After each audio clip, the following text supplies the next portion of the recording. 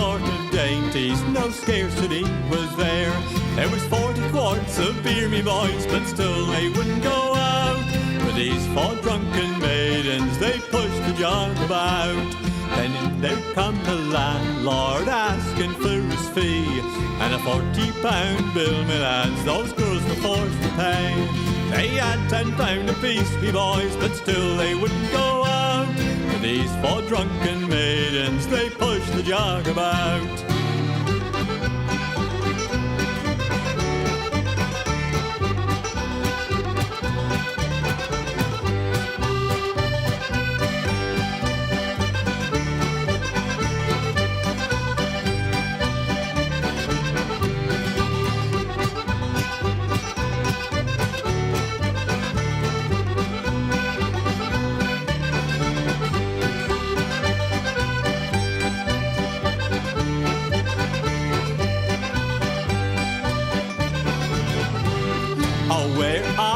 Feathered hats, your mantles rich and fine, they've all been swallowed up in tankards of good wine.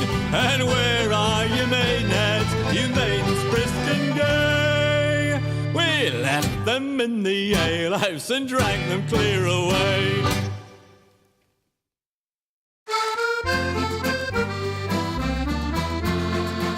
I've been a wild rover for many a year, and I've spent all my money on whiskey and beer. But now I'm returning with gold and great store. I never will play the wild rover no more. And it's no, nay, never. No, nay, never, no more will I play the wild rover. No, never, no more. Out into an alehouse I used to frequent. Told the landlady money was spent. I asked her for credit, she answered me nay. Such custom is yours, I can get any day. And it's no, nay, never. No, nay, never, no more will I play the wild rover. No, never, no more. Put me hand in me pocket for that sovereign's prize, and the landlady's eyes opened wide with delight. I've beer and I've whiskey, wine to the best, and the words that I spoke you were only in jest. And it's no, nay, never. No, nay, never, no more will I play the wild rover. No, never, no more. Me parents confess what I've done. Ask them to pardon their prodigal son. If they would do so oft times before, I never will play the wild rover no more. And it's no, nay, never. No, nay, never, no more will I play the wild rover. No, never, no more. And it's no, nay, never. No, nay, never, no more will I play the wild rover. No, never, no more.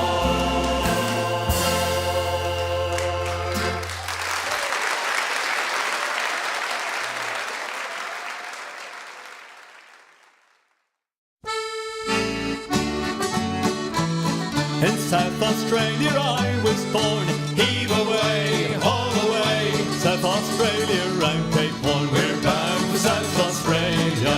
Haul away, you rolling kings. Heave away, haul away. Haul away, you'll hear me sing. We're bound for South Australia. As I walked out one morning fair, heave away, haul away. There I met Miss Nancy Blair. We're bound for South Australia. Haul away, you rolling kings. Heave away, haul away. Haul away, you'll hear me sing. We're bound for South Australia.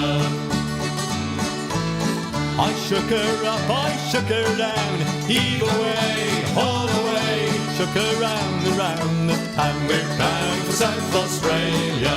All the way, you rolling kings, heave away. All the way, you'll hear me sing. We're bound for South Australia. There ain't but one thing grieves my mind. Heave away, all the way, to leave Miss Nancy Blair behind. We're bound for South Australia. All the way, you rolling kings, heave away. All the way, you'll hear me sing. We're bound for South Australia. And as you wallop around Cape Horn, heave away, all the way, you wish to God you'd never been born. We're bound for South Australia. All the way, you rolling kings, heave away. All the way, you'll hear me sing. We're bound for South Australia.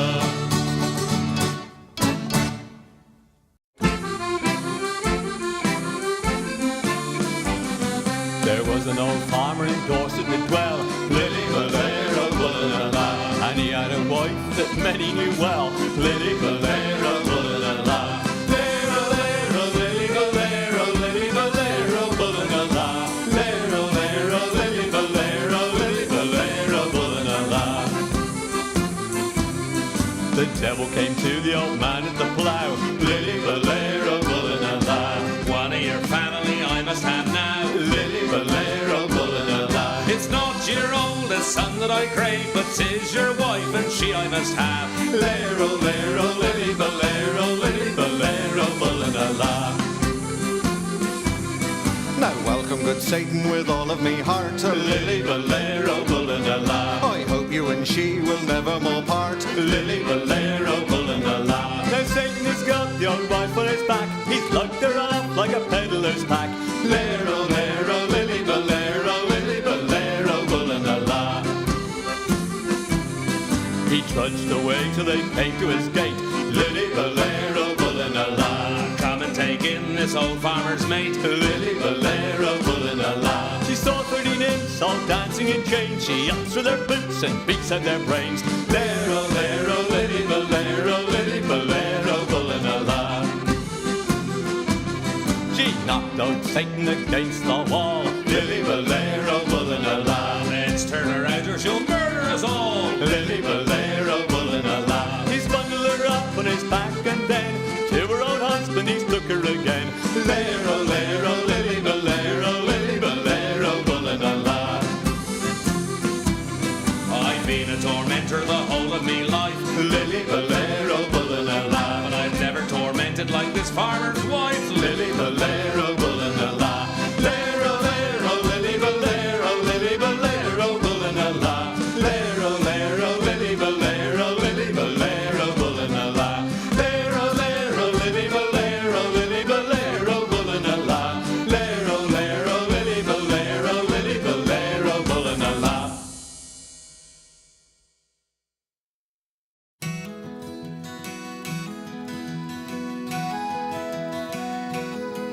There's a cosy little spot I know lies just inside of Open, whose praises I will sing to you in the rhyme.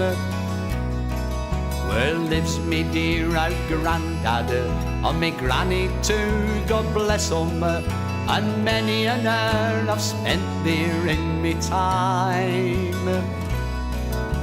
They have a little garden on a slap-up little greenhouse, where Grandad passes many an hour away. He's happy and contented among his plants and flowers, and if I should pop in, he's sure to say,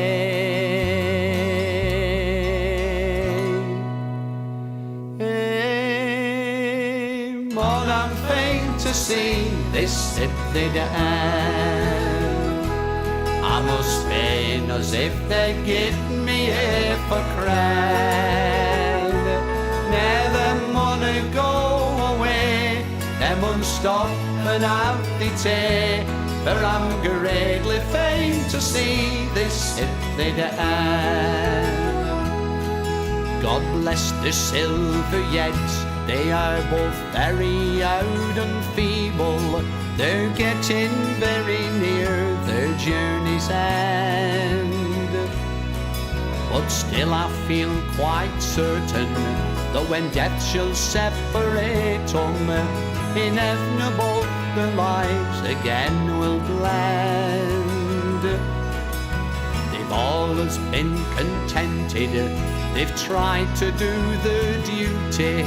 No beggar from their door's been turned away. However ragged and tattered, he's always daxed them inside, and then he with a smile to them would say,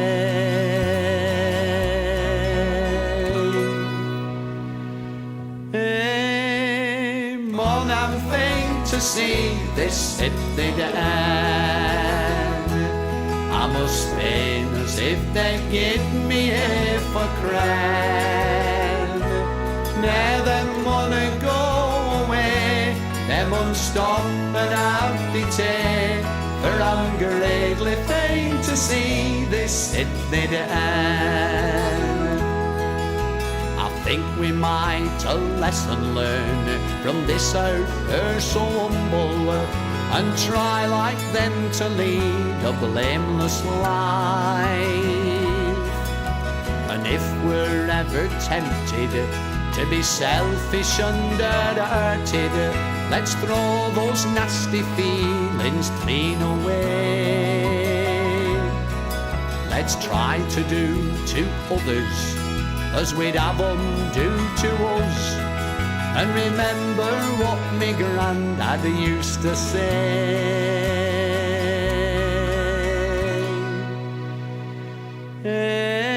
Hey, mon, I'm fain to see this city end. I must fain as if they give me a for crown. Now them wanna go away, them won't stop and have the tea. For I'm greatly fain to see this city end.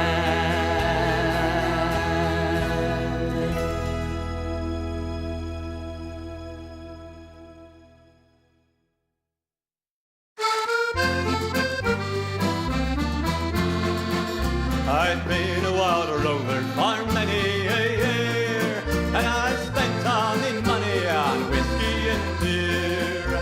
But now I'm returning with gold and great store. I never will play the wild rover no more, and it's no, nay, never, no, nay, never, no more will I play the wild rover, no, never. I used to frequent, though the landlady money was spent. I asked her for credit, she answered me nay. Such custom is yours, I can get any day. And it's no, nay, never, no, nay, never, no more will I play the wild rover, no, never.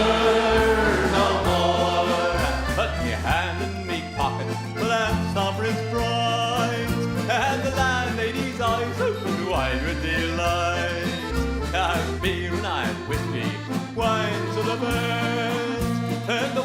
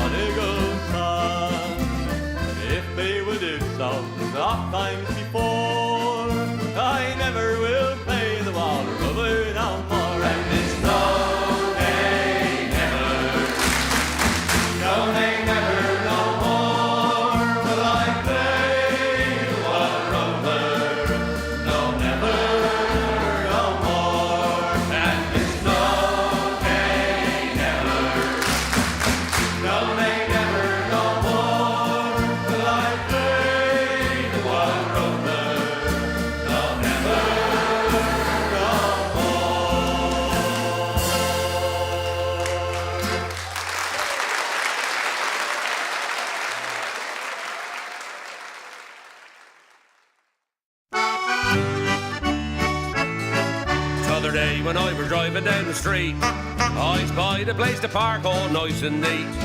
The fact the gap was small didn't bother I at all till the missus hollered from the rear seat. And she said, Back and back, you're you, back and back round. If he hasn't got the knack and he hasn't back and back, then you'll have to back up or back down.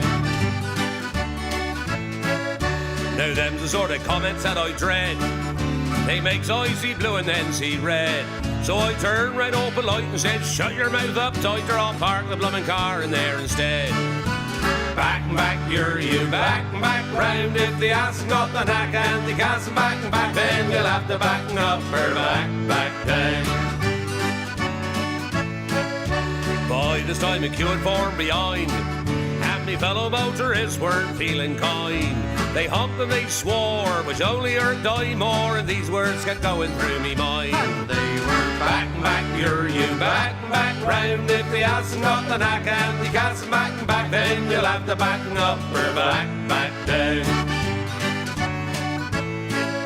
A copper came along and said, Hello? You're causing a disturbance, don't you know? what, me? You'll have to stop this racket, so you better start the back end. So I backed it up and parked it on his toe. Back and back, you're you, back and back round. If the hasn't got the knack and the gas and back, then you'll have to back up or back down. Back and back, you're you, back and back round. If the hasn't got the knack and the gas and back, then you'll have to back up or back down. You'll have to back up or back down. Yeah.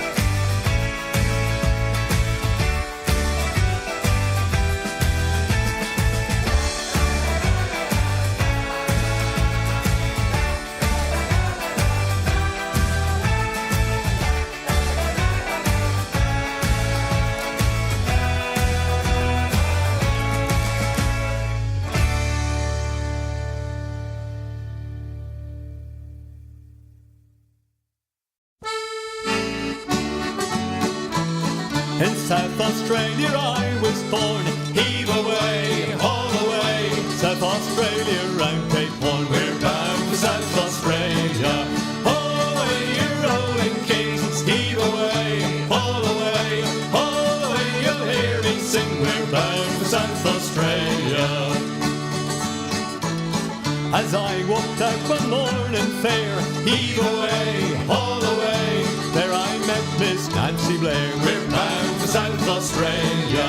Haul away, you rolling kings, heave away, haul away, haul away. You'll hear me sing. We're bound for South Australia. I shook her up, I shook her down, heave away, haul away, shook her round and round the town. We're bound for South Australia. Haul away, you rolling kings, heave away, haul away, haul away. You'll hear me sing. We're bound for South Australia. There ain't but one thing grieves my mind. Heave away, haul away, to leave Miss Nancy Blair behind. We're bound for South Australia. Haul away, you rolling kings, heave away, haul away, haul away. You'll hear me sing. We're bound for South Australia. And as you wallop around Cape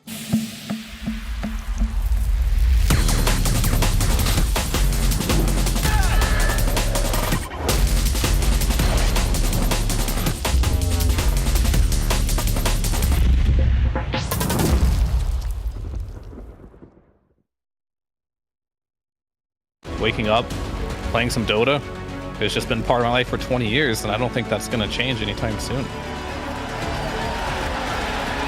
Where we are in the history of this game and where it's come from and how much has been accomplished, I think compared to basically any other esport, it's the best. So I'm grateful for Dota 2 as a game because Dota as a culture supersedes where we come from. You are a Dota player first, and I love that. DreamLeague Season 25 is brought to you by Intel Arc, Acer Predator, DHL, Kadia, and 1xBet. It finally happened after 203 days of 7.37E. We have 7.38 or 7.38, whatever you want to say. New patch has arrived.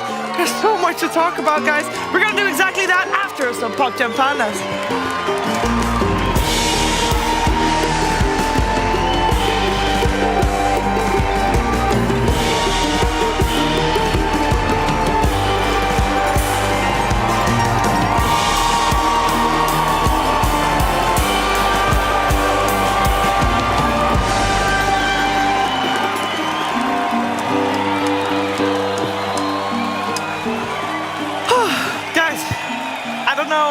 If people are home have been able to get some sleep, or maybe they just fell asleep reading and then they woke up and are like, well, I'm not going to continue reading. Maybe they're still asleep. I'm just going to wake up! You got to watch this. Thank you. They are. No, they're awake now. They're awake now. They're awake now. We're going to talk about all the major changes, all the little changes. We're going to have everybody on board. We're going to have Pudge queued in a little bit as well, and he can help us out. He? He's standing right there. Oh, he's over there. He's just Get to your station. on the job. Go to your station. You should be reading patch notes. I don't know what the hell's going on. Also, yesterday, we and earlier days, we asked a lot of pros and a lot of our fellow talent what's on our wish list. So we're going to check those off the list first. Oh. If you're giving me real fast. Did we win or did we lose? Yeah. I'll make this fast because not everybody's wish was had. I don't know what this is. I don't think that's a Dota wish. What? No, it was. Definitely wasn't. We're just rubbing out SVG's request. Did you not see what the request was? What was it? It just said more meat. You wanted Tanky Heroes to be back in the meta. Yeah, that's no. not. He All right, wanted a all Pudge right. buff, and What's wrong Pudge with did get that? Pudge got Did buff. DM get his static cap nerf? I think it got removed. Yeah, it got removed. Yes. It's gone. Tick. Happy time. Tick. Did Boxy get his wisdom room changed? Yes. Yes, he did. A great Did changes, by Oni the way. Pixel Great get his changes. Axe Lab Yeah, standalone? they're going to announce it tomorrow. It's coming tomorrow. I think it's coming Soon. tomorrow. Not yet. It's coming Not tomorrow. yet. Did Gunnar get Tenki Hero nerfs? I don't know. I don't think so. I Josh got a slight nerf. I don't think it's. Slight nerf? think he didn't. I think it's still a thing. To be honest, TBD. TBD. we need to play more. Jenkins add funny Oh, we got facets. funny. We got a lot of funny facets. Yeah.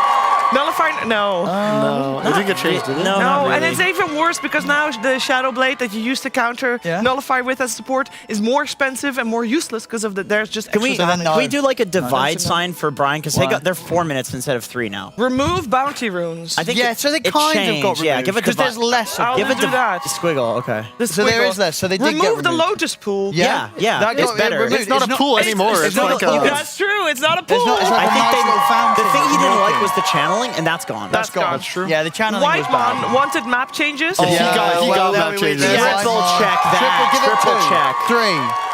That, yeah. Yeah. Those are like W's. Even a quad check.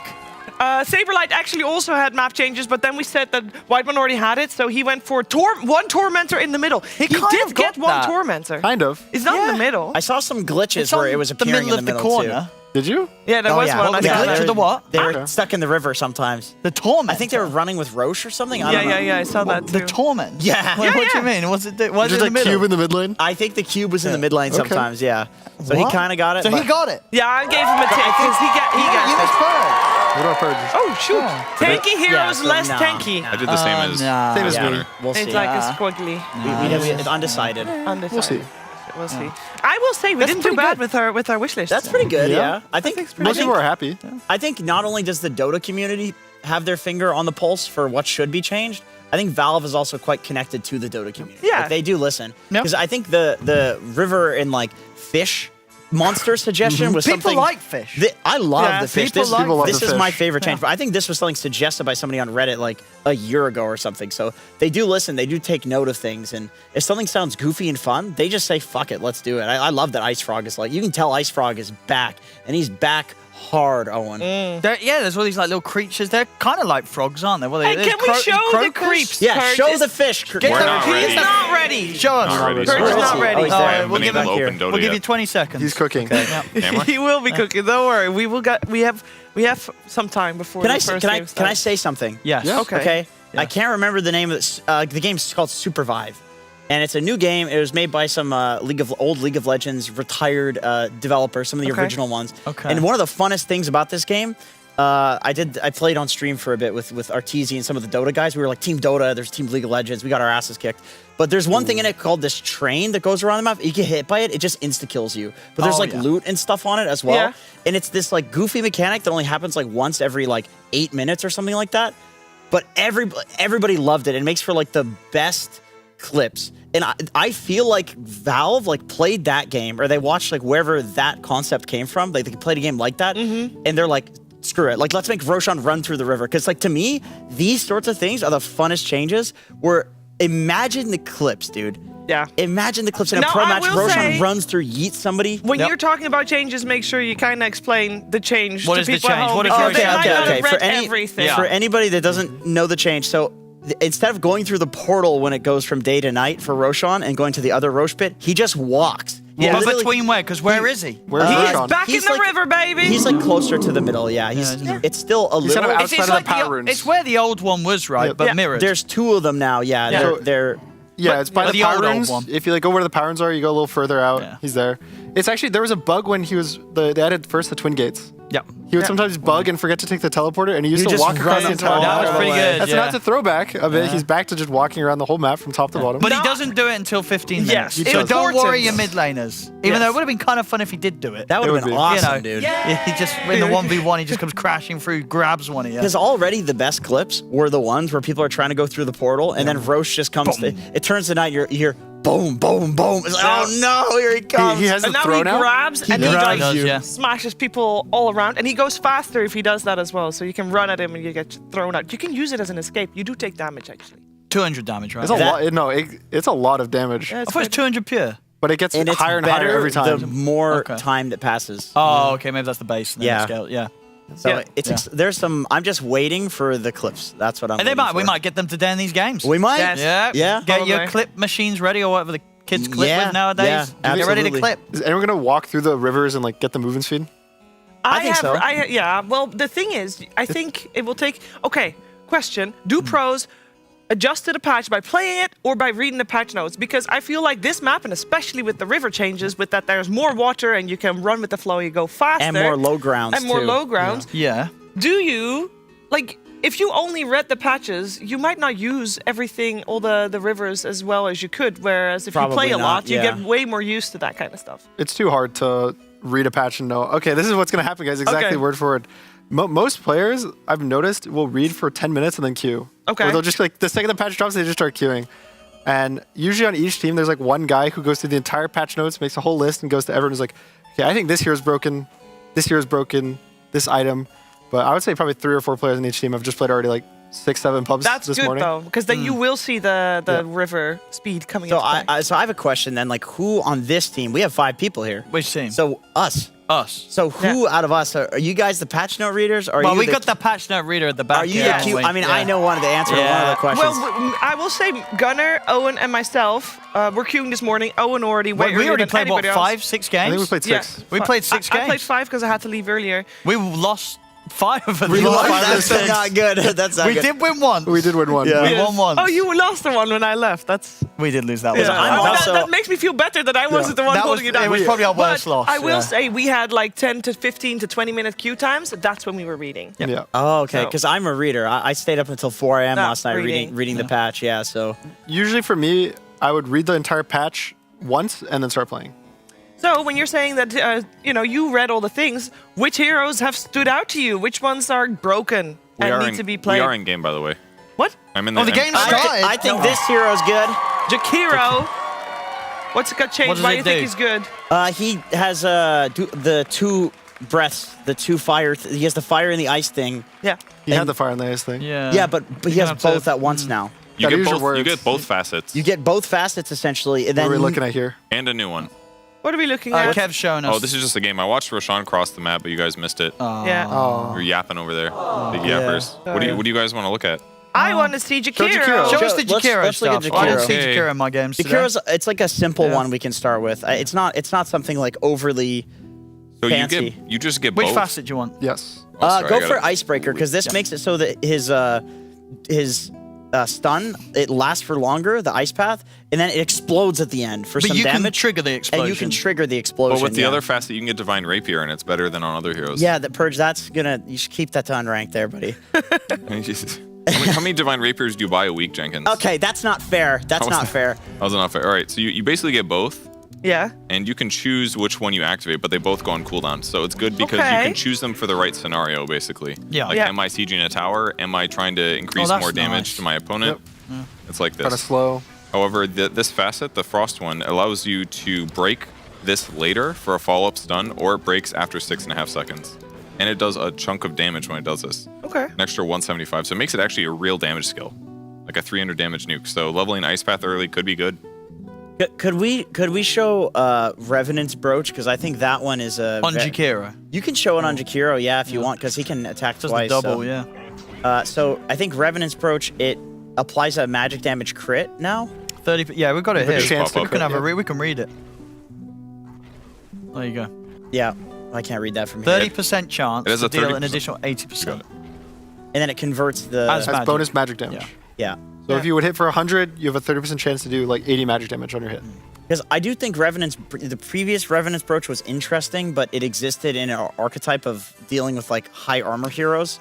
And it Is that mechanic it was so niche. Is that mechanic now exclusive to Muerta? There's no item that does the Yes, old Revenant's Brooch. I believe so. They just removed that from items. Okay. Yeah.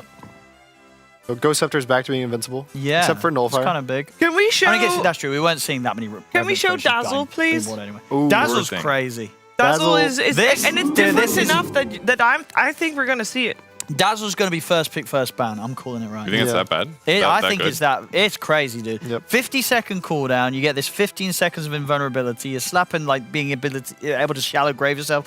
Explain it for people that haven't I read want to say the one thing. thing. If we're talking about what's going to be Imba, then we're required to show DK next because this is the best hero in Dota currently. Slow down, Jenkins. I'm just Slow saying. down. I'm vetoing whatever the next hero is. We're showing DK. We can show Dazzle. We'll now, show though. Marci after DK. Okay. Okay, Yeah, so I think- your first 3 skills are the same basically, but when you ulti, it makes them better, and it makes a soul of you, which can attack and cast all of your spells. And in the meantime, they can kill your main guy, but you can do things like this.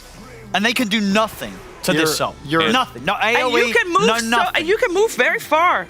Well, it doesn't matter because No, it does. Dude, Kev, actually, one thing you can test, which I don't know what the interaction is, does global silence your soul? I don't care. Let's move on. But you can do it easy, dude. No, Plus, then, come on. Bro, who come on. cares? We got a team. What do you mean? We have limited amount of time. To be We're not honest, we taking do have every limited small amount of spell. time. I'm shutting this shit down this time, okay? When we get Okay. Silencer versus Dazzle, say, I would know what this interaction was, but Okay, Kevin show- didn't have show- time. show- Sure, DK. when it happens, we'll find out. try All right, it. you want to Sure. do DK? DK, please. Show DK. Oops. So with DK, Dragon. they Yep. basically made the Which dragon? Fire. Which one? The one that I've seen people do is the Frost Dragon. Really? This is what I'm also a pub watcher more than a pub player on the Because that's the patch. only one that didn't get changed. It's because, well, now you get the cleave, plus this was insanely buffed because nobody was going for it. Yes. So you get the cleave plus like a built-in Scotty, essentially. You hit somebody once with the level 1 dragon form, and they're so slowed. So show it when he's dragon formed. Well, this is with boots. Like it's a really powerful slow, you know. And you're getting the cleave as well on when you dragon form. So Well, the splash, right? yeah. So this hero's win rate went up by 9%. This is the highest win rate increase hero in Nine? Dota. 9%. The next hero, the win rate went up by 5%. Which hero is that? That's Meepo. So this by far is the most buffed hero in Dota. I expect it to be first phase banned today, because it already was first phase banned, and its win rate went up by 9%. 58% win rate right My now. hot take is I think it's worse than it used to be, but since the hero's so stable, when everyone's trying stuff out, it's going to have a really big winner at the start. There's fair. definitely that That's element. fair. To it. Yeah. Because it's so simple of a hero, it's so basic, it still has the like innate of armor and HP region that you're not going to go wrong, and then you have everyone trying. There's left track, right click people are trying, or there's maybe dazzles or random stuff. And I think usually the first day, I think it's really hard to say. The simple stuff of the last patch is going to be still good in the new patch until people find out what's actually good. Show the stun. The stun's AoE. We have to cover this. Well, The let's stun- go. Stun's the stun AoE is- on the the stun red is one. AoE. You have to be red dragon for that, I believe. Yes. I think the red. Oh, that's nice. That's pretty insane. That But is then very now you're red insane. dragon. Yeah, that used for to that utility. used to be what 25 talent. Yes. Or that, Yeah. So what's the new 25 talent? Oh, that was gone. Oh, they didn't have the AoE. It was gone. It was It the was gone already, right? You get Worm Wraith effect during Elder Dragon form. So that's it makes this skill 50% better for all heroes. Yep. Okay. Guys, Got a wide breathe. we're gonna pause this. We're gonna continue talking about the patch. Obviously, we'll talk about that the whole time. But we also have some things to cover, some ground to cover. For example, we have to let you guys know, in case you didn't, that DreamLeague Season 25 is part of a major thing. It's part of the ESL Pro Tour. Yay! And let's take a look at the leaderboard. Jenkins? Oh. Yeah, here's the leaderboard, and given that the patch just dropped, we're going to see some points be given to certain teams. I think Shopify is doing very well, and it'd be very unfortunate for them if the drop of the 2-0 patch today? means that they don't. Do they get eliminated if it's a 2-0? No. They're safe, right? They're No, they're safe. not safe. Oh. They're 6-6, no? Okay, well, They're definitely not safe. They are 6-6, and Heroic is also 6-6. They're not on, like- We're getting ahead of ourselves. One thing I want to point out is that you get extra points for getting first in groups, and Tundra needs to be that to get higher and get invited to things. Next slide, please. And that's about the prize pool, because we get a lot of points, we get a lot of money. We give even money to just the org. We Necessary disregard the players for a second. We just thank the organizations for fostering a good team. To be honest, the players, they care about winning more than they care about any of the money. And then also, Riyadh is where like the Riyadh Masters, EWC, like this is where the big money really comes from. This is what people are aiming to not play the qualifiers, Yeah, etc. $250,000, not that. So Yeah, money's good. Don't get me wrong. Don't Don't get me wrong. It's a lot of money. It's a lot of money. It's just that when you're talking like the trade-offs, like giving 40K to the org, the players are probably happy about this. It's like, okay, we can afford a social media manager now. Like this is really good for the org and good for the scene as well. Very good. Let's take a look at how the teams are doing, because today is the final day of the group stages. Barring potential tiebreakers, which would happen tomorrow, we already have for Group A 2 teams that are guaranteed through to the next stage, Tundra and BetBoom. Keep in mind, first in group gets an extra 420 points. So BetBoom still has a chance to top Tundra there, but Tundra's looking good so far. And then we also have 2 teams guaranteed eliminated in Extreme and 9 Pandas, Owen. Yeah, this group kind of... It felt like it resolved itself pretty early on, right? I don't think much really changed over the last few days. It was kind of being shown early. Falcons, I think after day 1 they were in the middle of the pack, or day 2 actually. It was they were 1 and 3, right? 4. It was 1 and 3 to After 4 and first 4. day. I mean, they just ended up making the recovery that I think anyone I would have expected to see, even though they did have that rough rough day one. So no surprises there with Falcons. And yeah, unfortunately for Shopify, because Shopify, day one, day two, they were like, what, 7-1? Well, they have 6 wins. Okay, so they were like 5. I think they were 5-1. 5-1. They look really good. Obviously, they've gone on a bit of a loss streak. So now it's it's going to be very exciting to see if they can get that early success back that they had in the first few days. Yeah, 2 teams eliminated in Group B as well. I think I'm mostly disappointed by Avalos there. I really was expecting a little bit more. Yeah, we all were. And Spirit making it through already at the top of their group for now. I don't know if there is a scenario where they get kicked out. I don't think so. With with 11 when wins. they're bold, right? Yep. No, you're right. good. Everybody can only plays one more game, so 10 wins is the max. So they are already secured 420 extra points, which is really cool for them. But this group, Dinkers, is not resolved yet. No, I mean, Liquid also, just like Falcons, had a rough day one. And, of course, TI winning roster. People expected them to bounce back. Saberlight talked about William Lee's Giga Chad drafting. I do think that the teams that are going to be very successful today are the teams that have these, genius drafters or genius players. Like, I feel unfortunate for whatever team has to play against Tundra, whatever team has to play against Liquid, because these teams, even on a patch that's extremely stale, they're figuring out new things to do. They're theory crafting a lot of things. And, I think the teams that don't have somebody like that, they're going to really struggle today. Yeah, we have 2 series on each stream live today. So we have 4 streams. Let's go over their schedules. Gunnar, for the first one, we got Tundra, Mudang, and Paravision Chimera. Which one would you like to highlight? I mean, for me, it's just a Tundra because of 33. I want to see what he does. Just see what I want to see what Tundra does. Yeah. It doesn't really matter their opponents because, I don't know. You just want to see what theory crafting they've done and come up with. Honestly, Astini as well. I'm kind of curious what he's cooking. Astini is a funny coach. Drafting wise. He gets a lot of crazy ideas. He's the coach that gets shut down by the players. most players get shut down by their coach. It's the opposite. He has some fun ideas. Yeah, hopefully they come through today. Yeah. Next stream, Owen, we got ourselves Liquid Boom and Heroic Extreme. Yeah, I think I'll be looking at probably the Liquid Boom series just to see again what Liquid's going to do. They've obviously been having a few tournaments where I think they've not performed as well as they would have hoped for. And they got 3 coaches. Indeed. So I want to see what they come up with this new patch. Maybe this new patch is going to be kind of that bit of fire that gets them to being back on the road to the top spot of the circuit. So I'm looking forward to see what they come up with.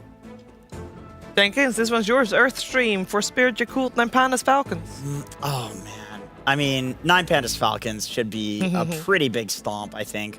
I am curious, though, once again, looking at 33, Owie, similar boat. I'm curious to see what he's cooking. But Spirit Yakult, I do think Yakult could, especially on a crazy patch, they might take a game, dethrone Spirit a little bit. I mean, they can't actually change their placement, but maybe take a game. Because, Ame, he's absolutely insane. And on a brand new patch, maybe picking Juggernaut is actually going to be good. No, dude, that hero. That hero did not get buffed enough. It didn't even get any love, really. We'll see what Ame thinks. Cast range on Omni Slash, whoop-de-doo. Yeah, here we go. That's the only buff he got. And then we got mainstream. We are ending the day with Avalos versus Gaming Gladiators. Especially important for Gaming Gladiators as they are still a little bit on the chopping block there in the middle of the pack of Group B. And we are starting the day with BetBoom versus Shopify Rebellion. And I know we're going to send you guys off to cast the game very soon. Do we have any hot takes, Gunnar? I'm not really sure what's going to happen. No. Maybe Storm Spirit, we got Shopify. You go back to the classics. Yeah, you go back to the classics on a new patch. I definitely think there's a idea on patches where, especially the first day, you don't do anything crazy. Yeah. You either do some of the stuff that didn't get nerfed too much from the last patch or just here's your players are comfortable with. So that one might just be a bit. That's a good point. Yeah. I don't know how crazy those drafts will be because I don't know. BetBoom doesn't really draft anything special either. No, but they do crazy have out there. they do have players that can. Yes. So they can call for stuff. And I think yesterday in an interview, Save said that in between, so every team plays 2 series before this. So as in yesterday, Save played a series, had a series break, then played a series.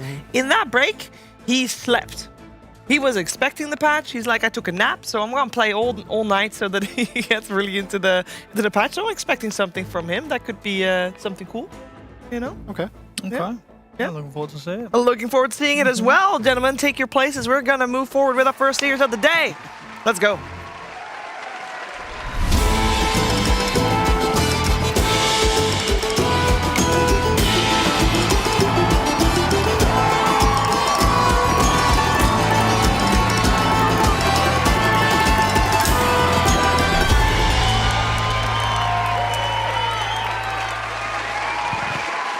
All right, we're here. We're joined by Pudge here as well as Brian. Brian, love to hear your initial thoughts on the patch. If there's one thing you want people to know right now before we say anything else, what is that? Let me tell you about the neutral item RNG. I'm kidding. That was a discussion in the back. I'm kidding. I mean, I think the heroes like CK that have these mechanics that like break the game a bit with like neutral items. I'm wondering if anybody's gonna try breaking like. It's kind of RNG based, but I'm wondering, okay, with the new neutral items, I don't know how the power spike of all these things are. The general map changes like Slardar having more rivers to run in. These are the things I'm looking for today is map-based changes that are indirect buffs to heroes. What theory crafting was cooking that is going to work on specific strategies. Okay, well, let's actually highlight the neutral item system then a little bit so that people know what to expect and what to see, because it involves stones. Madstone. We're actually talking about it. Okay. I mean, I think we have to because people are going to be like, how did they get their neutral item and what's happening? Your microphone's not on. You're talking about mine. That hurts.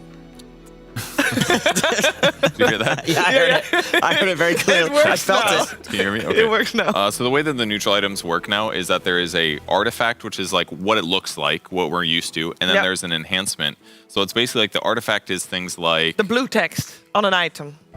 Sure. Is that helpful? I'm not sure. I think it's helpful. Give an example, Purge. All right, let's say it's the non-such thing. It's the for Gossamer example, cape, the one where they miss you every 6 seconds. That's tied to the artifact, but now it doesn't give 20 movement speed. You get to choose what stats the item gives. It could be HP, it could be armor, it could be damage, it could be lifesteal, it could be mana regen. You get to put them together, so you get like 2 aspects of a neutral item choice, and that basically changes every tier you go up. You get a new selection. You could keep the old one.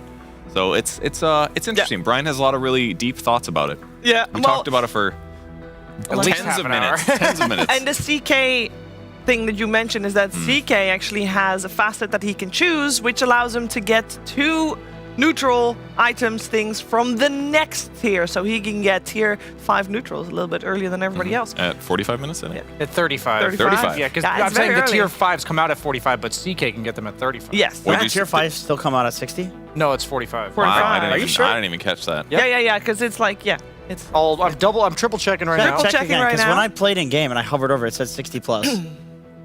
We're checking right now. We have the technology. Several laptops. Can't do Control F on this in-game document, unfortunately. Oh, that's a shame. Maybe we should move on. No, we can move on. That's fine. I think we should also mention that it's Kem's birthday today, so he has a little bit of extra to play for. I knew that. Good boy. Yeah. How old is he? He's a young one. Okay, guess. 24? He was yesterday. Oh, 20. Oh, he's 30 now. The moment you're 25, That's true. You're just you got to round that way. turning 30. Round it up. That's 30. too bad. That's He's when old your now. brain starts. It's done developing, right? It's only downhill from there. Well, 25. if it's downhill from the start, then it just is more downhill. It's no big deal. No, it's downhill from 25 onwards. So he reached his peak yesterday, and now it's... Yeah, but I'm just saying, if you're somebody who peaked when you were like a fetus, and then it just keeps going down. But that's not Does that remind you of anything? Just like you? What? So, never mind. Oh, wait, you're right. It is at 60 minutes. 60? Oh, but it confused me because it's increased to 45 Madstone cap. That's why I got confused. Oh, yeah. But okay, so CK can get his tier 5 neutral 25 minutes That's earlier lot. than That's everybody else. very early. Yeah, they Not did only nerf 15. them generally speaking. Sure. But Not still, 15 I'm minutes. just curious because at the end of the day, those used to be like the game-breaking items where you'd be like, that guy got Giant's Ring, that guy got the... Why am I spacing? Stygian and Desolator. The Stygian Desolator, the Tyrant Hat. Pirate Hat got changed, by the way. It doesn't. It's not as good as it was. The Spider Legs, though. So now, are back. you're telling me he gets that at 35 minutes. He gets two of them. Yeah. Yeah, He two gets to options. choose between I mean, that's still pretty high. Imagine you get a Stygian Deso on CK. At 35 minutes? Good lord. Yeah, that's crazy. And also at like 5 minutes, you get the 15-minute items, and at 15, you get the 25. Yeah. So it's not like it just applies at That's 35. The only thing you can't do is you can't keep your previous neutral item, which actually makes me think that we have to test something out. I don't know if we can actually, because what happens when it reaches 60 minutes and he already has one, and if you click the little hammer to craft your item, can you even keep your previous, or do you have to change? No, he would have to change just like everyone else, yeah. He'd have 4 choices. I can though, set it up, instead but it's of going 2. to take a little time. Okay, Yeah, put an ability draft there. Purge. Ability I draft think they should have added a make it tier easy. 6 neutral item only for CK. Because it says you can get the tier above if possible. Oh, that was in yes. the so there should be a tier 6 neutral The item. CK That's neutral. kind of hype. That's kind of hype. That would would make be the casino. hype. You get 2 options from tier 6, so you have like 2 out of 8 or something, and Yeah, it's only that's for cool. CK. That's a That's lot true. of. That's like Rubik level work for. That is true. for I think CK. we should also touch upon the Marci we mentioned a little bit that we were going to touch upon, but we didn't have time for. We're going to have a lot of time restraints to talk about the patch. It's a big one, but we can't talk about the Marci. We can't do the CK. I don't know my console hockey. It's not worth That's it. fine. Can we show what Marci can do now with taking 2 people in or out, for that matter? It's called Pick Me Up. Pick me up. Is, It's very happy. Is it? I didn't read it. It's a very positive Is change. it like the me up. old shard where you would move somebody Exactly. with you? Yeah. No, the old shard you would throw them and Oh, you would you would stay throw them and there. you would But stay, now so you you're both leaving go. together. Yeah. Oh, that's sweet. It can be a 6 save for level sure, and it up. can be used aggressively in lane, for instance. That's Yes. hype. To do it like this, Or defensively. You can literally Yeah, just leap offensively out. and defensive. like this. Yeah. Oh, wow. But imagine Get in him out. lane though, you have like a centaur, Yeah. and you want to leap him onto the carry. Oh That could be my really God. OP early game as well. Jeez, Marci, Io, you just get both of you right on top of Yeah, somebody. because Io definitely wants Yeah. to be right in the fray. Look at that. Well, you do because the tether. Does so Yeah, much totally. damage as well, actually. Yeah. How you much do is the extra damage? 25% of what the rebound that they would have done was. So Ah, it's so like it's 125%. Yeah, it's 25% more damage. I mean, that's look, pretty it's a good. level 1 axe, so looks very... Oh, you killed him. Look, it was a great gank. Did you see that? Yeah, it that was a very gank. good. Do you get call first usually too when No, you play Axe? Think, Yeah, you do. think about mid lane ganks with this though. Like you have any Yeah. melee mid, and Marci just roams as support and leaps the melee onto Some any. tiny and then you Yeah. toss. Yeah, that sounds awesome. Yeah, it looks Lot of very potential. strong. And then you use call level 1, you drag him back into the creep wave, and the creeps kill him. Let me Yeah. check. Let me check her win rate real quick. That's a really good idea there, Purge. I think, well, if you look at the win rate, you also got to imagine that it is also very easy to grief. True. Yeah, people. it didn't go up. Well, I'm thinking this is a much better in competitive than Yes. it would be in I would think so pubs. as well. I Yeah, would if think so as anything well. that's in pubs, it's negative. It's it's a detriment because you're like, oh, I forgot to toggle it off and took them Seems with like me. Luna is the biggest winner so That's far. the last 8 weeks. I mean, still. I saw Radon playing it in his Luna pubs today? today. Luna, This is- yeah, this is the this is damage the last reduction 8 on weeks. This is the not- on the glaives is significantly This higher. is not worth showing. Well, why? This is the last 8 weeks. But I'm just saying that. Right, either no, way, I get Luna's it. clearly a better hero than Yeah. she was before. But it's much more about being the durable carry rather than the Conda poke damage carry that we saw There's previously. probably not been enough data Guys? for this to show you. Can we show the win rate of the last 8 weeks for Ringmaster? Because Ringmaster, He's now as in of there. today, is in captain's mode. And I didn't get that far. what? Yeah, I didn't keep read that far. scrolling, keep Spoiler scrolling. I didn't have No way he's this far down. Oh my god. Because We just missed I'm him. curious if people actually Oh, that- pick him wow. and if he's better in competitive than on. 87. I mean, his in win pubs? rate in pubs was like 54 before he got nerfed, I think. That was like his post-release. And now it's So 48. It's weaker, but 49. I didn't read his patch changes, so I don't know how He's different also a he is. 48. purely utility-based hero that in pubs I once again think would be weaker. Yeah. Because I think his abilities require setup. So if you have any sort of setup for them, they're way better. And also, it requires your teammates to kind of know what they do. There's also, yeah, I was gonna say, there's also a bunch of stuff you can cast on teammates. So Yeah, that's what I mean, Like yeah. if your team doesn't know what it means to get whoopee cushioned, or like if you know that you have a strongman potion ready on your ringmaster, Yeah. you can actually play so aggro. Mm-hmm. But like in a pub, And a you're- whoopee cushion, yeah. You're just in a whoopee cushion, of course. You're never expecting the guy to use the strongman potion on you. He's gonna use it on himself, right? Yeah. So. I do agree with this one. I think this hero is going to be great and competitive. The new trinkets are hilarious. Have you seen them? They're so funny. Well, one of them Yeah. is you get on top of a unicycle and your Yeah. turn rate is reduced, but you're really fast. And when you run into heroes, you like bump into them and knock them back. I think it's really funny. I think this is great. I mean, the most whimsical, very much. One of the most fun abilities that they've added to Dota in the last like 5 years is the Pango roll. So True. any new mechanic that's like that but a little different, I'm a huge fan of.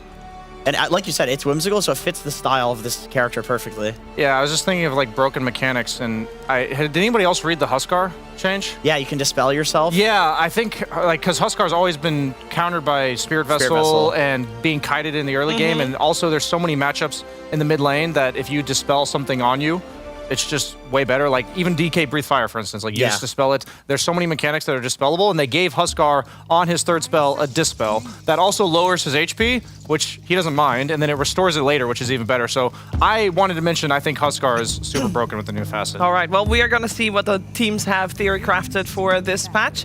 Betboom, at the moment, is 9-3 in his group stage for Group A. They are already guaranteed through to the next stage, but extra wins would mean potentially extra points in the EPT.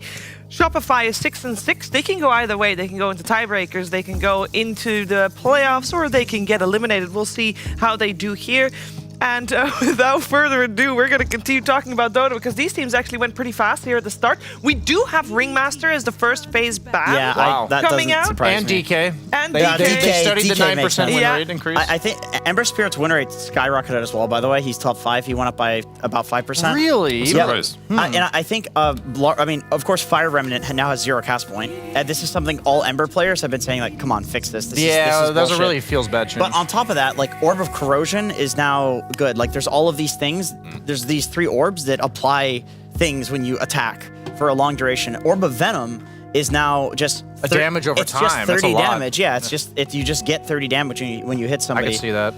And then they also gave slight buffs to the Flame Guard, just straight up. And the hero was already good. And he's the only Mage Slayer hero in the game. They still. nerfed his chains, to be fair. They, A little bit, yeah. Yeah, Well, I mean, going from 3 to 2 is a pretty big nerf, I think. yeah, but the facet still gives you 4, I think. No, it goes. It puts in the notes here. Went from 4 to 3. Oh, it goes from 4 to 3. Yeah, okay. there's a little. Did you read some of the exclamation points are hilarious because it said for Lone Druid, it said removed unbearable facet, and then in the exclamation point it says unbearable is the name of the facet, not a description of the facet. That facet, dude, it turns your bear into the guy. I got so confused when I accidentally played a game with that. I was like, really?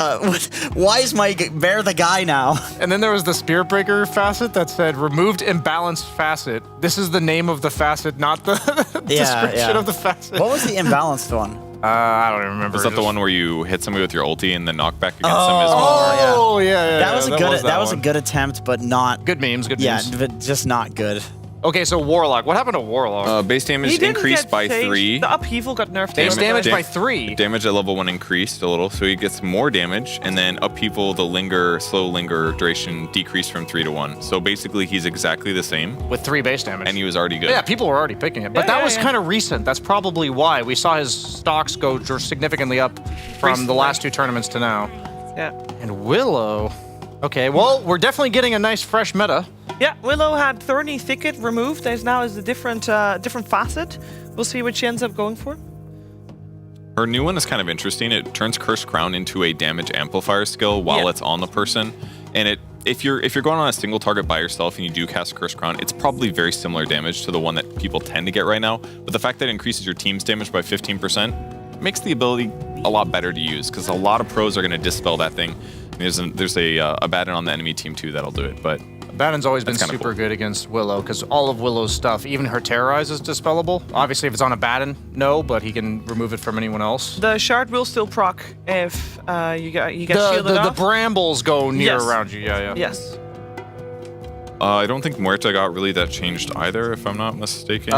They made her Ags basically Deadshot being upgraded, and they removed the talent for 80 damage on Deadshot, which I did think was pretty important. So if anything, like a minor nerf to her. Ooh, this is dirty. But that's like from level that boom. 15 or later. Though. Yeah, I'm just saying minor. I feel like Io Abba on a brand new patch is a little dirty. One thing about Io that was interesting is that his tether move and attack slow got really buffed heavily. He doesn't do damage with tether anymore, but if they pair like Abba passive with Io tether, you are not getting away from You're this not hero. moving. You have to TP or something. Or you need a force staff. So they might be ready to abuse some like crazy lane. If they get ahead in a laning stage, these two heroes are gonna like completely dumpster. If you have Orb of Venom on a Batten, your level 1 passive will do 100 damage every time you attack somebody. Just paired with like the that burn is of Just both. with Oh, the, okay. insane. Sure. That's actually pretty insane if you think about it. Just literally click them once every 4 seconds. Now here's a question: if you're gonna go Orb of Venom, then because of that, is that enough of an incentive to build into Mage Slayer? Because Mage Slayer, they also changed it so that it gives. Well, Mage Slayer, it's Witchblade that has Orb of Venom, right? Or are you saying? No, it's Mage Slayer. Oh, it's Mage Slayer? Yeah, I thought it was Witchblade. maybe both do. They both have it. Oh, that's why.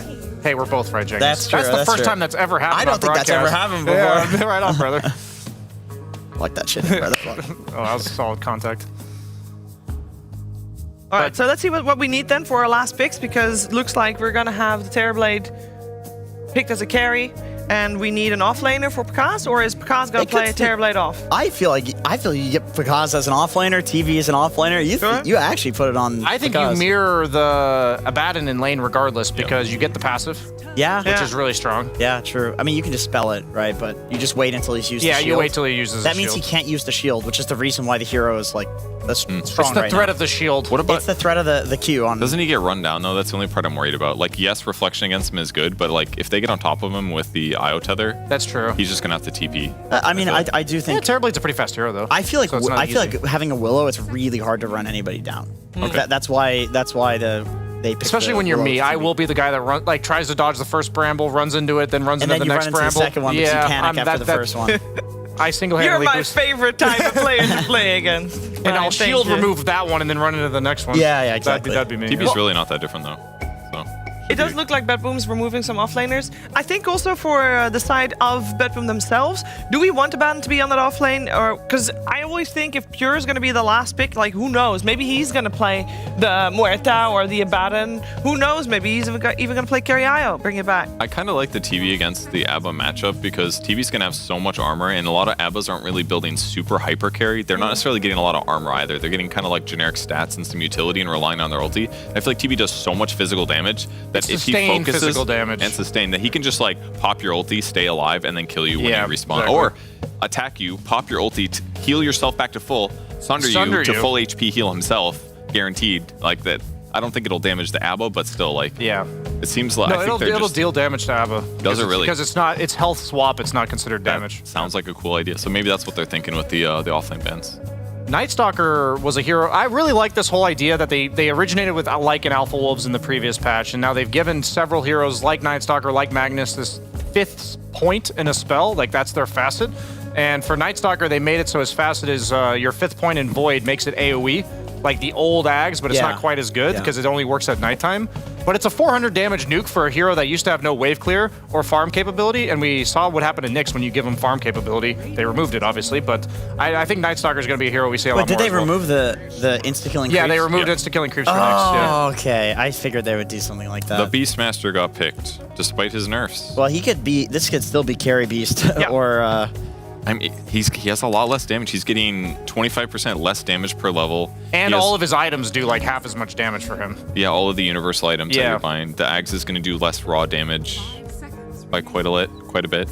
I think universal heroes that relied on right-clicking, I guess for Beastmaster you have the drum like magic damage from it, so it's not all of your damage, but if they relied on right-clicking, I think they're significantly worse. But you can probably still play the hero the old traditional way with like summons or auras. Yeah, You you're don't just necessarily- worse though. Yeah. Or just be offlane with the Ags, and then you're like, okay, I'm not as much about right-click, it's about dealing damage with my ulti and healing and frontlining, you know? That's true. Playstyle is probably there. It's usually safer. Oh, yeah, baby. Yes, this is a hero. Fuck yeah. Do you think he's going to go the new facet? Oh, he's got to. No, He's- right now he's got the old one. I actually don't know because the strength Swap facet. The strength facet is really good for spell damage. Like I don't know if you want to right click in this game. There's no way he doesn't take the new facet and he just picks Pudge like that. No, it's because the thing is the dismember, the strength increase is not per second, it's per tick. Yeah. So you're gaining 6 strength per tick, and there's like How many ticks are there? It's 6 ticks. 6 ticks. I think it might be like 6. So it's like 30 7, to 30 Probably to less from the 36. stun. It is a lot of strength. You can get a lot of strength It's from it. genuinely, it's a lot of strength. It lasts a long time, and it's the most generous interpretation of it. So not only do you gain 6 strength, you heal for the 6 strength. It doesn't increase, and then you keep that effective heal afterwards. So Pudge effectively becomes unkillable. When this facet was like this before, it was broken. Like this was genuinely a busted hero. Was it the same numbers as it is now? Like, was it reverted? I think it was a little. Maybe it was a little more, but like this is close. This is really close. I also want to hear the opinion of our 2 commentators for this one. What are you thinking, Owen? No, it's really. I'm sorry to ruin kind of Jenkins' parade there, but he has changed it. So he is doing the attack rot damage one. facet. Can you explain what it does? Yeah, explain what it does for the viewers. When you're rotting, your attack damage is going up by increments, percentage based on your original attack. So the longer someone is you're rotting, the more your damage is going to do with your right click. Up to like a cap of, I think, at the max 80. level, it goes up to 80%. Yeah. Whoa. So close to double damage of your right click. I mean, on a hero that's gaining free strength, Yeah. like this, it is hit hard. potentially insane. I'm curious what his build is. The concern is sustained, but he's got an IO. And the IO is going to give him attack speed, so his damage is going to be high and his attack speed is going to be high. Yeah, Pudge IO, baby. And if you relocate the fountain to save the Pudge, you can hook the IO and save IO. What do you think, Gunnar? I think the Pudge carry is actually Wait, good. sorry, With the right Gunner, click and please hold Daedalus. what you're saying. Can we get a zoom in on Gunner, please? Quick zoom. We are on ready. Gunner. Purge, you can do the honors. Gunner, what do you think about right-click Daedalus Pudge? Oh yeah. She thinks it's good. That yeah. was sensual. That's gonna be the right build. there. Just Daedalus That Rush. was good. That's That all. was That's good. all we really wanted from you, Gunner. Thank you so much. We're gonna get this game started. Bedboom versus Shopify Rebellion via the Puck Gem Pandas.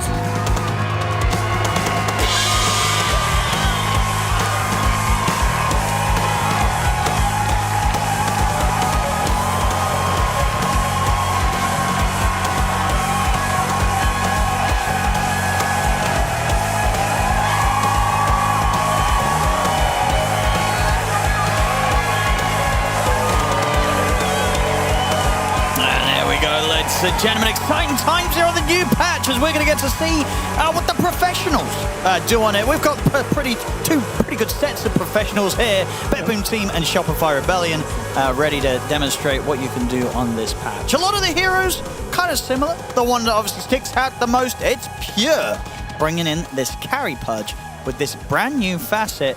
That can, as I said, it's pretty self-explanatory. You rot. Whilst you're rotting, your damage is going to go up. Your right-click damage, that is. So we're going to potentially see some interesting right-click build here from Pure on his Pudge. It is a Pure classic, though. So He loves the carry Pudge. I think he was one of the first players that actually started playing it back when it became a bit more meta. And I think the other big thing is the map changes. There's a lot of rivers. There's some new neutral creeps. We got some like frogs or fish around. Look at this movement speed from the Wisp.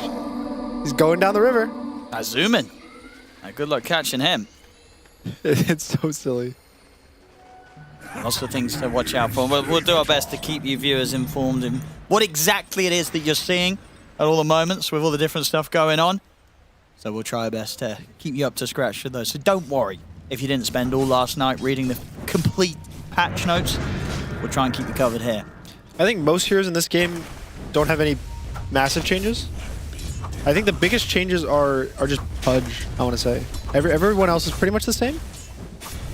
So it should be that crazy out there with the heroes. The other big thing is the neutral items, which I think the panel talked about. But that's a bit hard to follow. And, you know, we'll get there when we get there. So, interesting to see this top lane. How Pure plays it. Because I think usually in the past they played it. Ooh, there's a hook. Oh. And well, Pure's the one that has to be a bit careful there. Still at this stage of the game, even with the Aya backing him up. Pure a bit squishy as the Pudge. So definitely can get pressured under the tower. I mean, see them stepping forward here, Shopify Rebellion. It is a little scary, it feels like, the lane at least for the Pudge Aya on the first level or so. Oh, unless they hit hooks like that. There we go. Never mind, Pure. Beautiful hook. And he's going to be able to run down Hellscream as well. There we have it. Double kill. Easy kills here for the Pudge safe lane. Well, assist. It actually ends up, you know, the kills. He doesn't get the last hit on them. But still, easy stuff there for Pure, hitting those hooks. Meanwhile, in the mid, Pudge living on the edge of his life here. He doesn't even have the bottle coming. This is bad for him. Nah, he's got to be a bit careful. Big change with Ember. He got nerfed so that it's now 2 chains instead of 3. So I think actually people are going to go back towards the Flame Guard because Flame Guard also got buffed. And something else really cool with this top lane is that there is a new item bought by Hellscream, which is the Orb of Frost. It's just a better version of Orb of Venom, kind of.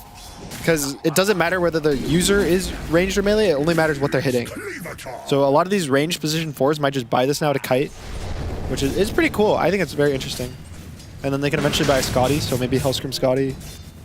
Temptation's always there when you got it in your inventory. Yeah. Just need a That's what you few said thousand today. gold on top of it. I think it was Shiva that said that. That's Shiva said, She was okay. like, well, might as well get that. Maybe it was fair.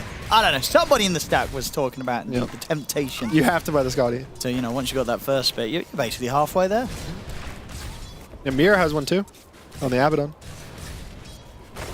Now, we're interested to see which of these items do sort of become standard as part of some of these heroes starting builds. We'll see it down on the bottom lane.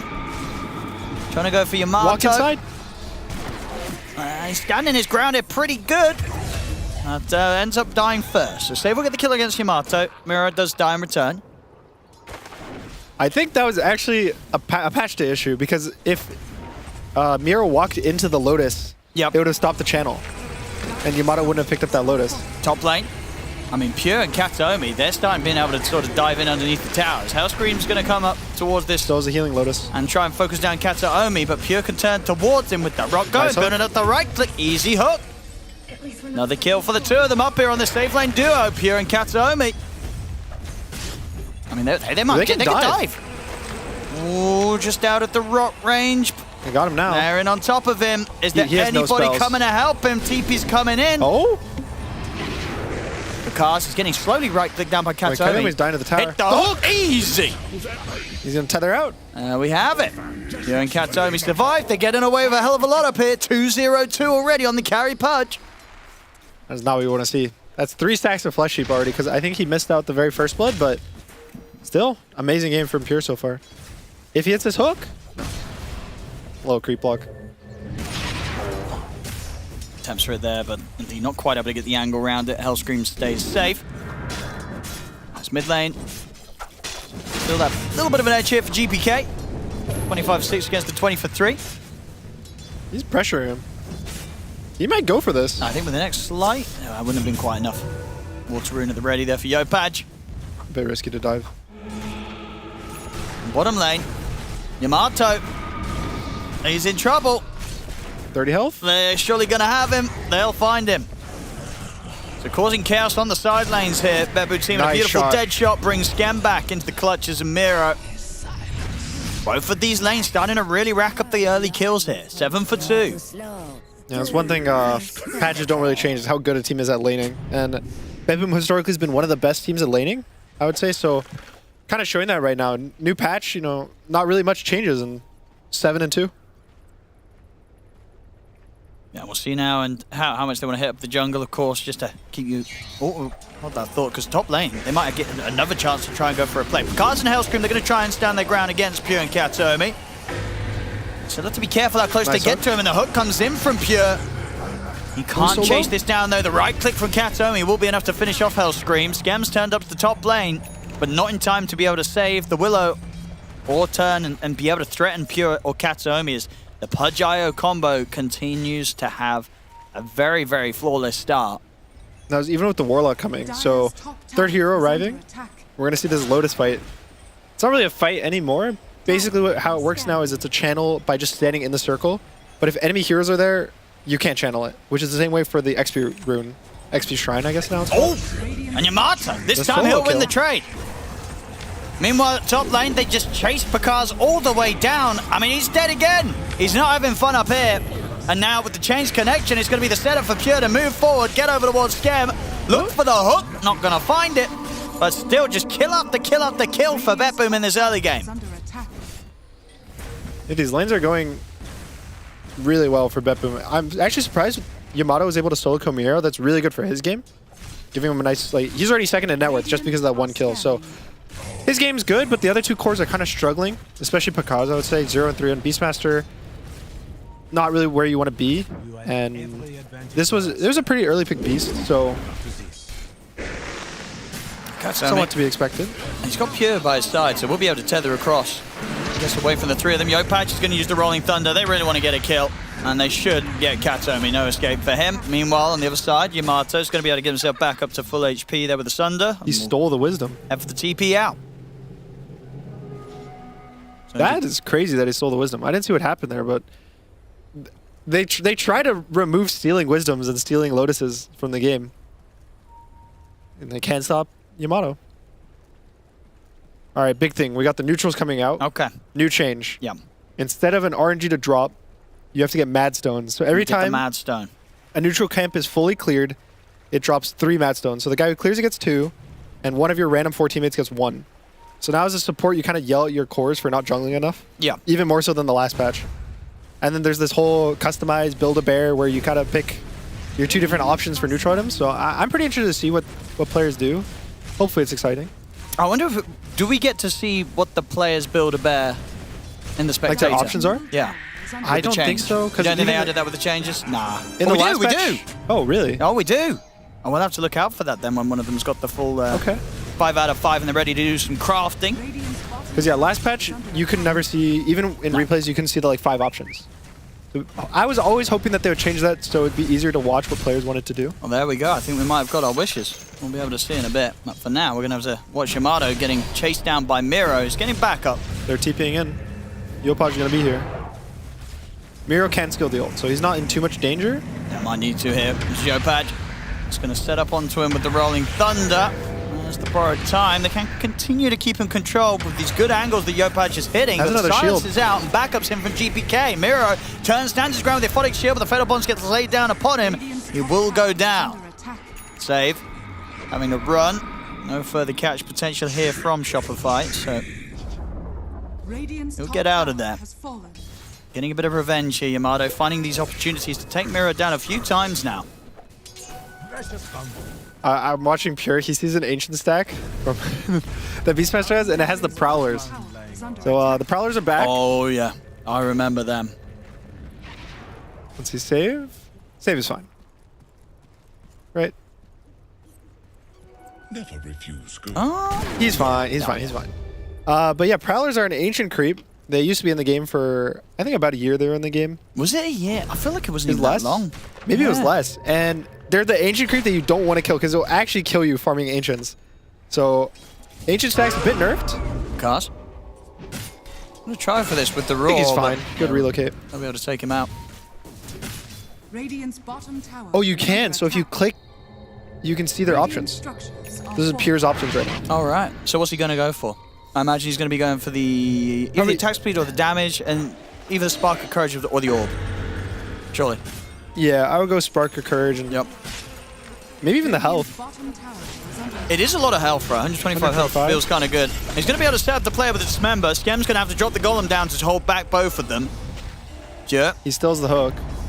It's the Curse Crown upon him, but do Shopify Rebellion have the damage? They do definitely have to be a bit careful with the hook potential, but they're able to take him down safely with him. I'm getting a single chance to pop it out. So indeed, he takes the Spark of Courage. He took it with Tough, though. That is plus 5 damage. No, damage. Oh, for the damage. Yeah. So maybe he would have lived with 125 health.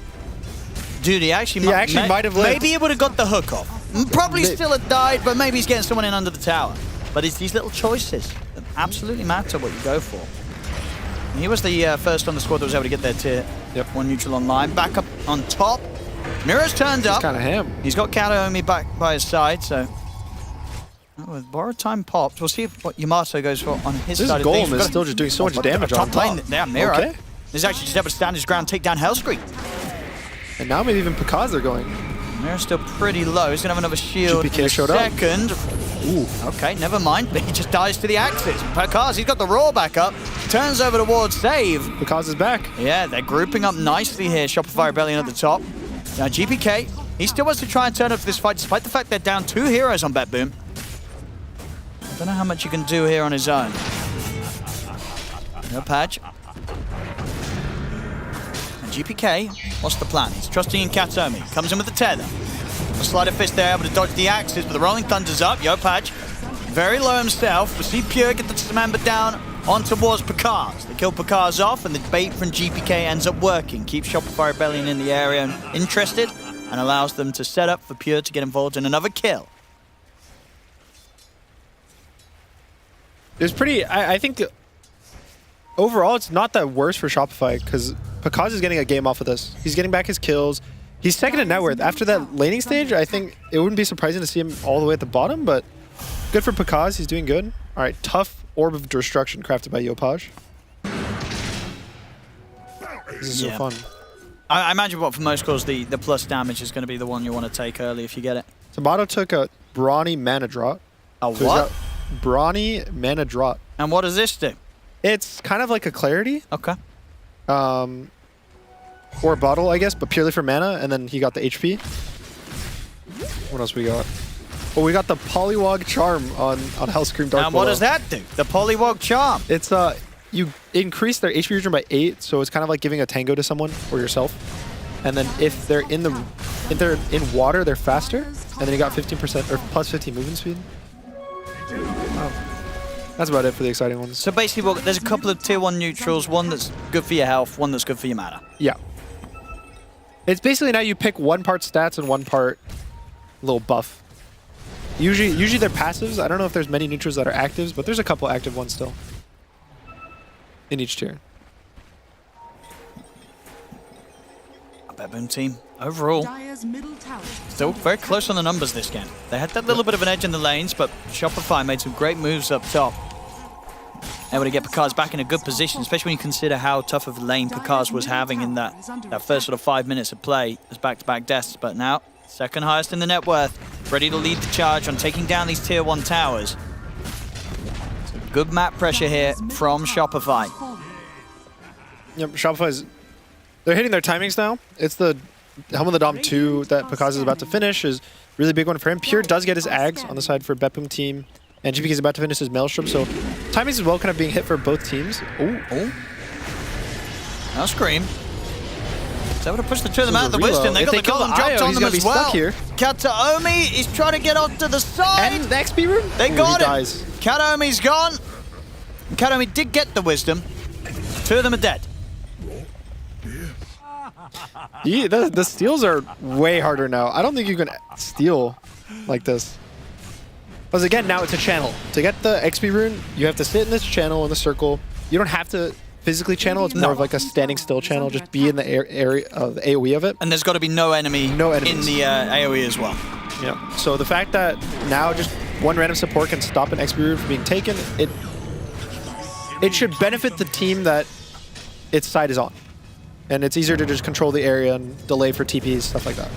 Which I think overall, that sort of mechanic with the Wisdoms and the Lotus, that's an improvement, right? I think it's a lot better rather than kind of than the spam clicking, oh, Yeah. he clicked it first, or the weird kind of channeling mechanic that was always kind of weird depending on who did it first, who did it last. Now it's a very clear cut. If you're in the circle and no one else is, you're going to get it eventually. If someone else steps in that circle, you gotta kick them out of it. You gotta beat them up before you can grab it. So it's a lot better than even for online stuff when there's ping. If someone had 40, 50 ping and someone had 10, you just have to click that much faster than them to get runes, to get the lotuses. So I really like that change just in terms of, I want to say fairness. Oh, good setup here there for GPK to save. Chains into the silence, leaves not a chance for Yopaj to play his way out. At the scan as well, but see how much time they wanted to spend chasing Hellscream. He's coming in with the Dukes. We'll see him now though. He's going to get the fear out onto the two of them. And he has got backup. The Cars, Scam and Yamato looking to take this fight, get the roar in on towards him. They got the damage to bring GPK down. He's able to get the Slider Fist and the Remnant get away. Hook from Pure. Beautiful angle there. Grabs Yamato from the back of the fight, throwing down the tips as well here, Bet Boom. As they're ready to start chasing down more. Picars can't escape this. Double kill for Pure. Shopify bought the numbers, but so did Bet Boom. You saw how hard he starts hitting at the end of that fight. Pudge is already hitting for over 200 damage. Yep. And it's going to get better and better every time he's getting bonus strength. And Tormentor also now, big change, starts spawning at 15 minutes. And there's only one of them. So basically during the night, he's going to be on the Radiant side, and then during the day, he's going to be on the Dire side, which is kind of the opposite of Roshan. Gives a counterpart. And again, that's only the single Tormentor. So that's it. No more Tormentor for the next 10 minutes. Shopify has no chance of getting it. So it's getting these Tormentors is a bigger advantage than it used to be, because it's not really this like 50-50 trade anymore. I also think there's a HP regen part of it, right? When you kill it, I think everyone around the Tormentor, when they get it killed, gets HP regen.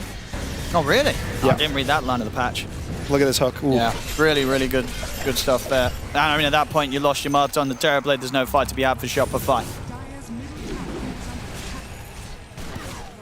So Bet Boom. Enabling Pure. Still nothing exciting from the build of Pure. It's just the Axe, the S and Y. We'll see if anything does change because of the fact, if he does want to focus more on the fact that this right click is the insane damage output as the game scales on. Or if he'll just build to tank and survive S and Ys, BKBs, whatever. I think maybe just one casual Daedalus. I say casual. You could say, you're imagining he's going to get at least one kind of right click oriented item. I mean, even Sanjin Yasha is not a normal Pudge carry item in the past. Usually it'd be like Shiva's pure tank items. But it's still an S and Y, right? It's a bit it's a good item. I mean, because this item didn't really get nerfed. It was 5% on the status resist. 5% only, yep. Yeah, who cares about that? It's like, I feel like, are we really going to see that much less S and Y purchases than we did before? No. I feel it's still as good. It's still good. I think Satanic's also good on Pudge too, because it just gives you strength, it gives you ult damage, it gives you more right click damage because it's base damage. So Daedalus, Satanic, you can go full right click, you have an IO, do whatever you want. And yeah, so New ability for Tormentor. After dying, leaves behind an aura that increases health regen of all units by 2% of their max health for 15 seconds. So now a lot less of the Tormentor into all dying that we were seeing last patch. See what they can find here. They're going to have to drop the Ron to save. They're dropping a lot of ults for this.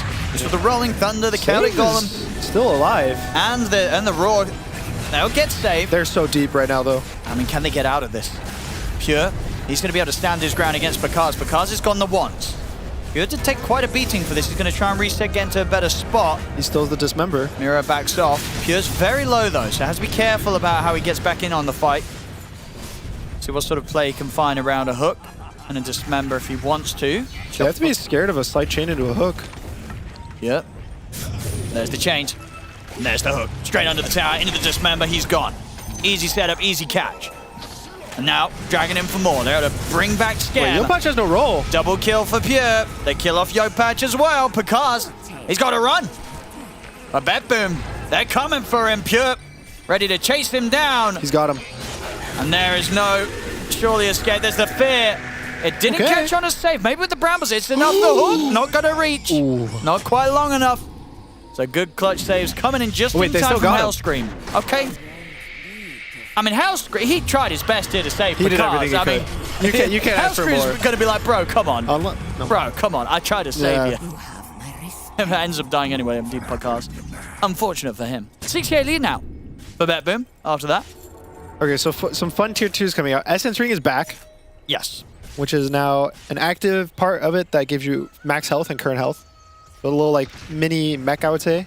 And that's pretty significant, It's right? good for Pudge. 240. Especially because Io's healing a percentage, right? Yeah. Of your max HP region, so that's really good. Ember's got Brigand's Blade, which, scary item. I think on Ember it's not that good, but on Pango, it used to be one of the best items in the game you could get on him. So I would say those two in particular are like the big tier 2s that they got added. Even the Terrorblade has the Essence Ring component as well. It can be loaded damage. Say what you're hitting someone that's missing, what, 80% HP.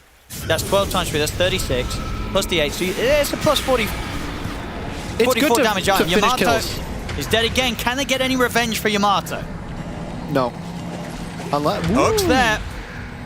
His rolls out. They've got He's still the chains, and it's going to give them time to run up and get in on top of him. The dead shot hits. He's ticking down low. Slide of fist back up. He's gone. Pure's still going. Shouldn't be able to find more. Alright guys, the Shrines of Wisdom are up, but they got used, I think. I can't tell. Yeah. It's when they get like destroyed, right? That means that they're off? There's like the purple orb. Okay. If you see a purple orb, they're there for the taking. If indeed it looks like a broken down stone structure in the middle, it's not available. Is under attack. And boom, Pakaz is smoked up. See what they can do. Can they really go on Pure? They have to go on Kataomi. Yeah, they'll go Maybe he for hooks him to save him? He's going to try. They'll drop the golem. You give him up. That's a roar, that's a golem. Yeah, as long as Pure gets out, BetBoom are perfectly fine with that one. Shopify having to use a lot to only get a little. I mean, Pure and Save, they're still thinking about making a play here. Yeah, Pure is so strong right now. Oh, yeah, Patch. So you get the jump on Save. Pure, does he want to You try save for a you hook? save the teammate? He's going to do it. Gets the hook back. Is it enough to allow Save to get out of it, though? As they'll continue to chase Shopify Rebellion. Save will fall. Pure's going to go for the TP out. Nothing to stop it. Alright, so Pure's getting his XP rune. The Shrine of Wisdom. The Wisdom Shrine. Same timings, right? Yeah, Yes, we're talking still about some of the every timings 7 minutes. change. The bounty is different now. I think it's only minutes. bounties. Yeah. Tormentor too, I guess. So Tormentor is 15 start, and then it's still 10 minutes, I believe, between every time you kill it. Bannerons are every 4. So The cast. He's a little bit deep under the tower here. And he's going to try for the TP fine. out. My goodness. He's dead. He's dead. Sleight of Fist. Did that the Brigand's Blade. It was actually the Brigand's Blade. It killed him in the fountain. It was that. Yeah, the slight hit him in the fountain. It So it was did. already propped on him. Yep. At the same time he moved. Yes. That's unfortunate I for him. actually Poor think lad. he only died because of the Brigand's Blade damage. It's a lot because He at was that so point, low. When you're like 5%, 10% health. so you missed a 95% HP. That's how many 5s are in 95? That's like what? 15? I think. 15 times 3 is what? 45? It's 18 or 19. So that's an additional 45 damage that you're doing on the slide. outside of the 8 damage he has from the tough enchantment, Ooh, he of hit course, him pretty the hard. tough. Yep. Radiant's top tower is I under love attack. RNG. Yamato gonna try and get away with this, in the sense that he's gonna run. He does not want to fight this. Surely. He might pop Nero's ult. Whoop! Now the hook's not quite long enough. Pure does have a BKB. He can just walk in on Pure if he feels like it. If he's bored, I think he can just kill everyone. Yeah, they've got to be careful. I mean, Yamato's going straight forward. He's got to respect the Pudge. I feel like he's acting stronger than he is, which is good. It's always good to play like that. You see Bepboom team is already kind of backing because they are scared of him, but he's not a strong guy right now. 1400 health, has no BKB, has no mobility. Oh, there's the chains. There's the hook. There's the kill. This can Another happen. one. 5 Bepboom. How are we doing on the stacks here? 17 flesh heap stacks at the moment. 28.9 bonus strength for the Pudge. You went hook damage at 15. Is that surprising?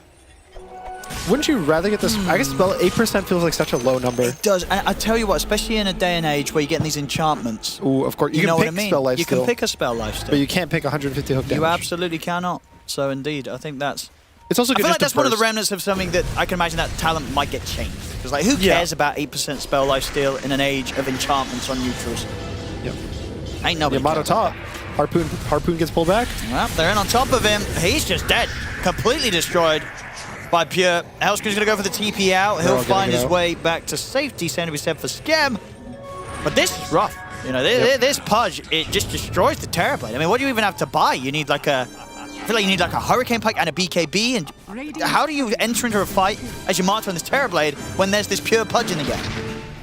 Yeah, BKB feels bad for his Pudge carry because... You just get bit. You get bit during it, and then... I don't even think you can man-fight him. Just straight up, just right-clicking, 1v1. If you watch Pure with a full toggle draw, he might toggle just for the tower damage, but as of right now, how much is it? I think it's over. It's 80% to his Ros max. So that's like 80% of 192. Yeah, it's about like 150 bonus damage. 90 times 8. Yeah, 150. Yeah, it is. Yeah, You're just bang about. on. It's literally about 150. So 150 bonus. Obviously, the build-up is 16% every 1 second. So it's 5 seconds of having Rot on. He will have the max damage increase from having. But Rot. that's not a big ask either. You have IO healing you. Yeah, you can get easily shielded just by pop your Rot on. Abaddon. So multiple ways for you to get healing, or just tank through it. Yeah. He's also Pudge, right? And the whole Pudge kit is about being able to rot for 5 seconds with your E. And he's his Blink Dagger now. And we got some rework times coming in as well. Talk to me about the Gleipnir on save. Okay, so Gleipnir is definitely more of a caster utility item. It doesn't have the Maelstrom part in it. It doesn't do any damage. It's literally just an AoE Atos. But I think it's significantly cheaper, so it's easier to buy. And for heroes like Muerta, even people are talking about it. The other thing as well is it gives the AoE bonus. So Bloodstone used to give your AoE spells, make them bigger. Now that's part of Gleipnir, so there's some rumors. I did a little testing of Gleipnir Lesh. I would not recommend it, but it is a thing. For save, I don't think the AoE really matters that much, but it's something. It could matter for, I guess, a W silence here or there. All right, the Tormentor, 26 minutes. Radiant's top tower And it is under now attack. tier 3 items. So Pakaz, new one. Gunpowder Gauntlet, which is basically a cleave, I guess. Every 6 seconds, you get one hit that does 50% cleave. That also what works if you're a ranged hero. It also works right? if you're a ranged hero, yeah. Dire's bottom tower is under And it's attack. just like a circle. So that one's fun. I don't know if there's any cool ones yet. That's about it. Dire's bottom tower has fallen. Everyone else is just still tier 2s. The rune of illusion. The question is do you think the enchantment part of them is stronger or the item part? I think it's just situational. It's a little bit of both, right? Yeah, it depends on how good your RNG is in that moment. What sort of offers you get. Sometimes, the artifacts or whatever. I would say most of the time, there's probably going to be an artifact that's more significant in what it adds to your toolkit than the flat stats for the enchantment side. Another cool one Miro has is Gale Guard. This is that's another shield in the game. 2 people got it. GPK also got a Gale Guard. So this one is you get a barrier that blocks 75% of the damage, kind of like an Ember, where it's not like fully blocking, but 75%. And the other big thing this game that actually matters a lot is during that shield, you have 50% slow resistance. Which... Alright, mid Pekaz. He's in. He's going to get caught by the silence. Pekaz trying to run out and drop the golem. Everything to try and get him out of there. They use the Thunder to attempt to help him, but put Yamato in a dangerous position. He's dead. The carry's gone. Pekaz to fall.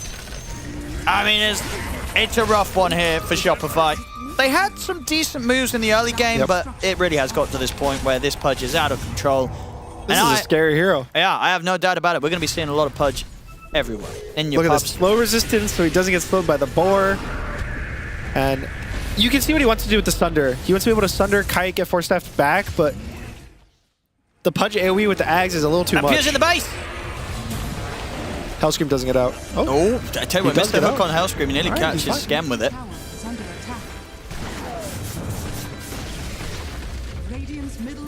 Yeah, slow resistance did get buffed in the last patch as well, so you kind of get bonus movement speed in a way for slow resistance. So if you have 50%, instead of being slow to 100, you go to 150. So there's a lot of random changes that's really hard to like think about. You just have to feel them out. But we'll see kind of how it plays out in terms of, you know, Warlock slowing. Maybe might be a bit worse. He gets the hook. Who's he going to go for? He's in. He's just going to go for the Blink Dismember. Straight away in on top of poor old Scam. The Scam, no escape for him. He's hitting for 400 damage right now. There's the Raw on towards GPK, but it doesn't matter. They can't kill GPK. Pure gets the hook on a Pekaz. He's dead. GPK chaining Yopaj underneath the tier 4s. The Gleipnir to catch onto Yamato. Mirror closes in upon him. They're just getting bullied back to the fountain. Oh, he misses the chain, but... What the hook? Not going to connect. Close. Miro. But he gets a backup now as Hellscream comes in with a buyback. Miro will go down. Pure. He's just going to go for the BKB TP. They can't put a stop to it. So they will back off.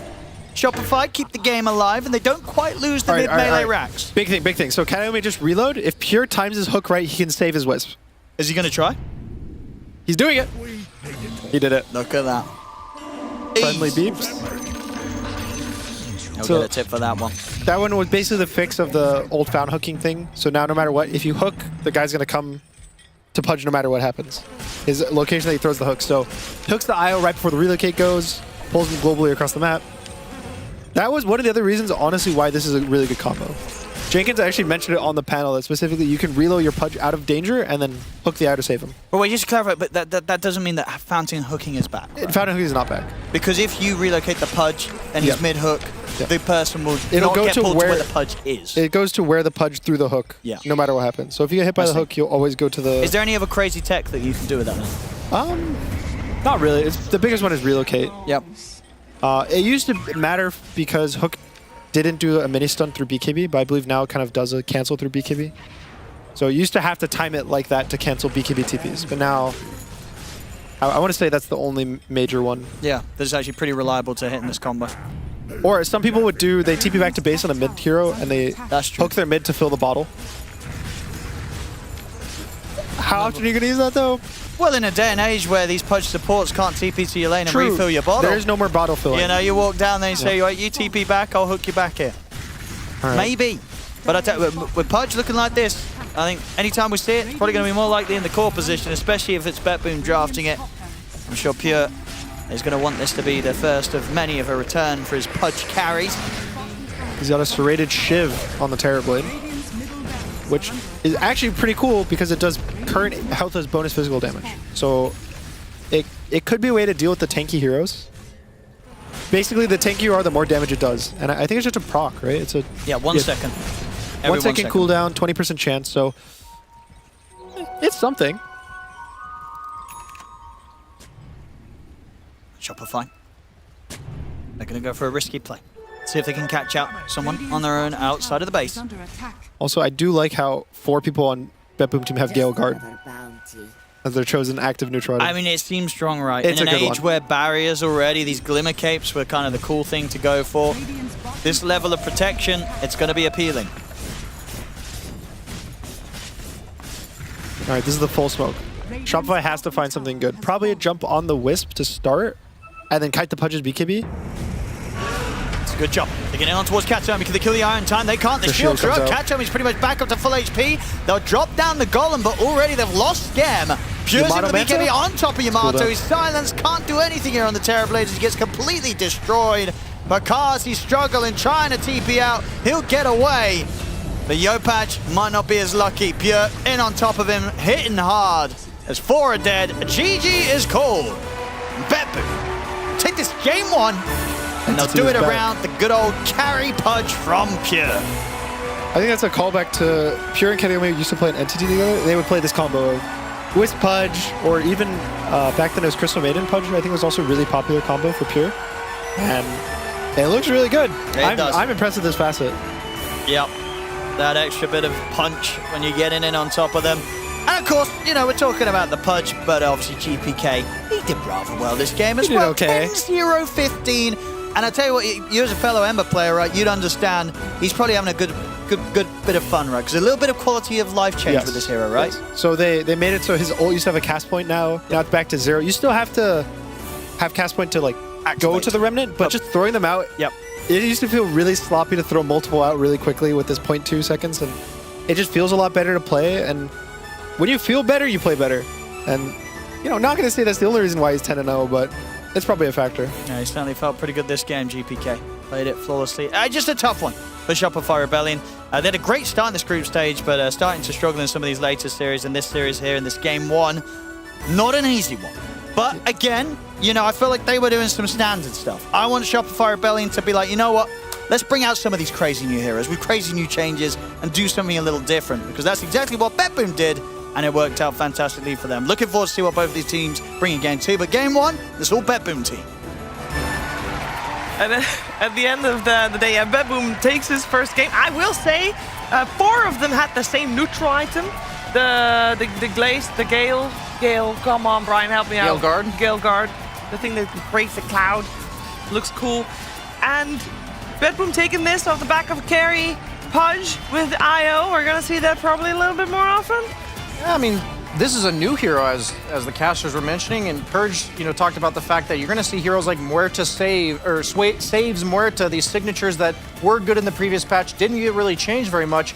And I would like to argue that any universal hero that relies heavily on right clicks to some degree is not the same as it was last patch, i.e. Pangolier and Beastmaster. I think that was a oversight in the least for Shopify, because in theory these heroes are the same in the laning phase, but we saw the Helm of the Overlord Beastmaster sieging tier 2. He probably is missing 50 or 60 damage, because that's just so many all stats that you're now missing the damage from. So when you go into a new patch, like, I definitely think the universal changes are the hardest to feel and really know the impact of them that Gunnar was talking about. You're just going to play, but I think people are going to realize very quickly that these heroes are not going to work. Yeah. I know it's like a common trope at this point, because Bulba's, you know, he's a legend at this point. He's been here forever.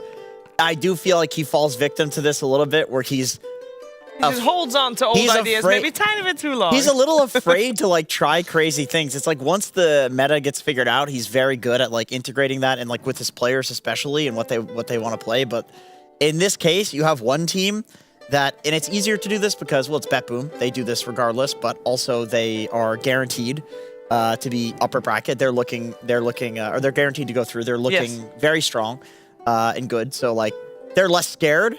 But you have a team like trying things and finding like the imba new stuff, and then a team so stuck on the old patch that like they're picking the stuff that overtly got nerfed. Because I agree, like I don't see anything about like Beast or Pango that got buffed. And looking at the win rates also, which are public, they're available to all of us. Yeah. Their win rates also didn't go up in pro games or in pro level games or in like average games. So it's just comfort. It's like a little bit different with the Beastmaster, because maybe the hero pool was limited, there were bans, and you weren't sure exactly what to pick, so you go comfort. But they opened straight with Pango. Yes. Ember, you mentioned he's one of the greatest win rate I will correct increases, myself. right? Beast actually did go up by 2%. 2%.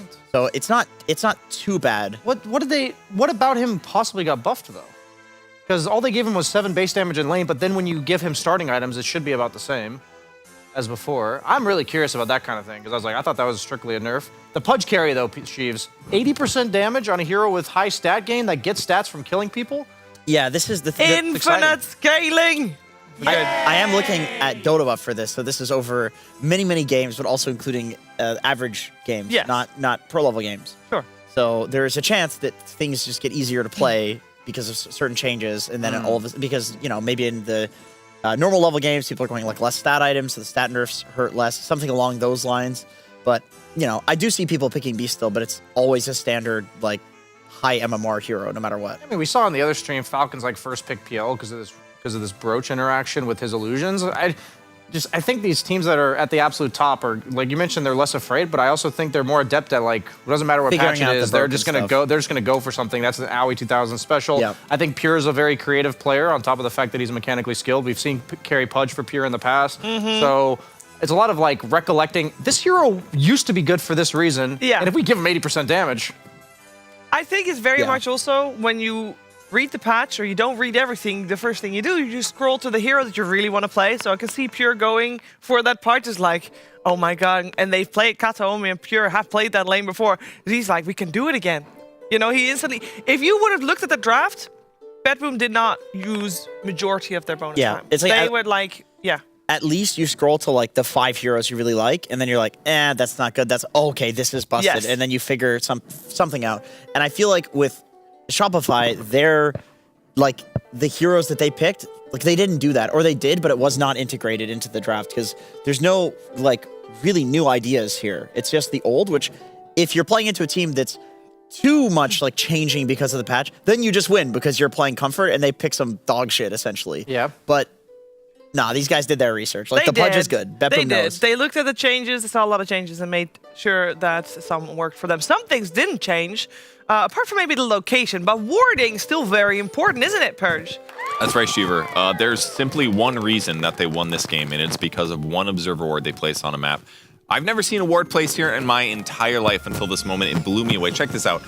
They've got this ward over here near this water. God knows where that is on the map. And this set up this incredible smoke gang kill on Yotaro. So not the first time we saw Yotaro die. It happened very often, and it was always Pudge involved. And that's why they won the game. That's simple. That observer ward was placed. They get these nice follow-up kills, more strength. The Pure, he just runs every single hero down. It led to this cascade of events that got them ahead. It was a 6k gold advantage. Not after that. That ward won them the game. Thank you.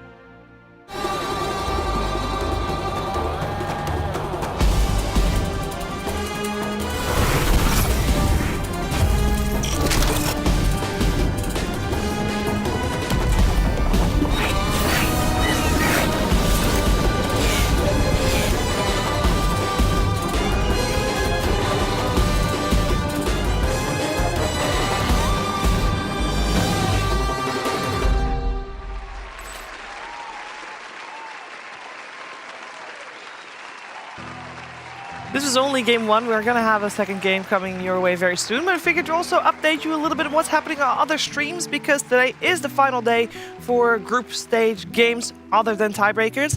And we already know that Falcons won their first game, therefore they are in. Moodang Warriors out, which is a shame. I do like saying Moodang. Very nice name. It is a very nice Would be a nice pet name, maybe for a hippo. Yeah, it could be. It would be nice. It would be very fitting, wouldn't it? Yes. It would have to be a small hippo. Yeah, I would. A Like pygmy. a baby. A Yeah. pygmy hippo. If you will. I mean, that's this is a team of like SEA legends. So Yeah. I do feel like the expectations are high on one regard, but then on another, like I also feel like Talon is kind of the new like SEA, the young guys that are, you know, taking over there. That region's a little unstable right now. It really is. And unfortunately, their road ends here. I think for Shopify, I mean, they did lose game one, but they're not guaranteed out yet. That's also very dependent on what Heroic is doing somewhere else. And I believe their series hasn't ended yet, so anything is still possible for them. Bedboom is on the road to being on top, or at least second from the top, because Thunder is still sitting very comfortably there as well.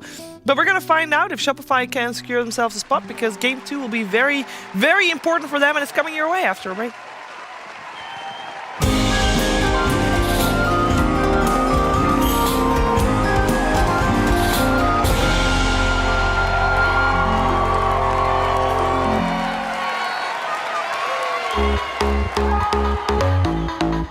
We have it here, the golden ticket to the DHL Super Drop. I'm gonna get the box over here.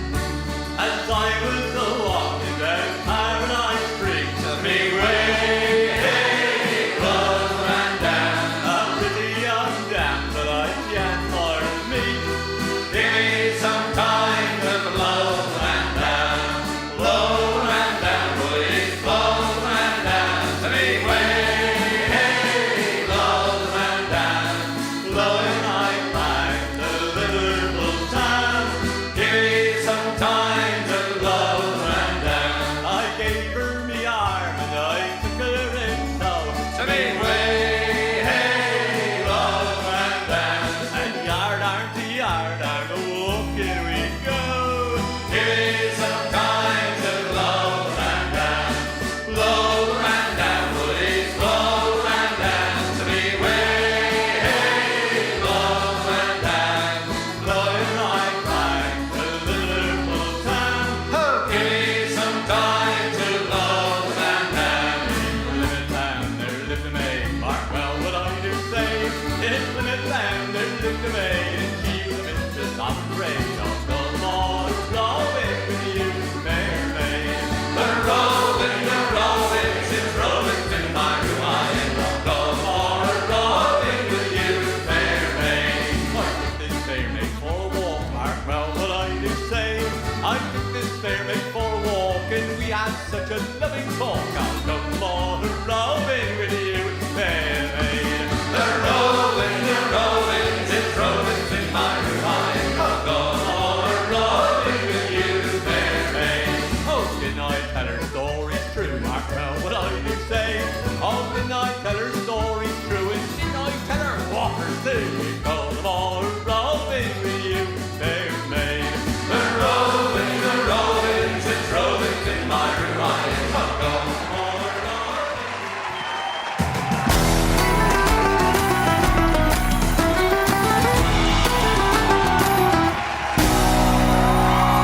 Thank you very much, PogChamp Pandas. Welcome back. You're watching DreamLeague Season 25, and you're here to keep watching the craziness that is happening with the current patch in Pro Dota. We already saw Bedboom pulling out the IO Pudge strat. What are they coming next?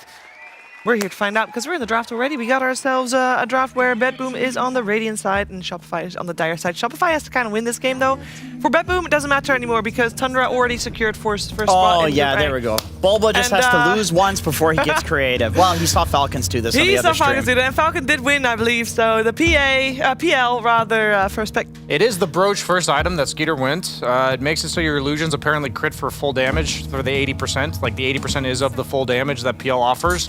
I believe that is a bug. Or an unintended interaction or an oversight. What can I dox what you said off stream about Bulba? No. I can't? Can I just say that it was me that said it? Yeah, you can say what you said. Okay, I said this off stream. What did you say? I said that Bulba waits until another team picks something and discovers a strategy, and then he steals it, and then he does it. How dare you say that? That is so rude. That is something I would never say myself, and I can't believe you said that. I'm a really bad guy. Lock that shit in, brother. Brother. That was a good connection again. But he saw Falcons pick the PL. It worked for them. It looked good. He goes, well, I'm going to copy my North American brother Owie's strategy, takes the PL. And I'm glad because this is some new meta stuff. It's going to be a lot better than what we saw last game. I have a feeling PL will be good. Mark my words. They're gonna do the whole A patch or B patch, whatever it is, like a week from now, and they're gonna say, "Oh, we didn't mean for that Broach interaction," and PL's gonna go right back to the dumpster. I don't think it's even gonna take a week. I was gonna say like 2 days, 3 days. Because like illusions are supposed to do like 20% of your normal hero damage. So if this proc that's better raw damage than Crystallis does just works for your illusions 30% of the time. It's like way too much damage. Yeah. It's doing 5 times more damage. If it does like reduced, if it says it does 80, but it's really doing like 20, sure, whatever, who cares? The reverse, or the build for his PL was the Broach into Glimmer Cape, by the way. So we still have these, I don't want to say lingering traumas from previous patch, but I was flaming Beastmaster for Shopify saying they weren't creative enough, and now Bedboom team picked it. So one thing I was talking about off panel, because I'm like, okay, there must be something I'm missing if Beastmaster's win rate also went up. You can't discount these stat gain bonuses that these universal heroes were given in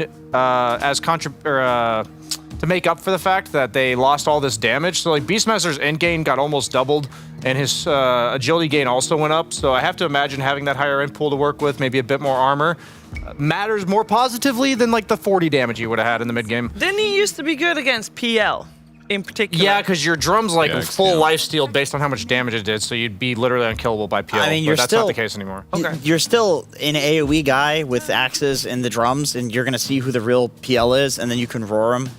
Like, it is hard to man fight into a beast. Although I say that, and I've not seen a Revenant's Brooch. I was gonna say, I think he might get bursted. He might actually get bursted by that item.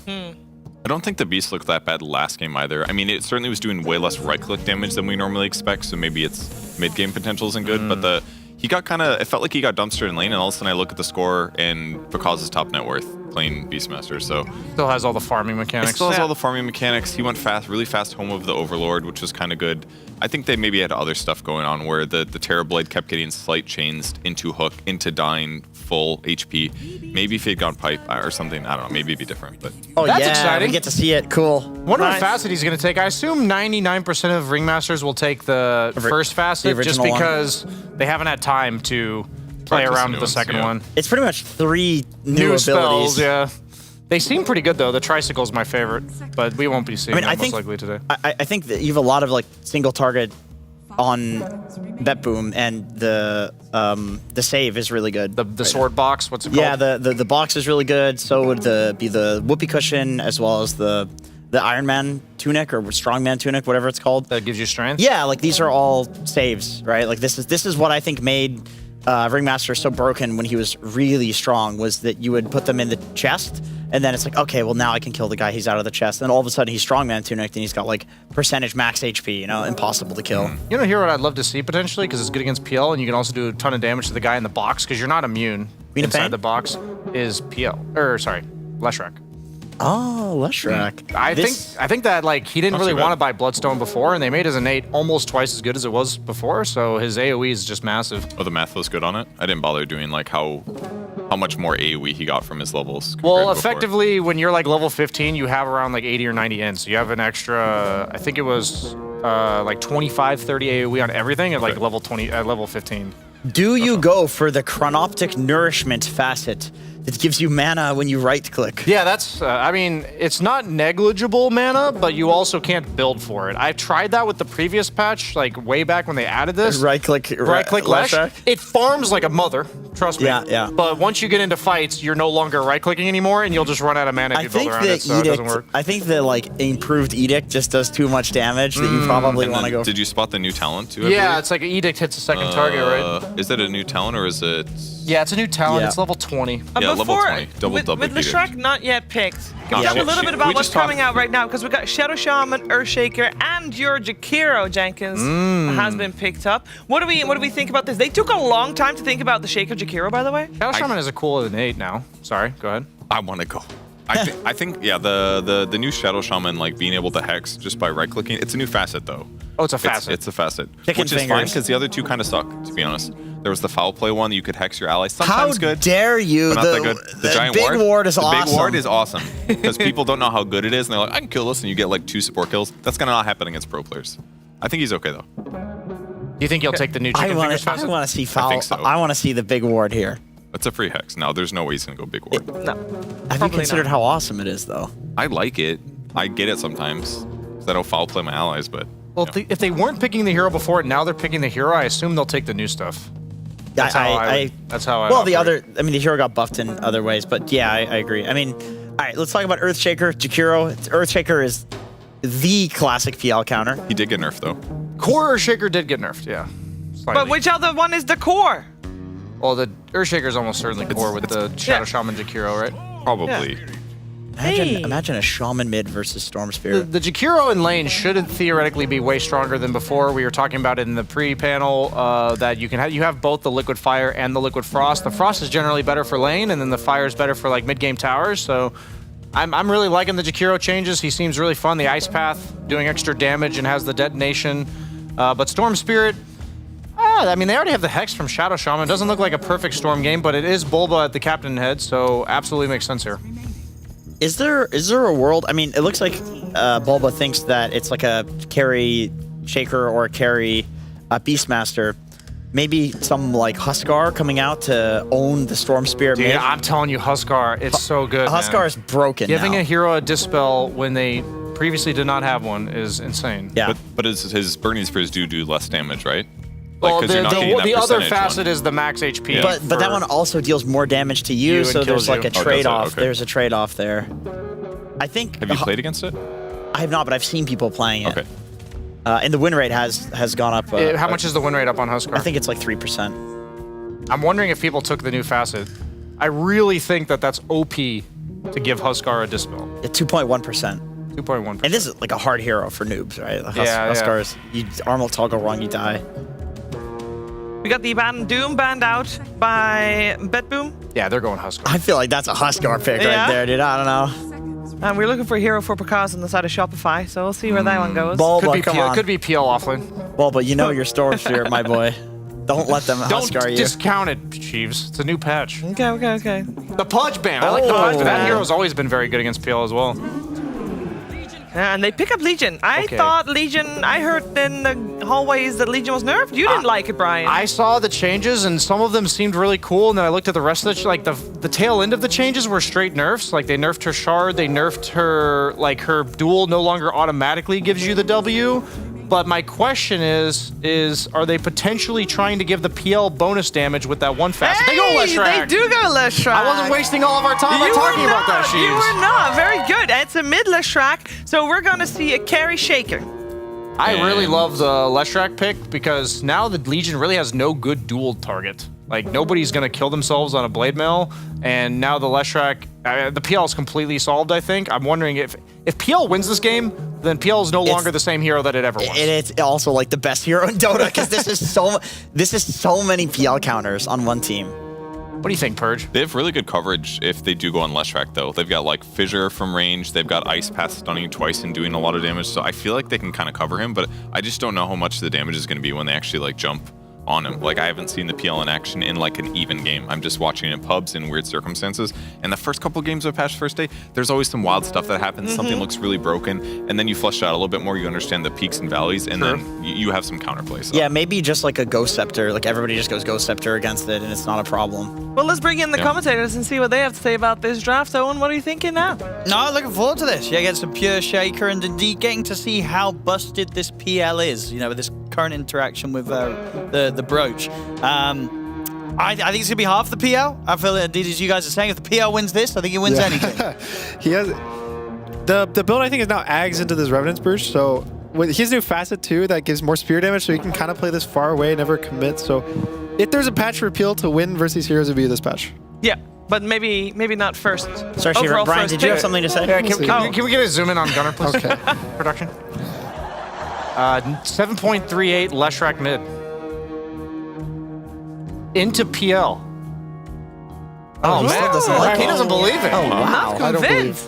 I tried really hard. Okay. The Bloodstone doesn't give you AoE anymore. No, just a reaction, please, Gunnar. Does Bloodstone give you AoE anymore? Okay. So it's not good because the Bloodstone doesn't give you AoE anymore. Okay. Thank you, Gunnar. gentlemen. Well said. Thank you. All right, we are about ready. It is going to be game number 2, Shopify Rebellion. They really need to win this if they want to have shots staying into this DreamLeague Season 25. So let's get going with the PogChamp Pandas.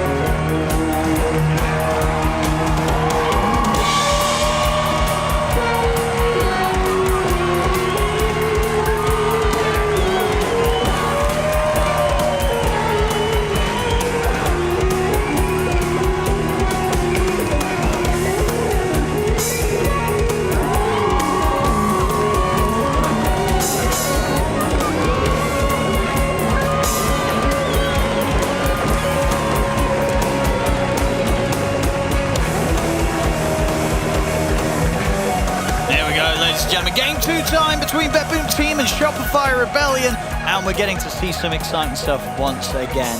And ultimately just a test of how busted is PL right now. I believe the jury's still out on whether or not it's meant to work like this, but it's in the game.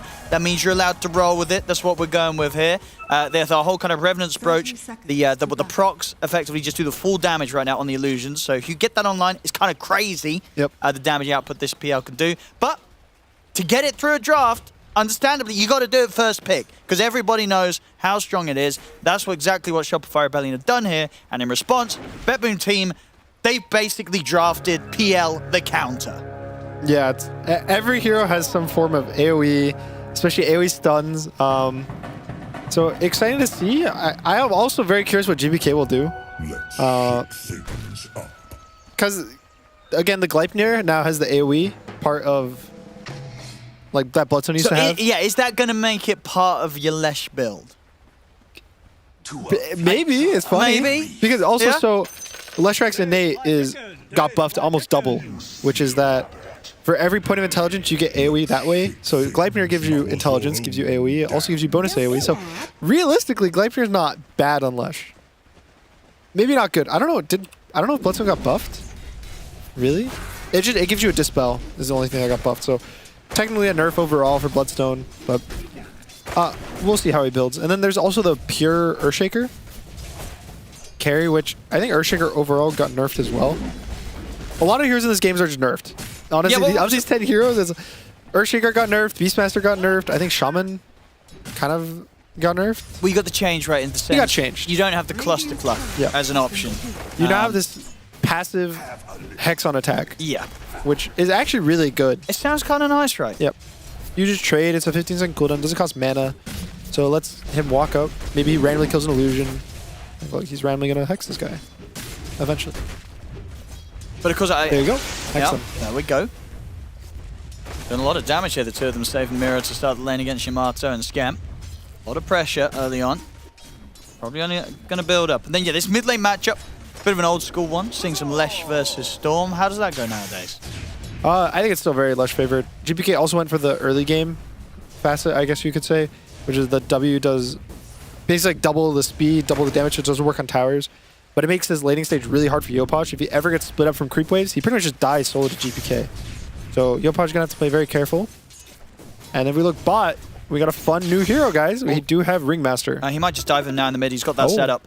He's managed to get Yopaj completely isolated from the creep wave, and there we have it. It's exactly what you were saying moments before. He gets the chance to get in, nothing else to tank it. It's all on the Storm. It's an easy first blood for GPK.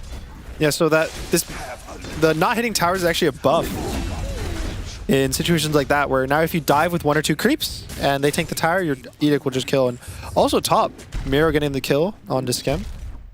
Just a lot of harass between the two, between the Shadow Shaman, between the Beastmaster. They're constantly poking, prodding, and Enchantress is one of the heroes I think you usually would expect to deal with the harassment really well, but he doesn't have any points in the heal. So purely going aggressive build, and you know, he goes down for it. Yeah, back to Ringmaster. Finally got added to captain's mode. We're gonna get to see him. I mean, this has been a hero, right? That's obviously been in the game for a little bit of time now. It's been doing very well in the pubs, right? It's had a solid win rate. He used to be really broken in the pubs. Sure. I remember Lelis used to just say, if I get Ringmaster, I win every pub. I think he actually had a 90% win rate or something, just spamming it every game. But it would get banned pretty much every game. Both teams would pick it. He's been nerfed a lot across the board. I still think it's a really interesting hero, just in terms of what he provides. And the coolest thing he provides this game, I would say, is his W, which is probably the least exciting spell, but it's a save that also gives 80% magic resistance when maxed. And if you look at BetBoom team's draft, it's basically magic damage from Earthshaker, magic damage from Lesh, supports do magic damage, and even Beastmaster does magic damage and needs to right-click. So it's a really good save. You know, you use it on someone who gets roared, maybe this guy gets out, doesn't get spells chained onto him.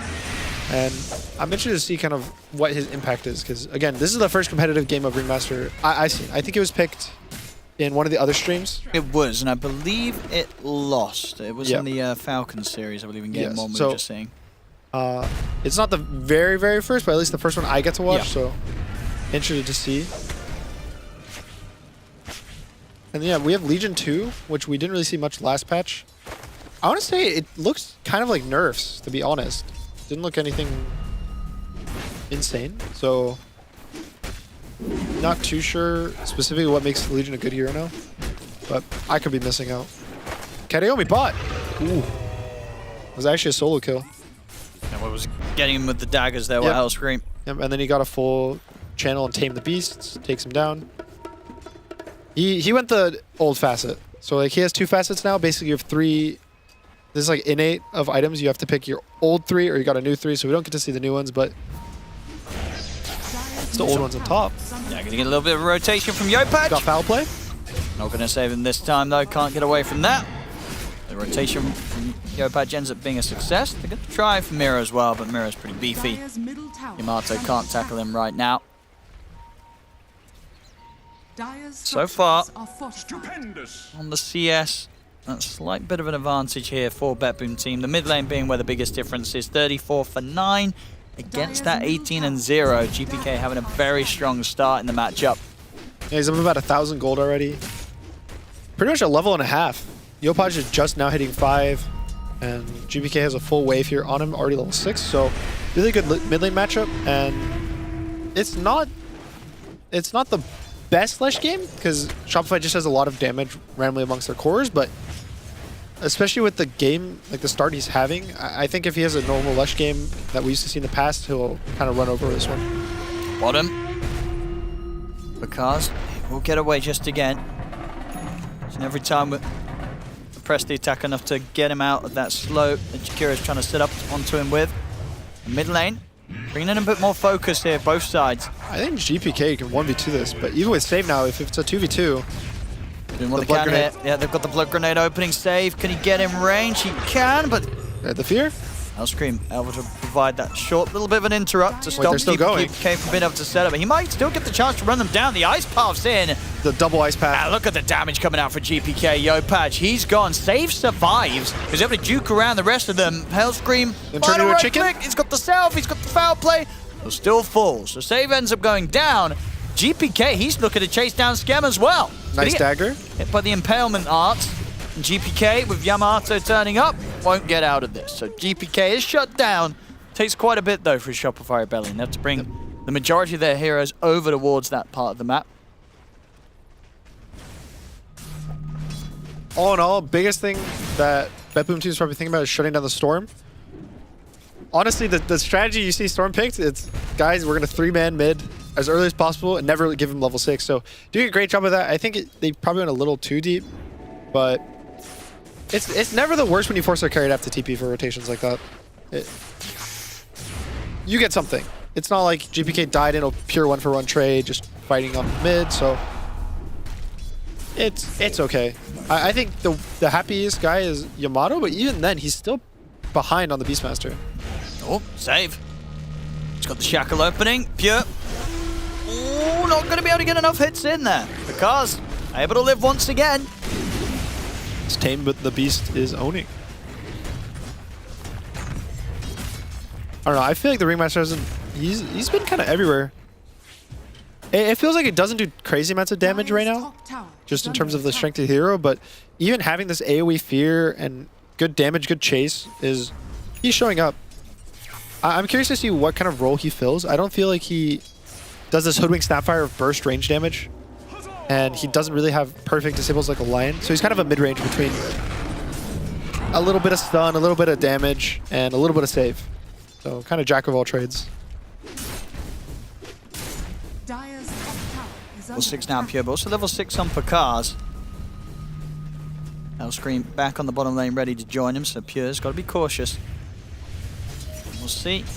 I mean, with Pure playing the safe lane, Shaker, is there any sort of change in the build? Are you rushing the Ags? You still just rushing the Blink Dagger in the safe lane position? I would probably... I think he can just get away with Ags. Yeah. He shouldn't really feel the need to join fights that early in a crazy way. And getting the Ags at 2,000 gold earlier, it matters a lot in this type of game.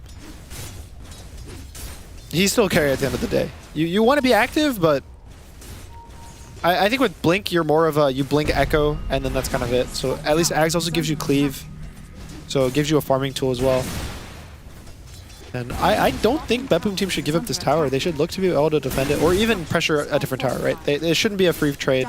So they're taking top tower right now, and even mid is getting pressure, but it looks like GPK is just going to choose to kind of take the enemy jungle. Here comes in the TP from Katerm. Look at the setup, they're going to use the Echo, it's enough. And walk up, get the kill. Not before the tower gets taken down though by Scam, so Shopify Rebellion still get the objective. Pure, able to make sure that Shopify Rebellion pay for it a little bit. That loss of the life. Because our tier 1 neutrals are out now.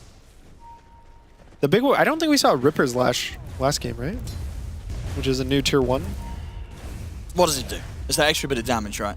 Yeah, so it's a circle on the ground, you click it, and then basically anything that's in that circle gets like a whip that hits them, and then anytime they get attacked, they get bonus damage on them, depending on whether the thing attacking them is a hero or a creep.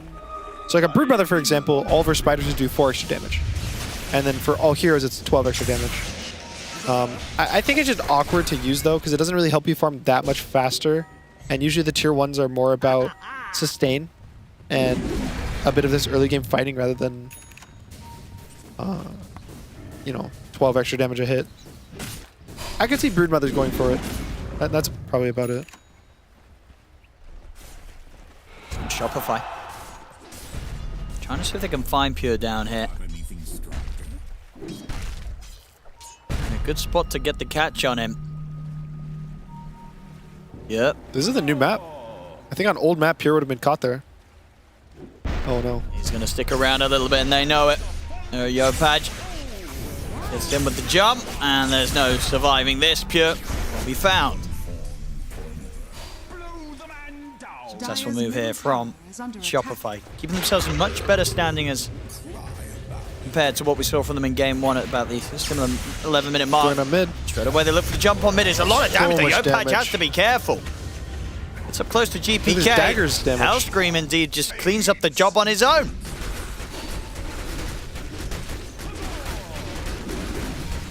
Getting some big kills here, Shopify. Yep, gets the pause 1, pause 2, and Pure's gonna TP in. He does have Echo, no Blink or any way to catch up, but with the Raw. There's the save. Yeah, Hellscream ready to try and break Picard's out of this combo. Isn't enough to allow him to run away. He's caught by the shackle of save. They'll lock him down. Not tanky enough to survive the 4 of them. I think we also saw the Ice Path, which is the fastest we were kind of looking at in the pre-show. And there's the Echo. Ooh, Echo. Straight away, he just turns. Pure gets the kill. They will get caught by the Tame from Hellscream. But it does cost him his life. Quick reactions there from Pure, ready to not hesitate and just drop down the Echo to make sure that even if he does die, the team gets the chance to find Joe Pudge. I think there's a lot more fighting on this new map. There's a lot less high grounds to kind of defend. If you look at the big jungles, they're a lot more all in the low ground for most of the camps. So way easier to kind of see heroes, and you on the opposite side don't see heroes that are ganking you. So I think the patch the next couple of days are going to be a lot more bloody. I feel like at the end of the last patch, it was a lot of just farming and dodging. And it'd be the team ahead just gets kills whenever they catch a can or when they would dive. And I think now, instead of just diving tier 2s to find kills, it's going to be a lot of, oh, this guy's in the jungle, guys. Let's go kill him. He's just here. And also the warding, too, is actually going to be fun to watch, where teams kind of choose to place their wards. Because, again, a lot of the cliffs got removed. There's not many cliff wards. Yeah, you've really got to think about your vision game now. Yep. Yeah, and in essence, I mean, overall, is that going to mean that on average, wards are going to get a chance to stay up on the map Yeah, longer? I think they'll get dewarded less. Yeah, it's just much more of a... especially at pro level, it's going to be very team specific, right? It's going to be that extra bit of effort when you're researching a team, researching a matchup to see where they're kind of favoring putting the wards, because there's not going to be those slightly more obvious parts of the map that a lot of players will default to at certain stages of the game. I'm watching Miera take so much damage because of the Enchantress innate. They got buffed. Neutral creeps do way more damage now. 42% bonus damage. That's it, yeah. Against Bedboom team. There you go. Radiant's top tower is under Be careful in the jungle. What a funny innate. They just cooked it up. All right, we're just going to make neutral creeps stronger against the enemy specifically. scanning. 14-minute. Hellscream. Seeing if you could maybe get lucky around the Wisdom Shrine. Radiant Won't. Managed to find the chance to. Catome is already there. Save. And save steals the enemies. Nicely timed as well there. Finishing it up with the pickup off during the TP out. But doesn't stay a moment longer than he needs to. So GPK is finishing his Bloodstone. So he's going to go for Bloodstone. Yeah, again, it did get slightly nerfed. It got tweaked. It basically doesn't give you AoE now. It gives you a Dispel. The Dispel doesn't matter this game. The only thing you can Dispel really is the Impalement Arts from the Ringmaster. The big thing that it matters for is the Spear Vessel, which I don't think they will buy, so it doesn't really matter. But the really, really big thing is Revenant's Brooch is done for Yamato. It's online. I have. Let's see his impact. Let's have a look. Sending in the illusions. Katsuomi. He should die. They look towards Mira. They've got the duel. Mira's in trouble. Shopify, they'll get the 2 of them. So if they want to stick around here to try and finish off the Tormentor with the 5 of them, should be able to do so, even though they are relatively low. Oh, okay, quick doppelganger. Look at this heal. Stand in the heal, guys. I don't think they know about it. I guess they're a little scared as well. They just want to stick around unnecessarily, get back to base. But indeed, what, it's a 2% of your max HP for 15 seconds. So it's 30% of your health. If you stick around. It's good. Yeah. All right, let's see. I want to see how much damage if it actually did. I don't think he didn't really get to do too much in this fight. No.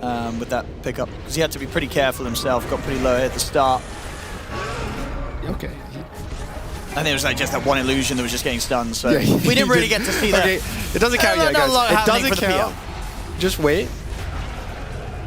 Because again, what to clarify, at the moment, the way it works is these illusions, what they're getting, the 30% chance to deal an extra, 80% of the attack damage, the bonus magical damage, but the maths is done based on the actual PL's damage. So I could be mistaken, but I believe so. So it's a lot of damage. Basically, since it's not part of like the attack damage, yes, it doesn't get reduced by the illusion damage. Could be wrong, but even if it's getting reduced by the illusion damage, you're just getting 80% more damage on your illusions. Sure. So it's still good. Well, 30% of the time. 30% of the time. Yeah. It definitely has been the meta, at least that's established on this first day of the patch. Pick PL, rush the Revenant's Brooch. Into Glimmer Cape. A lot of things changed, but not Glimmer Cape. Literally received 0 changes. Scam. Causing some issues here for Pure. And Yopaj, he's considering if he wants to dive to tier 2 to try and finish off the job. He's got the backup of save here, Pure. Yopaj won't go for the jump quite yet. Bishop catches Yopaj, but they didn't quite get the follow-up in time, so Yopaj still able to zip back to safety. Kind of got a bit scared in Karaomi. He kind of pump faked this stun. On the hunt here for Miro. Yamato. The damage, guys. In with illusions. He'll try and survive. There's no way out for him. They've got the control. I can't tell. It's hard to tell you how much it's hard to tell. Well, actually, can you did not say about the death summary? Does that break it down like illusion damage and stuff? I don't think so. No, it still just contributes it all to the PR, really. You did do 1,300 damage. It's quite a lot. I'm going to assume it works the really strong way, based on the fact that everyone's buying it. Oh, wait, you can see from the numbers, right? Unless the numbers are lying. Yeah, that's what I'm wondering about. The numbers are lying. I'm pretending the numbers are correct. And then there's nothing ever bugged or wrong, and they're doing 108 magic damage whenever they pop. Oh, they got the duel. They've got Pure. Shopify having a much better hold on this game too. Yep. Doing a lot better. Oh, safe. He's going to look for the solo play. No Serpent way he Ward's solo down. kills him. Is it enough? It is. Solo kill. We'll write it down no as a solo other kill. help needed. Easy solo kill for Safe. It was a cosmetic stun by GPK. Yep. He didn't need to be there. Trying to steal his saves parade there.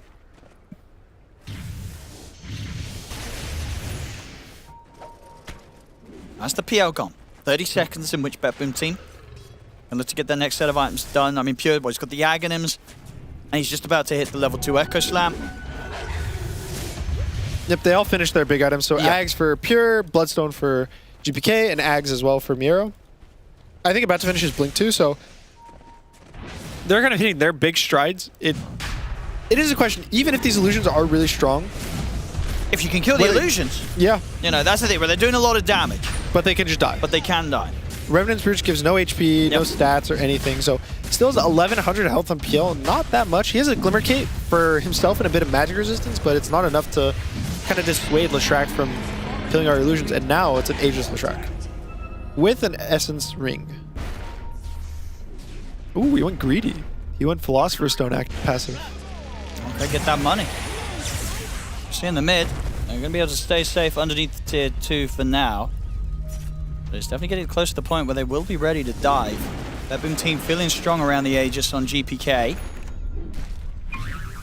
There's actually 3 people on Betboom team got the greedy enchantment. Both supports and GPK. So I think it's really interesting because basically that part of it was all Philosopher's Stone did, which was give you the GPM, give you mana, but you lose attack damage.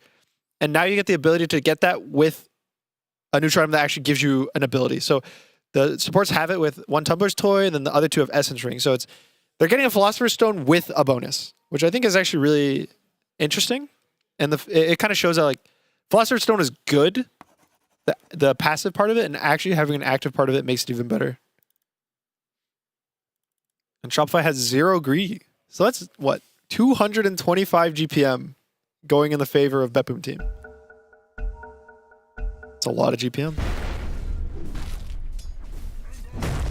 I mean, what's the play really for Shopify Rebellion in these moments where Betboom has the Aegis? Are they looking they to just walk walk in the in. river? They have no fear right now. Oh, They have a Bloodstone, they got an amplified damage. Pakaz is just dead immediately. There's no fight for Shopify Rebellion. They've got to run. Miro, he's looking for the Roar. He'll find it. Nice try. Gets the opening onto Hellscream. Another kill for Betboom team. Radiant's turret has been killed. Pure, he was actually even seeing if he could maybe catch Yopaj on the way out the side. Yopaj still has They're a still little bit of looking. mana. He is a regen rune. This is a tall ask. Yeah, Yopaj should be fine here, but Betboom team, they can ignore him and focus on bringing in both the mid and the top creep wave. Dire's structures They go towards these tier 2s. Yopaj will cut the wave for now at least. Radiant's bottom tower. Atomi's going to look to head over towards him. Yopaj, he's going to try and go for the kill. Save jumps in though, he's found the Hex. They've got the opening. Another Hex. Shackle to lock him down. Yopaj, he's going to get saved a little bit. Is it enough to get him out? It's not. Because tries his best to get in to bail him out of there. Doesn't get the duel off. I mean, save. He's They have not no going way to to set up cancel. more. Mirazet ready to come in with the damage. They get cars as well. They might even just get scammed. As Pure on top of him. Jumps forward with the tumblers. Shuts off his escape. Teasing around with him, blocking him off. Betboom, they'll take all 3 and only lose the Jakiro for it. I think Shopify's being a little lacking in just... They're just walking into Betboom team pretty much over and over. And I think at some point they have to realize that Leshrac has an Aegis. They hit all of their timings like we said earlier. You can't afford to walk in a Betboom team like this. Just one by one, the Storm gets caught. He knew they were all here as well. It wasn't just a big, oh, how did they end up here, guys? They've been seeing these 4 heroes top. He knew. He dodged the gank with a regen rune. Goes in the wave, and now you lose 3 heroes. And this is not the situation you want to be in. Again, they do have a PL. Even with the strength of the Revenant Spirit, you want to keep farming and play a bit slower game.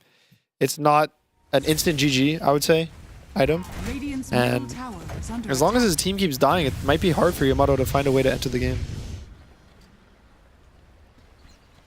So, I mean, does he want to join them now? He's hovering around them. He should. He should feel the need to kind of join these fights. It just feels bad. You don't want to feel forced to join these fights. Bloodstone gets popped. They're going on towards GPK, but GPK is going to be fine into just Yopaj dying off the attempt to try and start something there in the Nice mid. roar. They've got the roar onto Yamato. They find the PL. He's gone as well. It's starting to look rough, Gunner. They had a good opening to this game where they were keeping up with Betboom's pace, but now, with this timing as well at the Aegis, Betboom, they're taking over the game once again. Yep. At the same time, Pakaz did get a solo kill on Pure. So Phantom Farm the Ancient just killed him with a Blade Mail. I think the Ancient might have been a Prowler, which is why Pure was so low. But even with that kill, right? Your offlaner, he solo kills the enemy carry. Like, guys, I got Pure. Everything's good. He looks to his mid lane. Yopaj is dead. Yamato's dead. So it's so hard for them to get a win without losing, you know, take 1 step forward, 2 steps back. And now 6k gold lead. It's going to be a tough one. And as you say, just truly a test to see how broken the PL is. Pretty much, yeah. At this point, the game's leaning towards PL 1v5ing. Yeah. And indeed, because it's 100% what you say. It's just the fact that the Revenant's approach is that those purple numbers that are proccing on the illusions, that's the full damage. Yep. And again, Yamato, and he's walking in, but there's an ice path there. Careful. I mean, GPK has no mana. I mean, Hellscream's trying to save him, but Yamato's dead. I mean, they just walked into that. No. Pure jumps into the middle of them. He's got the fish here to lock the 3 of them down. I mean, we'll see if they can run away from this. Pure jumping forward, closing the gap. I don't know if that's how you want to enter into the fight there. It's the PL. Yamato, he walked in. Pure's going to keep chasing. And Pakaz is out with the blink. Hellscream's able to TP away, but I don't know if the PL's busted enough to help you win this sort of game now. Yeah. That's tough. He just kind of walked in there, casually. Uh-oh. It's so awkward to say he's walking through the river because half the map is the river now. You know, in competitive Dota, there used to always be this thing where you'd flame people for walking through the river because it was always the worst part of the map to be in. You're on the complete low ground. There's basically never an advantage to be in the river. And now, I feel like it's less of a bad thing because there's so many rivers. It's, well, you're not supposed to walk on half the map. But even there, you know, he walks in this river just casually from his tier 1. He got, what, hexed? I didn't see the ice path. Ice path just dies. We'll see it again here. It was a rough start to the fight there from Shopify Rebellion. As, you know, we have Yamato coming in. I think he was feeling safe with the Glimmer Cape, but then he just got Ice Path. I mean, opens in with the Doppel, doesn't close in, and yeah, that Ice Path's just there straight away. And it's more than enough lockdown, and at this point, it doesn't matter if Hellscream tries to save him, he's already lost too much HP, he's dead. Yeah, I don't know what the specific build is, I would say, on PL that well, but... Oh, alright, Mirror BKB blinks out. I think he was looking to chase, but they actually dodged the chase. I was going to say, I think Ags is really what makes this build good. Okay, so ideally what Yamato needs to have with the Manta finished, and then the Aghanims, and then we'll see what goes on. I think he should have just rushed an Ags. Okay. Because before the Revenant's Brooch. Yeah, but with this facet, it's effectively, for every illusion you have when you spear, when they cast a spear, it does a little extra damage. So having a bunch of random illusions helps you do more damage with your spear. I mean, it's a lot more, right? It was 25% of damage per illusion. Per one, yeah. So if you have a whole army of illusions, you're hitting, what, 5 extra spears maybe on average? That's what, 120? You're doing basically double damage Spirit Lance. And so with the Ags, it's bouncing, doing a lot of bonus damage that way. And it lets you farm. It also, the biggest thing about the Ags on the PL is it actually lets you not commit into the fights. Sure. So in the games where you're countered as Phantom Lancer, if you every time you put your real hero in the fight, you take damage.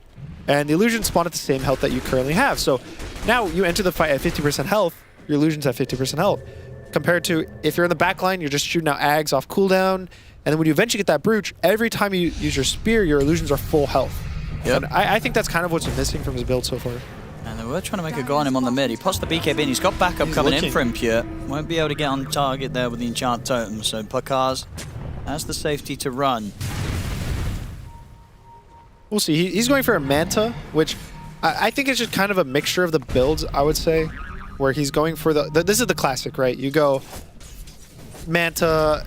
I guess the Glimmer Cape's also strange, but it's basically he's building towards being able to get in there and being a real hero, and I think he should play to be more of a spellcaster peel. Another catch for Betboom. Making it look easy now as they just go around the map as they wish. Shopify Rebellion not really able to match the moves. Yeah, doesn't want to go the Axe at all, Yamato, with this build. It's got the Manta into the Heart queued. Okay. If he gets to Heart, it's a different story. Sure. Because Heart paired with Glimmer, you actually have the HP to use your hero in a good way. It's just hard, right? He is countered. First pick PL, countered Earthshaker, Leshrac, Beastmaster, even a Jakiro. You should go into this game kind of knowing. But again, it's the first day of the patch. I also think with these interactions with Revenant's Brooch, it might be a thing where, you know, Bobo the coach was watching some of the other series. I think Falcon just played PL. They did. They had a great game with it. Yep. Maybe he was like tabbed out between the games. After the first game, I was like, ooh, all right, guys, we lost. Let me tune in, see where Owie's cooking up. Saw the PL, and maybe this is what Skeeter went. I don't know what item Skeeter went. You know, I'm not informed either. I could be completely wrong. Yeah, let's try. So we'll check if what Skeeter did do in that game. But that would be my assumption, is what's missing. And now tier 3's down, the Serpent Wards are down, and pretty much for free. They didn't have to use anything.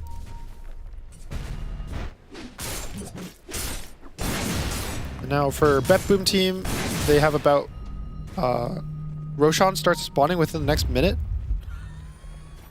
Do we?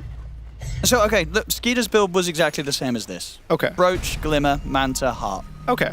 So maybe I'm wrong. Was he Versa as many counters though? Definitely not.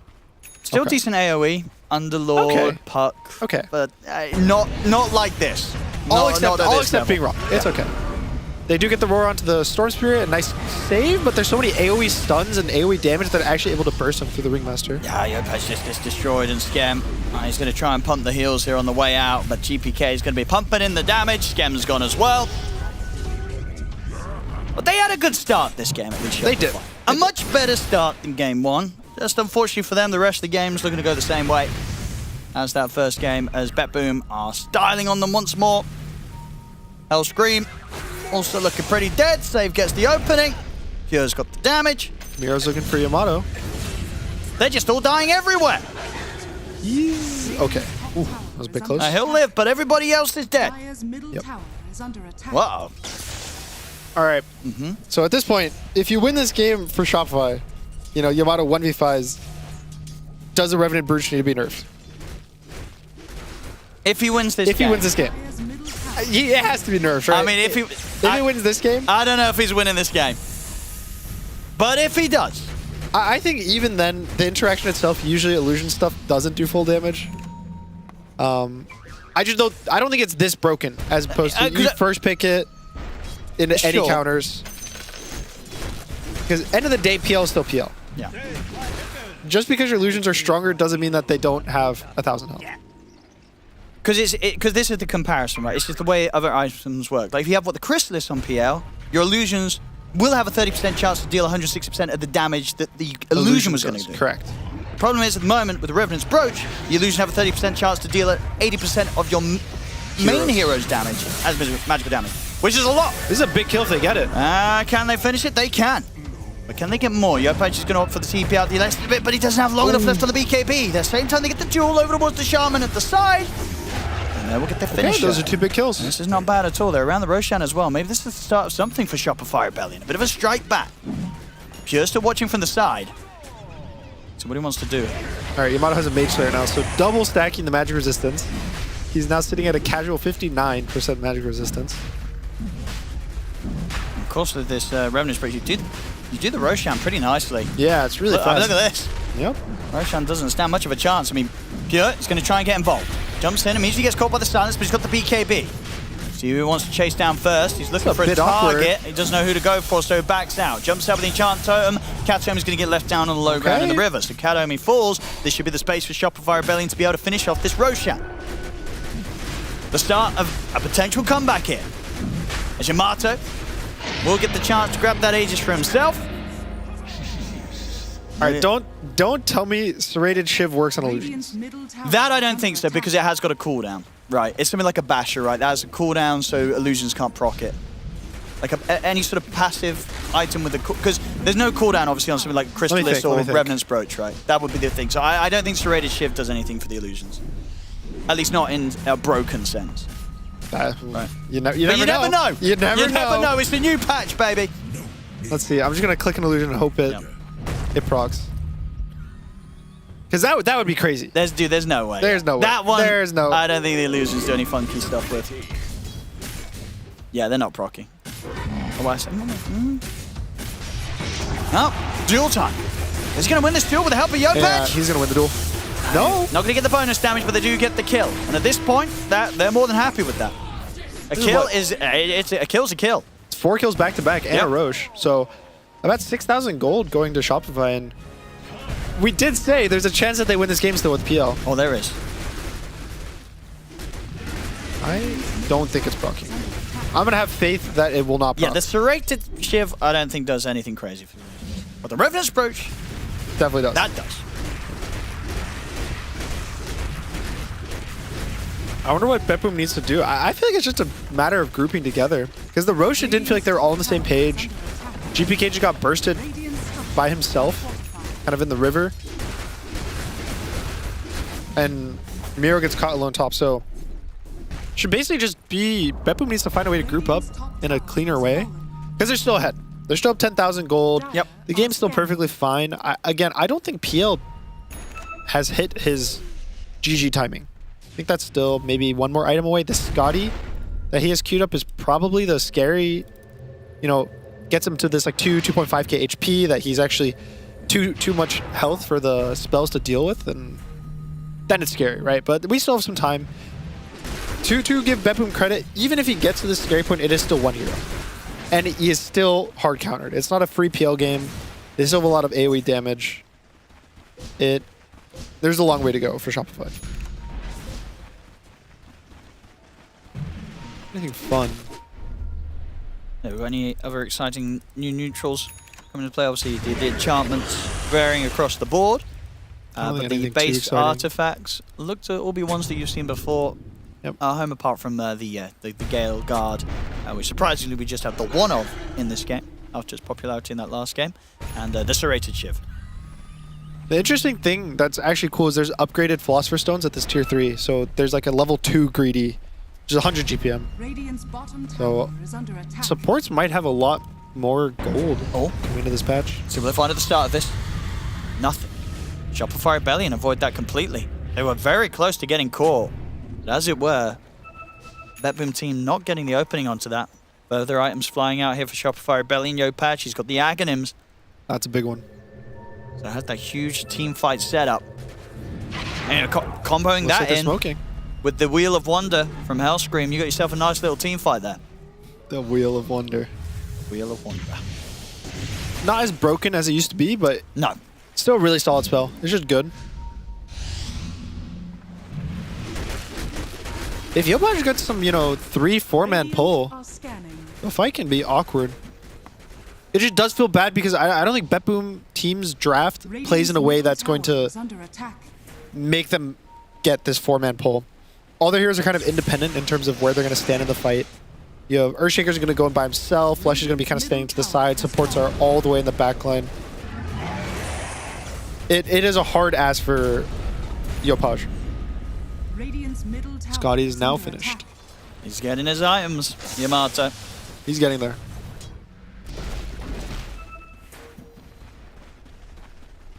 Has to be a little bit of urgency, you'd imagine, from BetBoom team side. They're going to be... Ooh, tier 4s are coming out. Okay, some of these are really cool. Okay. I think there's actually a bunch of new tier 4s. Let's have a look what we get. So, waiting to see them be crafted. Shopify's not jungling yet. They're all locked into lanes. Oh, what's this we got here from Miro? The Magnifying Monocle. Yeah, so this is kind of like Telescope, that it was cast range and attack range. But the attack range actually works for melee heroes too, which is pretty cool. I guess so it doesn't work if you take damage from heroes? Which is kind of strange, right? Yeah, that seems like a really weird aspect to add to it. It's like, okay. I think the idea of it is that you want to put it on a support who's in the backline. Sure. I guess because it's not aura anymore. It's no, like a it's single only target. for you. It's only for you. Yeah, that's a bit strange. Okay, everyone's taking it though. Jakiro took it, Earthshaker took it, Beastman. We're wrong. It's broken. Oh, no, it's still good to see, but especially in an age where there aren't any other, like, on the other tiers, cast range neutrals, right? This is the cast range neutral to have. Shopify still does not have them made. Getting only onto Scam, they're just going to drop down the Macropire for him. See if they can kill him off in time. And Scam surviving through this. Finally, he Roar on falls. the back line. It's onto an illusion. Yamato is going to get a chance to run, but Pure jumps in. There's the Vortex from Yopaj. They're trying to keep it safe. There's the Echo Slam. Goes off successfully from Pure. Yamato's gone. Yopaj to fall. Pakaz is dead. Scam brought back for this, but he cannot rectify the team fight. They are kind of stuck in there, but the Blink's back up for GPK. Jumps out onto Scam. It's a team wipe plus more as they kill off the 5 of them. Scam twice. And now BetBoom team can come running down the mid lane. They're just hitting tier 4. GG, okay, GG. Well, there we go. That was an ending. I guess this PL Revenant's Brooch isn't as broken as people say it is. Yeah, guys, It lost, Gunner. Fix Roshan, please. What happened with Roshan? Did they kill him? I don't know. Did we miss something with Roshan? I think we might have missed. Maybe he did throw him out of the pit or something? No. I don't know. We saw Shopify Rebellion got Roche right. They got like an Aegis and a banner. I believe them. There's probably something funky going on with Roche. Maybe some sort of he wasn't moving at the right time or something, or hit someone when he shouldn't. Well, it doesn't matter for him. He's just fixed it, but they still win the game. They still win the game. Yeah, BetBoom team, they're able to do it here today. 2-0. Looking very good. And doing it with definitely Pure having some good times today. Gets to play carry Pudge in game 1. Gets to do a bit of carry Shaker in game 2. Ending 6-4 and 12. GPK getting to bring back the Leshrak. And, the rest of them. I mean, Katomi, I think we're going to see more Jakiro. Yeah, Jakiro's definitely in a really place solid now where there's a lot of supports out there. I think last patch, a lot of supports were wanting to play it. Insania is going to be having a field day this patch because he was already loving Jakiro, so I'm sure Liquid's going to be picking a lot of it. Especially, I've seen Katomi bringing the Jakiro in, something that he wouldn't typically play last patch. And it looked great. And I think now for Shopify with that 0-2, I don't know if they're guaranteed tiebreakers. I think it depends on the other series that are currently going on, but it definitely jeopardizes their top 4 situation. Sure. Yeah, So, had a rough couple of series after what was a very hot start for them in the groups. But definitely running into some roadblocks here, and BetBoom, one that they could not pass here today. Even with this PL, a lot of people are talking about right now, as I say, with the Revenant's Brooch. Not quite enough for Yamato to get the win. Did have quite the struggle here, ending 1-4 and 4. We got to see some cool stuff though from Hellscream on the Ringmaster. Sure, doesn't win the game. I mean, he played good. But the Ringmaster looked good. Yep, 7-3 and 6. So Best KD on his team. You know what? He was trying. Fault. He was trying to carry the boys. Team issue. Yeah, couldn't quite do it. Well, there we go, ladies and gentlemen. BetBoom team today will take both games against Shopify Rebellion. I'm sure we're going to see a lot more Jakiro after a game like that. That was a great showcase. We talked about how some of the heroes on the side of BetBoom we might thought had been nerfed, or rather not buffed that much, Jenkins, but it proved to be working out just fine, even against the PL that everybody's raving about.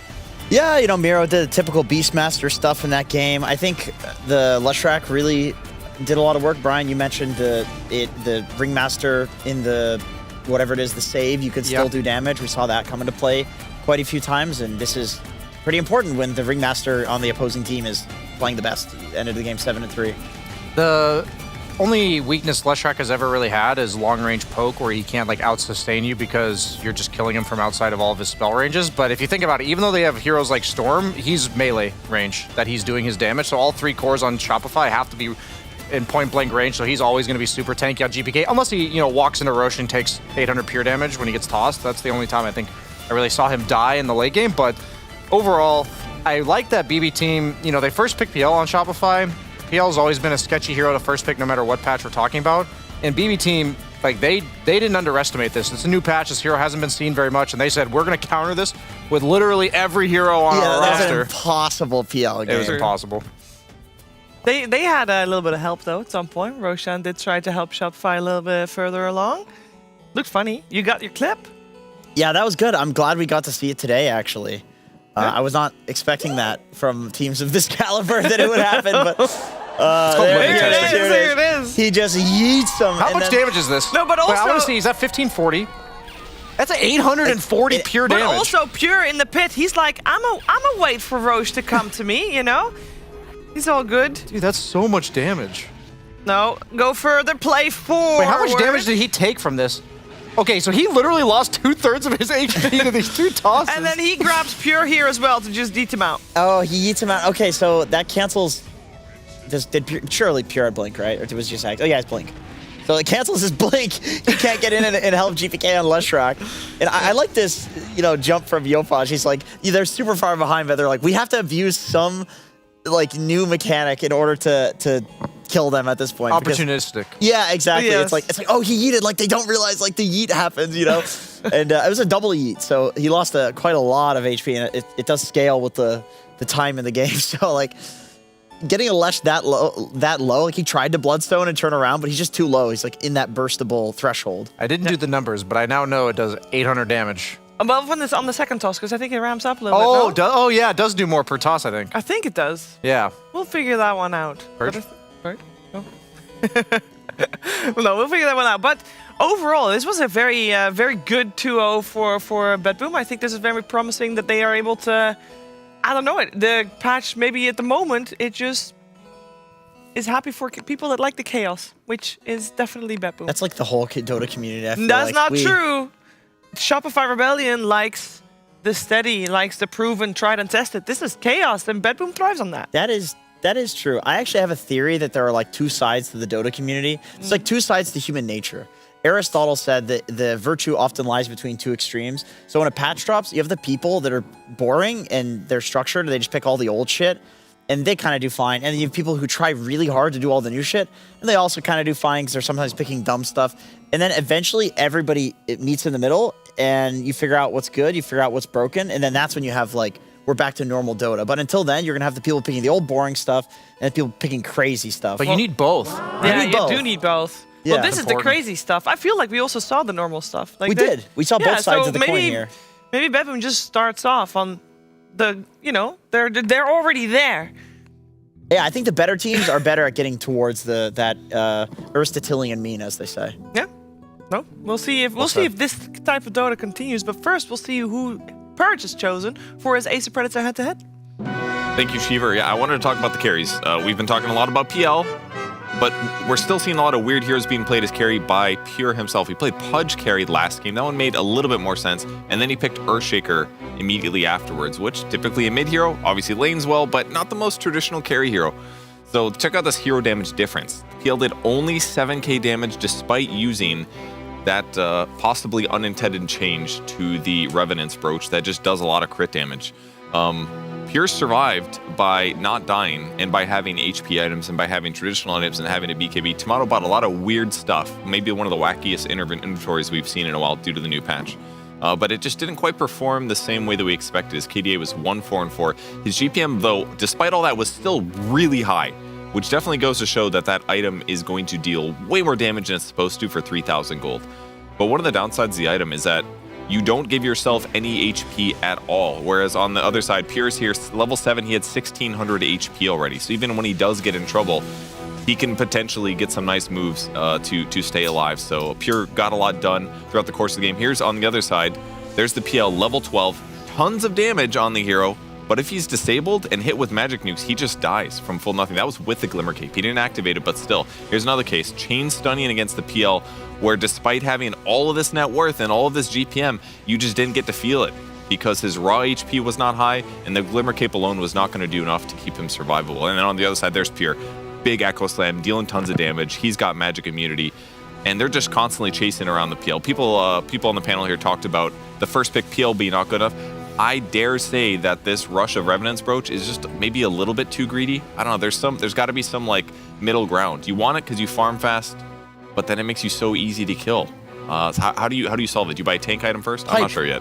Pipe Revenant's Brooch. The pipe for your illusion. There was a pipe. He was one of the things he was under but the at that point, you've got like 4 items on all the enemy guys. It's like pipe into Revenant's Brooch, into Heart. That's an Eternal Envy build if I've ever heard one. Pipe rush on PL. But we also said that PL was basically countered by almost every single hero of Bedboom. So maybe this wasn't a good game to take stock of the PL for. It turns out PL is still countered by AoE. Good. Yeah. This is something that is universally true. And Ringmaster doesn't count as a counter because he can also, you just don't stop taking damage from the AoE. Anyway, I got to talk to Pure about the patch and I'm excited for that. Hey Pure, how you doing? What's up? Doing good. Good to hear, good to hear. Congratulations on the series, of course. I would love to hear your initial impression of the patch. I mean, patch is honestly good. Like the map has been changed, as I talked in a few interviews ago. Like they changed some heroes, they changed the map design, they added some new objectives, like old but new designed objectives, and that's cool. Cool. Yeah, How many games did you play before your officials today? How many games did you get in, you think? 4 or 5, something like that. Okay. We played something like that, like all of the team. The rest played 3-4 pubs as well. And is your strategy to just go in straight away to play, or did you spend some time reading? Because it's a lot of text. I mean, I read everything yesterday night already. Okay, yeah. So then I just went to sleep, and today's morning I just gotta try something new, and some heroes did work, some heroes I knew that are going to be good anyways, like Pudge for example. So that's kinda it. Yeah, because obviously you got to play your Pudge in the first game that you played today. Is that you that you read the patch notes, you're like, Pudge is back, give me Pudge straight away? Like how does that first draft, because it went pretty fast. When we were looking, you guys didn't really use much of your bonus time. How did that first draft came to be? Did you already beforehand know, like, if there's a chance, pick me that? I mean, it's quite funny, honestly, that I got to play the Pudge in the first game. Like they picked the heroes that are better against Pudge, and we got the Iowa. So it was like really nice, like one of the best Pudge games ever. Not ever, I mean, but ever in this patch. Maybe. Yes. So it's quite funny, but yeah, I mean, we understand some heroes that are quite strong, and we just trying something new. You know, like we're gonna test some few things in the pubs as well, and we're gonna cook in the playoffs. What change are you most excited for? What's your favorite thing? My favorite thing is probably some Chaos Knight stuff. Yeah. Second Face It is cool. I think you can get some with the really double nice stun? items. Nah. You mean the neutral item one? Oh, that counts as the first. Yeah, all right. Yeah, we're expecting to see that one. That's some nerd shit, so I'm gonna try to explore it more. Yeah, that's what you're gonna try. First pubs you're gonna play. You're like, give me Chaos Knight. I mean, I've played one already. And one, I would imagine. Of course. Of course. No doubt there. All right, I'm gonna send you over to Purge, who has some more questions. Hey, Pure, you've been playing non-standard carry heroes the last couple of matches. I mean, Beastmaster carry, you played Pudge earlier, you played Earthshaker. Why are these non-traditional carries working for you right now and other teams? I mean, for me, I just done this playing some old heroes. And I mean, Pudge hasn't changed since, I don't know, like since whatever, like since 2 years old. Pudge is 2 years old already, and I'm just done with playing like some alchemy stuff and the rest. So I just try to, you know, to invent something cool in Dota. That's basically it. Okay, and for your Pudge facet, if you didn't have an IO, would you have still gone that new facet, or is the other Dismember one still pretty good too? I mean, I think if you play in Pudge carry, you should always go for this facet and scale to, you know, to some Mask of Madness, some Echo Sabers maybe, and like scale your attack damage, because the facet is quite nice. Okay, great. Thank you so much. Yeah, thank you for taking the time to talk to us, Pure. I can't wait to see what you and the team cook up for the playoffs. Congratulations. We'll see you there, of course, in a couple of days. And good pubbing. Yeah, thank you. I mean, I want to say that I'm super tilted that they made Faceless Void even worse. And I want to tell that to everyone that Ice Frog fix this shit, give me back my Chronosphere, and like, you know, change something. I want to play Faceless Void without time zone. Okay. They're really trying to push time zone though, so you might have to wait a few patches more. But yeah, we'll note that. Hopefully Faceless Void gets buffed at some point. Thank you, Pure. Hope so. See you guys. See you. And we'll see what, of course, Bedboom cooks up. But first, we're going to see what Lacoste has been cooking up. That's right, Shiver, and we're gonna zoom in onto Gunner real quick, because that's what we like to do. We like to zoom in onto Gunner just for the sake of zooming in. And Gunner, have you been enjoying the patch? How do you feel about the patch? Yeah, it's been fun. Not a good win rate, but it's been fun. What? How many games did you play? I think 6. 6 already? I think I lost. Right. No, I won 1. Well, I think he's also. Are you happy to see Lacoste, or what's going on here? Yeah, I think Gunner has been working on this patch as well. He just does not want to say it because there is something added in the patch that doesn't make much sense. We're talking about the visual representation of Gyrocopter, the real side gunner. As we can see, he is the side gunner next to the OD Pixel. We made that meme in a couple of seconds. As you can see, it's high quality. Very high quality. Very high quality, yeah. How does it feel to be in the game, like having your own name in the game, Gunner? It feels really good, honestly. When I saw that change, I got excited. I was reading it in a call with Owen, actually, and I got excited about it. Yep, I pointed it out. I didn't think about this, but now that I've seen this is how my brain works. I don't think anybody would think of this other than him. Yep. Okay, Gunner, you're free to go. I know you need to get some food. Yeah, I don't need you anymore here. You're free to leave. But we're going to see some of the other memes from Reddit as well. And this is going to be the one as well. Spirit Breaker. I like how they added, like, they removed imbalanced facet. That was actually the name, and they had to write that in the tooltip. That's also the facet's name, not the description. Plus, adding a new facet called Bull's Hit. Bull's Hit or Bullshit. I think it might be actually bullshit. They just put the apostrophe on the wrong side. I tried this one. You tried that one? I tried this one. It's actually not bad. No, we lost. We're not going to talk about it. We don't talk about it. Okay, you guys lost. I know how it goes on these casters.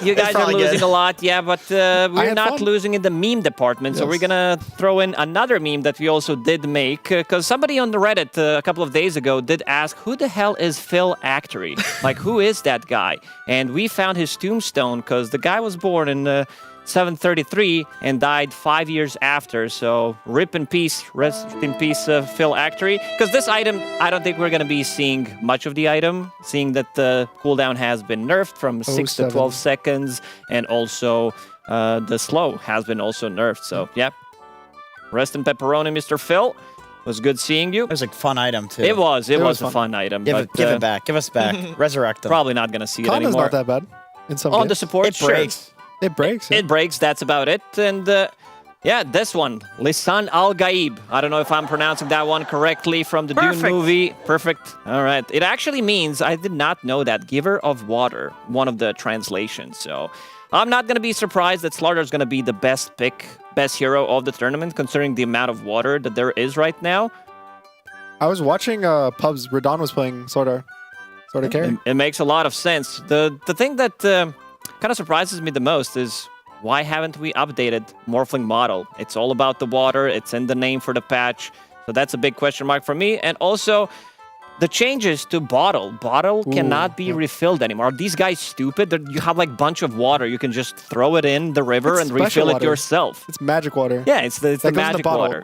You don't want like foot water. Like you're just walking through the... I mean, maybe some people want that bottle, but...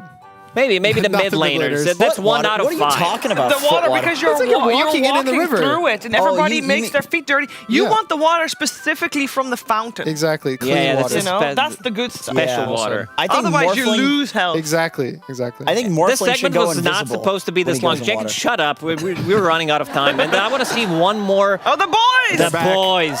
We talked about it on the panel the other day. People are like, who the hell are the boys? These are the ancient prowlers, and I'm really glad that they're back. Probably the support players are not going to be glad, considering the amount of deaths that they received from the ancient prowlers. You're casually walking on the map, looking somewhere else, and during the daytime, you walk through the camp, you get rooted, you die from 100 to 0, and you're going to need a good luck for stacking those camps Even as the well. carries. Even the carries. Like, the amount of damage that these boys do is really nuts. So really glad that the boys are back, because more memes, more funny clips are going to be harvested as well.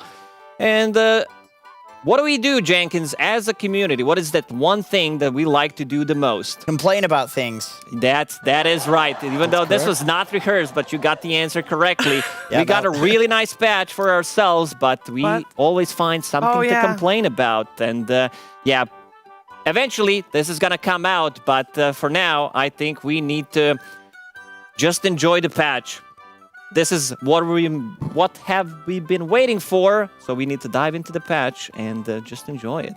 We will be doing some unranked party queue. Yeah, but we're first going to see some more Dota right here, where you're watching right now. So Group A, with the series that just finished, is completely solved. We have Shopify Rebellion eliminated and Heroic move through.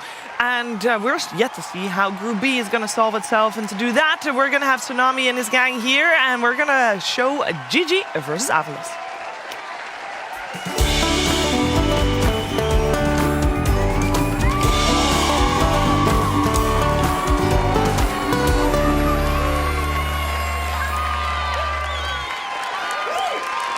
Waking up, playing some Dota. It's just been part of my life for 20 years, and I don't think that's going to change anytime soon. Where we are in the history of this game and where it's come from and how much has been accomplished, I think compared to basically any other esport, it's the best. So I'm grateful for Dota 2 as a game, because Dota as a culture supersedes where we come from. You are a Dota player first, and I love that.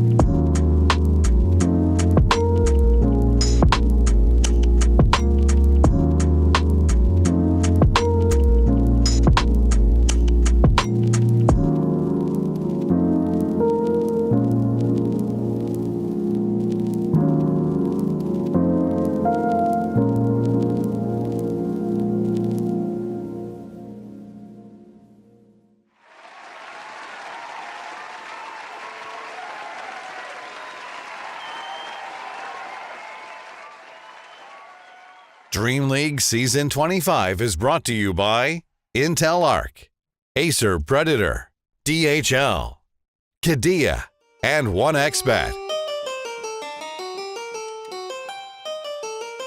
And on this, the inaugural day of a 7.38, it's a classic for that kind of major patch to happen in the middle of DreamLeague. Group A has now fully resolved themselves, but we need to figure out what's going to be happening in Group B. So without further ado, the PogChamp Pandas.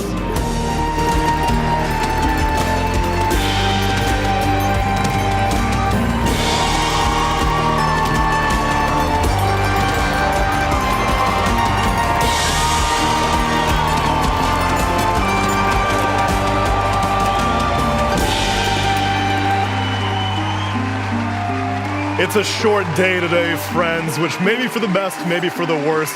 You don't get to watch as much professional Dota, but you at least get to sink your teeth into a whole bevy of new changes. Ones that I have enlisted my panel to do some studying on. Fear, Nat T, and Effie. Welcome to what many are saying Dota 3, but I feel like I see that every time we have a major patch. Once a year, it's Dota 3. I mean, there's a lot of good changes, a lot of map changes, but I think overall, Dota 3. I feel like the Facet one maybe.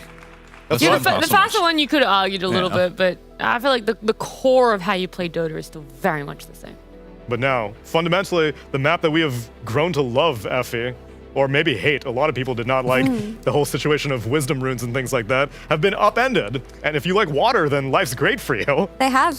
There are a lot of new things, but honestly, the map changes are good. We needed a shakeup in Dota. It's been a little bit stale because even when the big Facet patch dropped, it didn't really change the map at that point. The map had stayed the same. So, you know, Roshan being moved to the river, the new currents taking you to the safe lane with all of the new neutral camps, the wisdom runes being shrines now, the tormentors being on opposite corners. We're gonna have spawning earlier. Yeah, we're gonna have to see a lot of strategy changes to accommodate for that. And if you at home may be somewhat overwhelmed by all the things that we're describing, don't worry. Daddy Fear is going to guide us through all of the map changes that have been happening. Fear, you mind taking us through a tour of the 7.38 map? Yeah, of course. I mean, it's a good patch to be a slaughter. There's a lot of water, as mentioned, so I guess we can start there on the changes in the river, and what they're really called is, one second. Upending. Does that work? There you go. Go to your hero. Let's take a tour. We get in? Does this work? Are we asking production to zoom into the laptop? Yep. There we go. All right, okay, sweet. Perfect. All right. Anyway, 15 times the charm. So the biggest thing that did happen in this patch, well, I wouldn't say the biggest, but let's go over one of them. They moved the bounty runes here. And now there's a lot of them. Normally that doesn't happen all the time, but you do go in the river now. And when you go downstream, you get a buff where you go faster in Wandering Whirl, and you can just move to lane really quickly. What really tricked me out at first is I didn't think you could go back up this. But apparently you can run up waterfalls now. I see. So that is completely fine. So they have that not only in the middle lane with the runes here, but you can also go down to these areas too, to all the side lanes. So if you want to get to the lane a little bit quicker, this is going to help supports a lot. If they want to get an early ward out, they can just take the river down the safe lane and make their way all the way down here. Other options that have changed as well is the Twin Gate is now here. And we do have Tormentor spawning here. And Tormentor is always going to spawn on the opposite direction of where Roshan spawns, and so we'll go directly into where does Roshan spawn now. It'll spawn in this area, and then once it turns nighttime, he will run across the river all the way across and go to this pit. So if Roshan's over here, Tormentor will be here. If Roshan's over here, the Tormentor will be up here. Vice versa. And then the other changes that did happen into the map here is we do have the Lotus Pool available. And one big nice change that I think was happening with the Lotus Pool is if you go in here, it's no longer a click battle. If there's two heroes in here, you have to fight to the death for the person to get it. So bringing numbers does matter in this situation, but if you are alone, you will collect the Lotus. And that's a really good quality of life change, and now it makes it so if you have a stun and the other guy doesn't, you don't automatically get the Lotus. Same thing is going to happen with the Wisdom Runes. If there's two heroes inside the circle, it'll freeze until either one of them is moved or you have additional heroes there, and you will get the Wisdom Rune that way as well, which is very nice to see. So those are going to be the big changes. The last one is going to be Roshan, how he does traverse from lane to lane here. but it will be a minute until he spawns here. Did I miss anything else? Wait, I want to go back to the Lotus Pool or the Wisdom Rune ones because I want to ask, if you go into it and then someone else joins, does it reset it or does it pause at the progression that it's at? That was a good question. It did show right there, but I don't know the exact answer. But I think it reset from what I saw. I would assume it's the reset. Okay. It's not like a loading bar that. Yeah, not like a capture the not flag. Not like a capture the flag. Okay. And there's one more cool thing that happens. And Roshan is in I'm this not sure pit. if it's going to happen at that particular moment, but I can force it to happen. Maybe. Well, we got 10 seconds. We can see. Fine. I want to see. So what Roshan does now, if you're within his path, he should just yeet you out of his path and then just keep going. We'll see if he starts moving here. It didn't. I messed with the game, but I can make it happen. We will make it happen here. All right, Roshan, if you're in his way, he will say, "Get the hell out of my way," throw you and clip you, and then you can no longer play the game. So, yeah, don't stand in front of Roshan. He's an angry boy now. But those are the major map changes here that you're going to have to keep an eye out for. What about the new creeps? Show me these little froggy boys. Oh, you want to see like the fishmen or the what? Fishmen? I'm curious as to this progression because they start out as an easy camp and then they go up to a medium and then a hard, but they can only ever evolve 3 times, is it? So an easy will never go to an ancient. So wait, the camps themselves are leveling up? It's not like there's a hard camp, medium camp? So it starts out that way. Hey, there and are always polywogs here. So takes a while. There are like a small, medium, and hard for them, but they all level up 3 times. As the game in-game timer. It progresses, yes. But early on, these are the new guys here. And so far, they've seemed a little underwhelming. Maybe I'm wrong about that, but as I farmed them, I was like, wow, these are OP or anything. They do like a shield. That's the only thing I saw that was slightly annoying. That sounds like some new Doom tech, maybe. I mean, for new creeps for Chen, potentially that could be good. But as far as like farming, it's not going to like ruin your day or anything, which is nice because getting owned by neutral creeps isn't really fun. But maybe it's fun to watch people get owned by neutral creeps. That's why I'm so happy that the Prowlers are back also, because I true. love watching people struggle with neutral sphere. Thank you very much for the tour of the map. Now, as for my other analysts, I enlisted each of you to come up with a hero that you were especially passionate about. Yes. And seeing as how we are starting the draft soon, may need to make it a little bit snappy, but your hero... Yes, I picked mine specifically for 2 reasons. One, I had played her today already in both the support role and trying a core role. I don't play core, so, take it with a grain of salt. But I also think it is potentially a tofu pickup. So I wanted to look at Marana a little bit. Both of her facets got removed. Obviously, one was the original Moonlight Shadow ult, and then the second one was the Solar Flare. So both of them removed. Right now, she has no Solar Flare. Back to the staple ultimate, and instead she has Starstruck and Leaps and Bounds. Leaps and Bounds is when you leap in, you will do an AoE route to everyone that is within 250? Yeah, 250 units around you, and the Starstruck, which everyone seems to be going, is on your second Starfall hit. The closest hero unit will get struck by it. They get blinded for 3 seconds in the first level, up to 5 seconds on the highest level there. So everyone's going the Starstruck one. She's also now an agility hero rather than a universal hero. True. Tofu played her 2 hours ago in a pub. So I'm hoping we could potentially see it here because I want to see if he's still going to go for the Starstruck when it comes to competitive, because Gleipnir has changed as an item. I see it more now as a support item. Do you still go that item progression? That is something a lot of people love to pick up in Marana. Is that now no longer viable? Do you instead just go that facet so that you can save that gold and do something else for yourself? Yeah, a lot of different things are around Marana in my eyes about how you can play her and where exactly you can play her and if she is still stuck in that support role for herself. Perfect little monologue. It's been a while since we've seen her at top tier viability. Effie, I know we are getting into the heroes, but I am curious which hero caught your eye the most out of the entire changelog.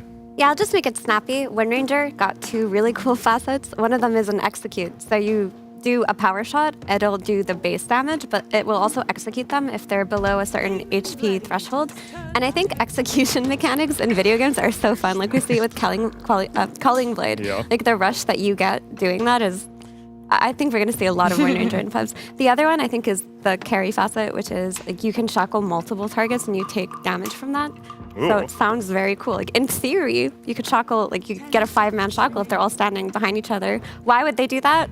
They probably wouldn't, but it could happen. Because you have a Jakiro on your team who stunned them twice now, all in a line. All things that we need to be on the lookout for, especially Jakiro, because he got picked up now by Avlis as we can take a look at our Game 1 draft.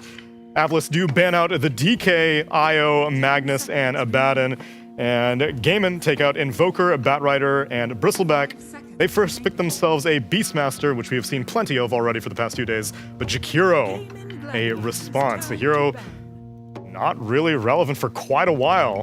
First phase status now. He got 2 new facets as well for himself. When I say new, it's because, you know, the old one's being removed. So it's not like he has 4 now. He's got 2 brand new facets for himself. And everyone's taking the Frost one, right, Effie? And because I think it increases the stun duration to 6 seconds.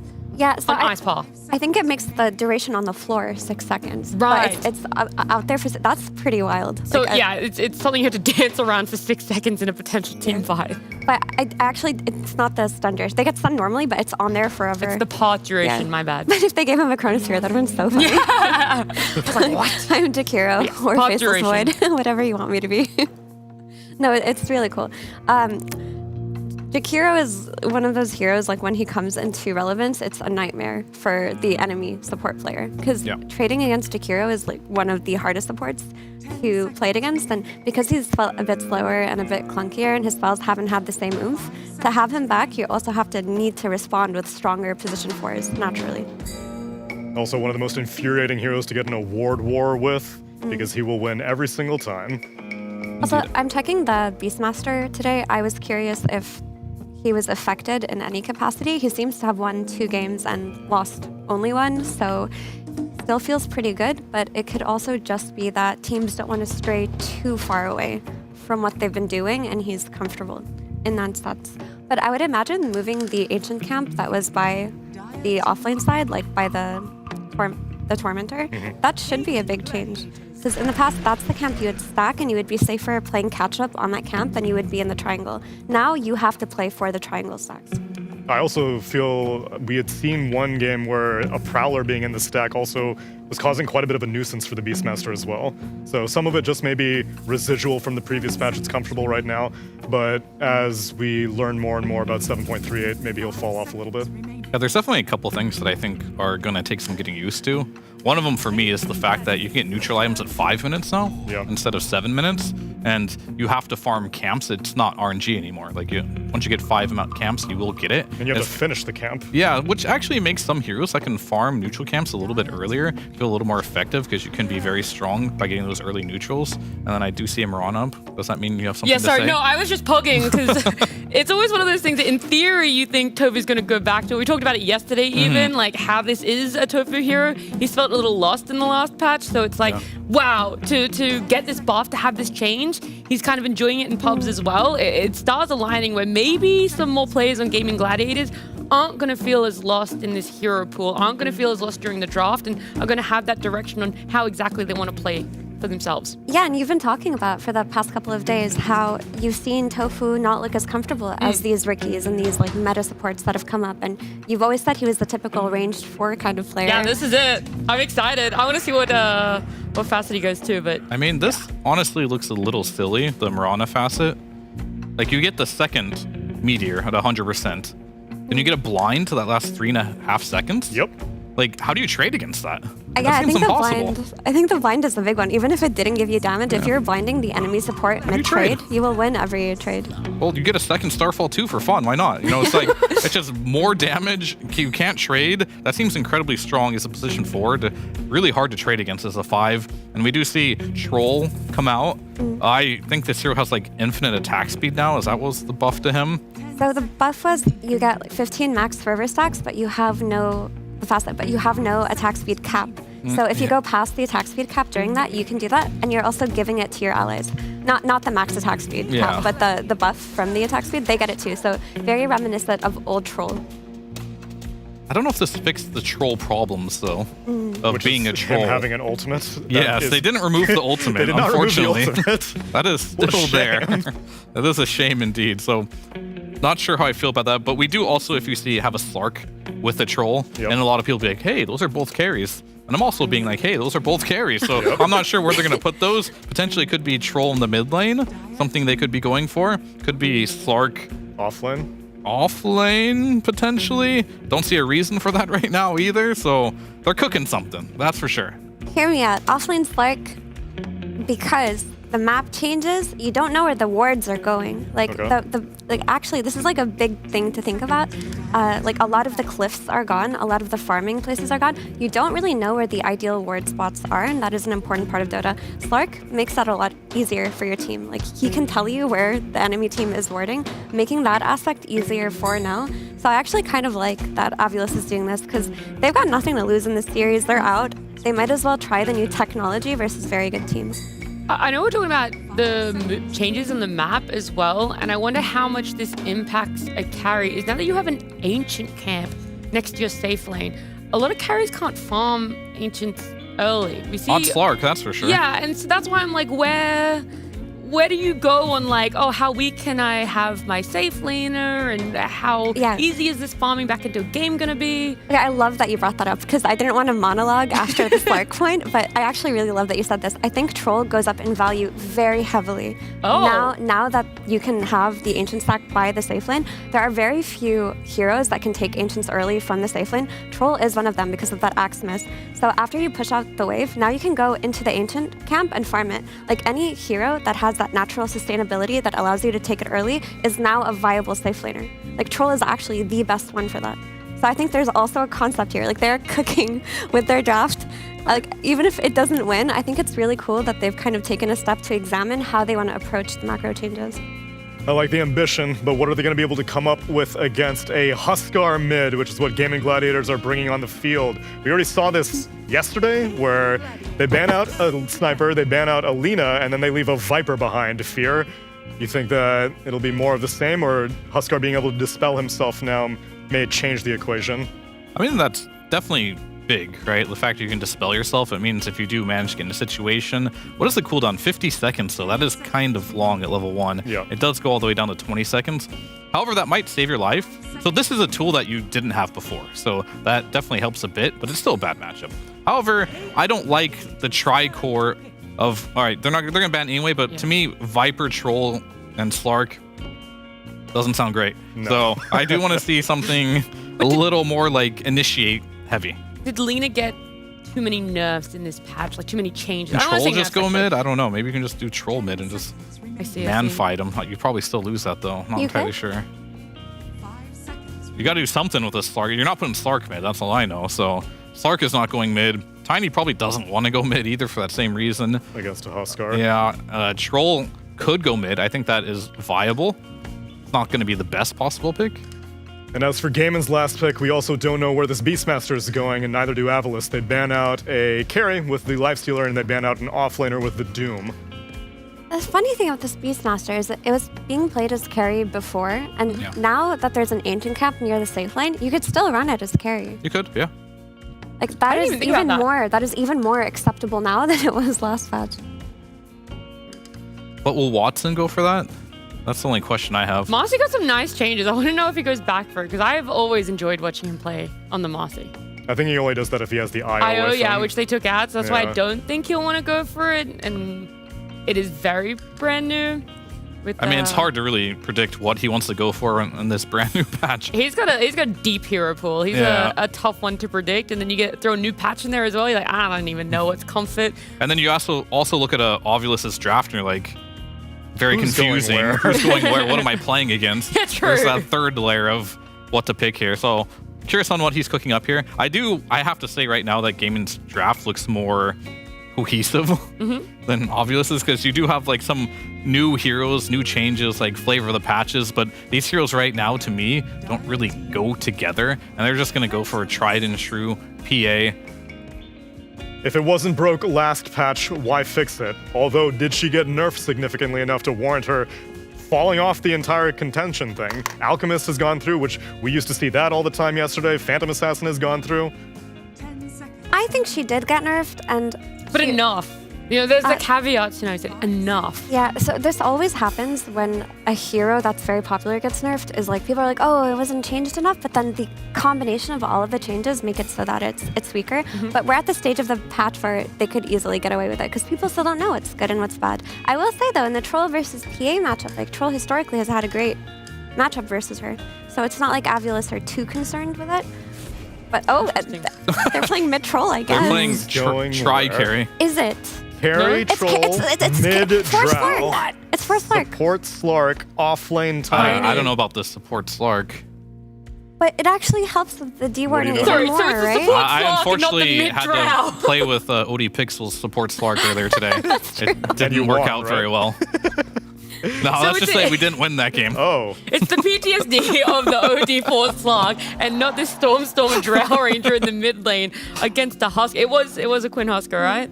It was a Quinn Huskar, yes. Yeah, right. So Huskar Drow match. You got any knowledge on that one there? Fia? Huskar versus Drow? I Yeah. mean, it's fine for Drow, but it can also be bad for Drow at the same time. You're not going to kill the Huskar ever, but you can kind of outrange them. At some point, you will be good against them when you get items, but you farm very slow as a mid-Drow, unless Drow got some significant changes. Effie, you have a question. What's your question? Just want to say, like, she did get the high ground bonus go from 20 to 30%, so that is quite significant for the mid lane. You're doing 10% more damage because you're on a high ground. So I see why they're theory crafting it. I love that they're cooking up creative things. Their draft looks really greedy on paper. I mean, it's like Tricore with a support Slark, but I think they are thinking outside of the box, which is exactly what you have to do for new patches. I like how adventurous it is. We're also bringing 2 new faces to the desk. Cap and Avery over there in your ivory tower. What's on your mind, friends? Anything catch your eye? Dude, I knew it was support Slark. I knew it 100% because Owen's a genius and he was running support Slark, so of course Eki's going to be doing it as well. I'm really interested to see if Eki takes Owen's approach of not laning at all with his offlane. I think that was the I think that was really interesting. He decided to dual lane mid and abandon his offlane Necrophos against an Ursa Marci lane. It was a really interesting idea. Guess who the Necrophos I was, think guys? the idea of letting your offlaner die 5 different times in the first 2 minutes is like super innovative, and I hope Eki tries it out here. I see, like there's some stuff that's bubbling up to the surface ever so slightly. Perhaps we'll direct that rage inwards towards the game. Ladies and gentlemen, game number 1 with the PogChamp Pandas.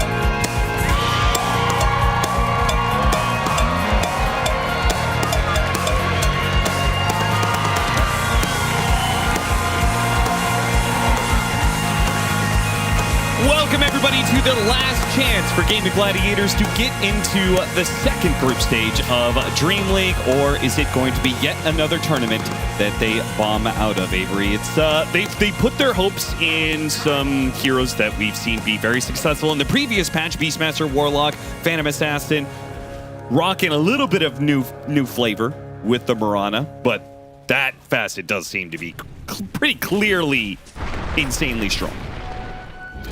On paper, yes. It's also a hero Tofu's mega comfortable with. Yeah. This used to be one of Gaiman's classics, and this is the hero I'm watching in this game for Gaiman. Tofu on this Mirana. I think it's the newest big change for them in this lineup, and also just how this Starstorm works, what he can do with the hero. He's a level 30 Mirana. He has an insane amount of experience on it. He's got the Crimson Cosmetic. He's ready to cook. On the flip side, I'm curious what the 4-position Slark will do. Austin, you had some experience with it earlier today. I think the key to the 4-position Slark is having an offlaner who's very independent and capable of playing that lane. Yeah. And that's really what it comes down to. You just weren't up to the mark, and unfortunately, it really showed in that pub you played earlier. Also, this mid lane. This is a wild mid lane. It feels like mid-drow has not been in the meta since, dare I say, MLG Columbus days. Yeah, it's been a with while. Arteezy making his breakout on that hero and really setting the meta with it. So if this comes back, that could be really interesting. Still super early, but you have some extra high ground damage, and in theory, a good matchup versus the Huskar. You have anti-healing, you have slow, you have kiting. For sure. I can see it pan out. And as Effie pointed out, extra 10% from that vantage point facet that nobody really went to often. Tibbe, is that going to be your first blood? Tries to TP out, barely able to make it away. Meanwhile, Blood Grenade put onto Malady. Maybe Malady's the one who give up first blood instead. A stick is not going to do it. Eki draws first blood. Extra little minus armor from that new Slark facet bonus, and puts in some work here. Though that TP out on the Tiny does not feel great to start this laning face off. There's no river to run down in that off lane. I cannot believe, by the way, that they buffed Warlock. Like, Warlock was actually kind of in I felt like a good spot, particularly his laning.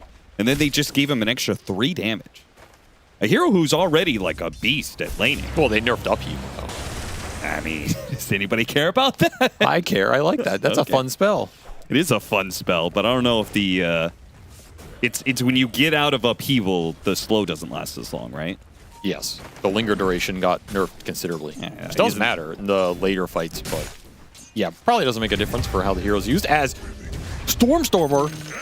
He's going to take out, but he got the experience for the kill. He's a happy camper. A big man up there from Quinn. So far, that mid lane has been going pretty well for the Drow. Really just laying into it with the Frost Arrows. Not much Quinn can do about it. And he went for the Incendiary, not the Cauterize on that Huskar. So yeah, I don't get to see that know. in play. I don't know how influential it would have been in this matchup. But yeah, he's almost a level behind now. Big plays coming out from the mid Drow. By big, I mean he stood there and he hit him. He did do some right clicking.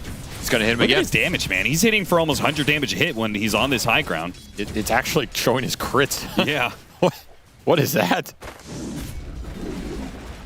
So much damage.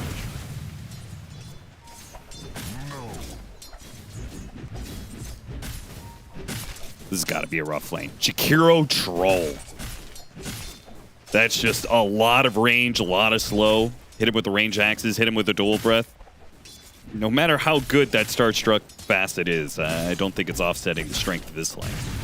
I mean, also, Jakiro just hits you twice, so you can only blind one of the heads. That's not how that works. Lore but- accurate. It's in the patch notes. You got to read them, Austin. You got to read all the details. I read all the details. Don't lie to the audience. There's That's at the least whole one, fun of there's patch at day. least one person who believed you. Yeah, that's the beauty of patch day. You can just say whatever you want, and some guy's like, wait, I didn't know that. He's not going to fact check it. Anyway, everybody, Jakiro gets extra True Strike because he has 2 heads now in the patch notes. Eki with a roam to mid, but he doesn't have boots or anything. I mean, what's his plan here? What? They didn't see him? Okay, there we go. We found him. He should pounce away and should be... I don't know. I mean, he's not slow. fine. He actually He's only has dead. a windlace. Yeah, he's just... Oh! Doesn't quite die. I feel like he should have died there. I don't know what he was even looking to do, but the ward did spot him on that rotation, I guess, so they just counteract it. Save Quinn, though Quinn's not really laning anymore. So this Huskar pick has not worked out lane-wise for Gaiman. Their 2 side laners are pretty happy, though, as this off lane for Avalice has been a struggle. They pulled waves, they're trying to get through it, and they're going to lose Zibe again. I feel like that's First time, why yeah. Eki was rotating to mid, because at some point he was like, do we want to just keep 2v2ing this? So this if he's is not able to get pulls. honestly looking like the pub that you played with Owen earlier. No, there's a massive difference. He started in the lane and then rotated out. I don't know. This Tiny he's getting a little griefed right now. I know that feeling. Oh, Tofu? It's a lot of damage. He almost sneaks the kill on Tsuneko. Malady is actually... They're going to just go for it. He's salving up, though. Salving up, so they go on Smiling Knight. Tsuneko out of sight for now. Tofu rejoining that, but Stormstormer's going to make the TP in and offset the rotation of the support. Smiling Knight hoping to get an ensnare. Doesn't quite get it. He will stay alive. Nice rotation from Stormstormer. The counter gank from the Drow. Don't see that every day. No, you certainly do not. Works out, though. And they had salves up here, so they're all going to be full HP. Tough dive for Gaiman. Does not work out as Eki. He wants a little Tofu on the plate, but can't get it. This Slark is doing nothing, Austin. He has his Orb of Frost now, though. He has Orb of Frost, everybody. He does. That's good. That's good. And he found a haste rune, which he can take because Drow doesn't bottle or do anything with it. Yeah, you know what's funny is that the Drow Ranger mid, it's like, how's that hero going to rotate? Like, is that going to be any good? But he's playing against a Huskar. That hero doesn't rotate at all. Exactly. So he like, any rotation is better than no rotation. I actually don't mind the mid Drow in this game. I just think it's a question of will the whole draft work together. Sure. And also, PA is very good versus that hero for a lot of the mid-late game. I have to assume it's still the same. Well, presumably he's going to get depth shrouded, so that's true. The PA can't hit what he can't see. Top tower getting sieged a little bit here, but... Yeah, use the glyph for some extra bit of time for the siege wagon to hit the tower. Are they going to try and contest this wisdom spawn? No? 7-minute shrines. I mean, what do you call this thing now? Do you call it a wisdom rune? It's not a rune. It's called the Shrine of Wisdom. You call it a wisdom shrine? Yeah. That's too much. It's called the Shrine of Wisdom. I'm just going to say wisdom. Do you get paid by the word? I'm confused. Well, I get to set the precedent now. If you just start calling things by a certain name, that's how it's going to be forever. Right, like the ribcage ward. Yes, the ribcage ward that you obviously set as precedent, Austin. Yes, that's very nice. I don't know how you came up with that. We got our first bit of crafting going on. I don't know how you feel about it enchantment-wise. I do feel like HP... Ooh, got him on the ice path, hit him with the second one. It's a good bonds. Watson is just surrounded by so many heroes that despite the great bonds, they don't have the damage to back it up. No one wanted the TP for that? Kind of. I mean, the Beast didn't have one. The Mirana doesn't have one. Okay, yeah, I guess they just didn't have them. I feel like with that bonds, like usually when you dive into Warlock, you get a multi-hero bonds like that. It's pretty tempting to go in there with some AoE spells, which they have, but just gonna sacrifice the tower, look for the trade top, but Ace did not get the trade. He didn't get a lot of tower damage on this Beast. You got a little tower damage mid, but barely any. Kind of a free move for Avalis. They're happy with that for sure.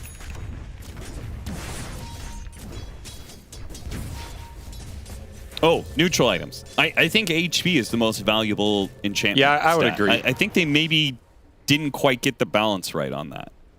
I mean, these for sure will be tuned, but I agree the raw HP compared to a lot of the other things just seems to outweigh a lot. I think the move speed can be solid. I think the mana regen can be solid on certain heroes, but agreed. Otherwise, if you don't know what you're taking, you're probably taking HP. As we have a Drow Ranger Smoke. Don't get to say that too often. And it's probably going to work. Hit him with the Orb of Frost. Hit him with the Ice Path, and then explode the Ice Path for an extra bit of stun. He is going 2-1-2. I wonder if he maxes out Ice Path from here. Because that used to be the build on Jakiro, right?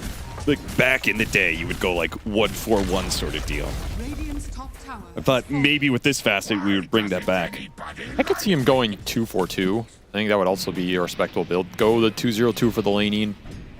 That's kind of your power points on these spells, and then get the Ice Path up for the team fights. Yeah. Because you got to remember this Icebreaker facet on Jakiro only scales the secondary with the Ice Path level, so you don't get some crazy value point out of it.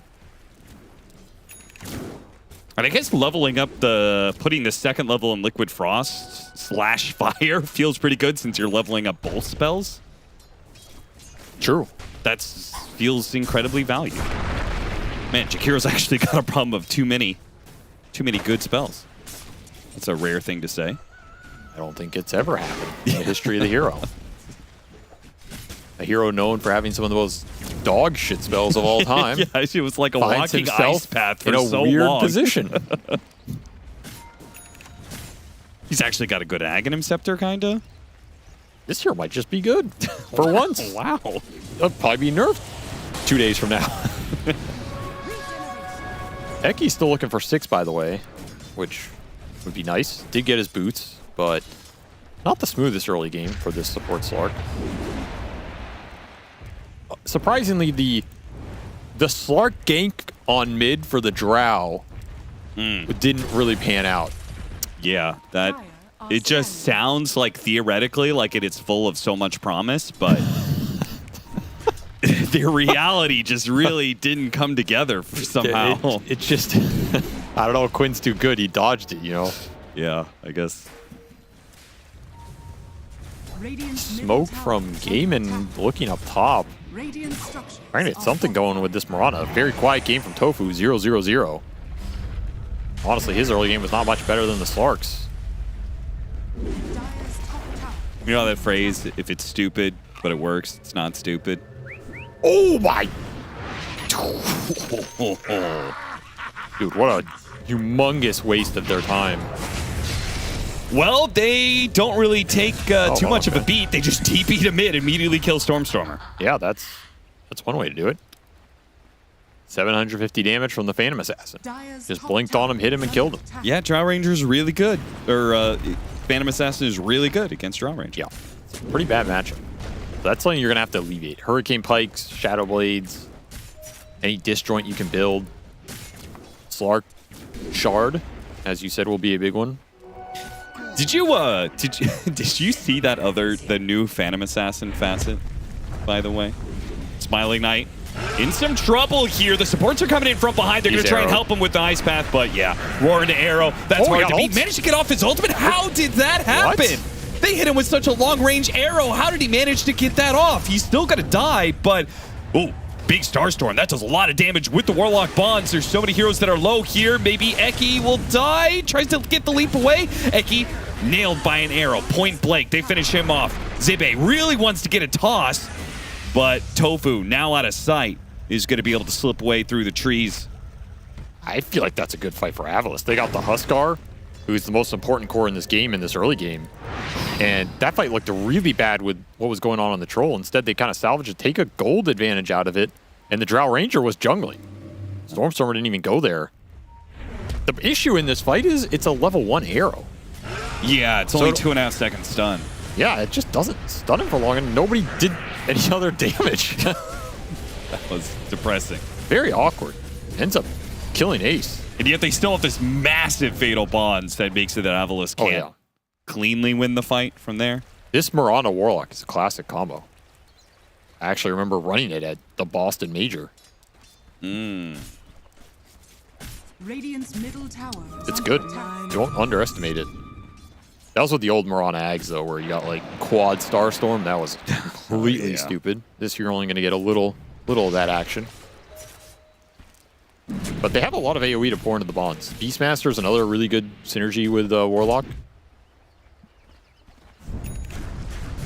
So of the enchantments so far, there is only Brawny and Mystical, which is the HP or the mana regen. Every single hero bar the Drow Ranger and the Phantom Assassin, they took the attack speed enchantment. Everybody else either took HP or mana regen. Kind of makes sense. If you're in the jungle, you don't need HP. For sure. Something to take to your pubs, boys and girls. And the Battle Fury is done for Watson. So this item's a little cheaper now. Should be able to get it a bit faster. And he is very farmed. Orb of Corrosion on top of it. Orb of Destruction on top of that. PA honestly hits hard in the early Smoke's game. gonna break on Quinn. Gets the toss back straight into the Drow Ranger. They don't kill him quick though. Okay, maybe they can still finish him off, but is there a chance for Gaming Gladiators to return fire? Watson tries. Eki immediately pops his ultimate. One more hit would have been a crit. You have to care about this Another Warlock. toss back. Zibe finds Malady now. What a find. Watson does manage to finally get the kill on the Slark. But can he deal with the Troll? The problem is the Troll's counter to this Phantom Assassin. He can't really man up and go for this fight at all. No, Warlock's a lot of game with team fight. So if you can ever take Malady out of the exchange, you're basically good to dive, good to commit. And Gaiman, that reaction probably says it all. Having issues dealing with the toss initiations. Once you're in the middle of this Avalos lineup, it's not a fun time getting kited around. And now Roche? Seems like Tormentor. Yeah. They want to contest Tormentor. Might be here too late. They know what's going on. Can they get there in time? Quinn's going to go right in. See all these low HP heroes. Watson immediately pounces in and finishes off the Jakiro. Arrow slips on by. Doesn't nail anybody on the side of Avalos. They get Zibe on top of that. 2 kills. I'll take that. In exchange for 1,400 gold for Avalos. Would you take that trade? Well, you get gold off this too now, right?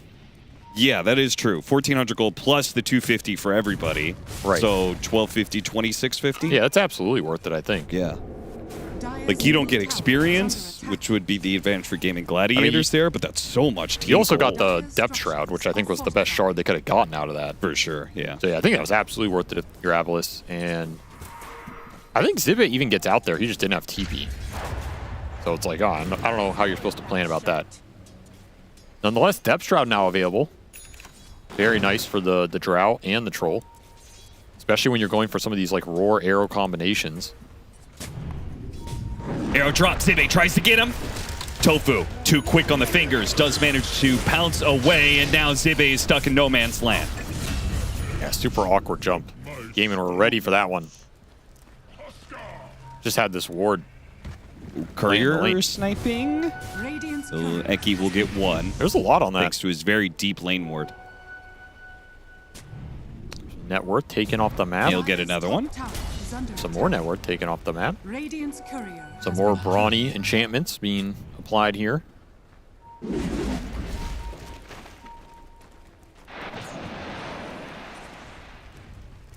Eki should be fine. He could pop his ult or Depth Shroud and TP if he really feels like it's needed.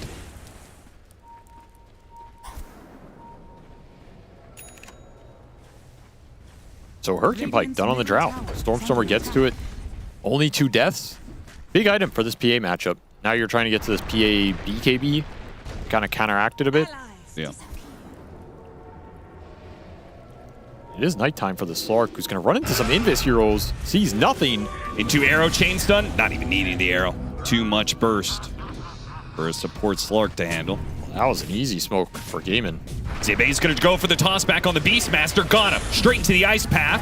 So he's frozen up, silenced up as well. Pretty tanky, though. It's taken a while for Avalos to finish him off. They may be able to get the kill. Watson, in return, tries to finish off Zibe. Not able to do so. Sineko's quite low with Golem right next to him. Almost finished off. Got him on the dagger. Zibe, he wants the toss now onto Watson. But jumping into the upheaval was perhaps a bit too much for him. Did have high ground with the Drow, but not enough damage in the tank to commit to a fight like that. And you still have to respect the AoE from this Warlock Golem. The second Starstorm also hit the Troll, so he just had this 60% miss chance put on him. I really want to go for Quinn here. Eki with his amp damage thinks that he just needs to hold Quinn there long enough for Drow Ranger arrows to reach their mark, but they don't. Still has the Depth Quinn Shroud. backs away just in time. He does, and he can maybe pop it here if they want to all in onto the Beastmaster, who's silenced up. Eki gets low, gets off the Depth Shroud. They finish off the Beast. Smiling Knight keeps pushing forward, hoping to be able to lock down Quinn. A toss over. Malady, he tries to go for a TP. Nice avalanche hitting the two of them. Quinn is still slowed down. Smiling Knight is still pushing forward, and they can chase him down all the way past the tier 2 if they need to. There's nothing this Huskar can do now. Radiant's middle tower is under attack. There's a lot of auras in this lineup. They're stacking a lot of attack speed. Drum on the Slark, Precision Aura from the Drow, and then when this Troll ults, you get even more. Yeah, that is a good point. Jakiro has 2 hits. Like, if you uncap the attack speed limit and you give this hero marksmanship on top of it, Yeah, or whatever the aura is. They're buffing this Precision Troll. aura. I could see him get out of control here. Yeah. Then you have to pick your poison. Do you try and all in the Troll? You try and all in the Drow? Is there a Slark save? You kind of want to jump the Slark too. Team fights aren't that straightforward for Gaiman. Maybe once they have BKBs on a bunch of heroes, it becomes easier. They do have the PA one. I thought, like, looking at it on paper, I thought their team fight was going to be perfectly fine. Just right? been kited out. They have Warlock, Beastmaster. I think the big issue's been initiation. They haven't had the blink on the Beast, which is a big component. So how do you start fights? Whereas Avalos are continually starting fights by tiny tossing heroes in. Right. So if you get blink on the Ace, then I think the team fight consolidates a lot for Gaiman. Becomes a lot more straightforward. You blink, roar, arrow some dude. Maybe there's a Depth Shroud save, but then your other heroes can commit in with BKB. You force Avalos to respond. The Huskar can jump somebody.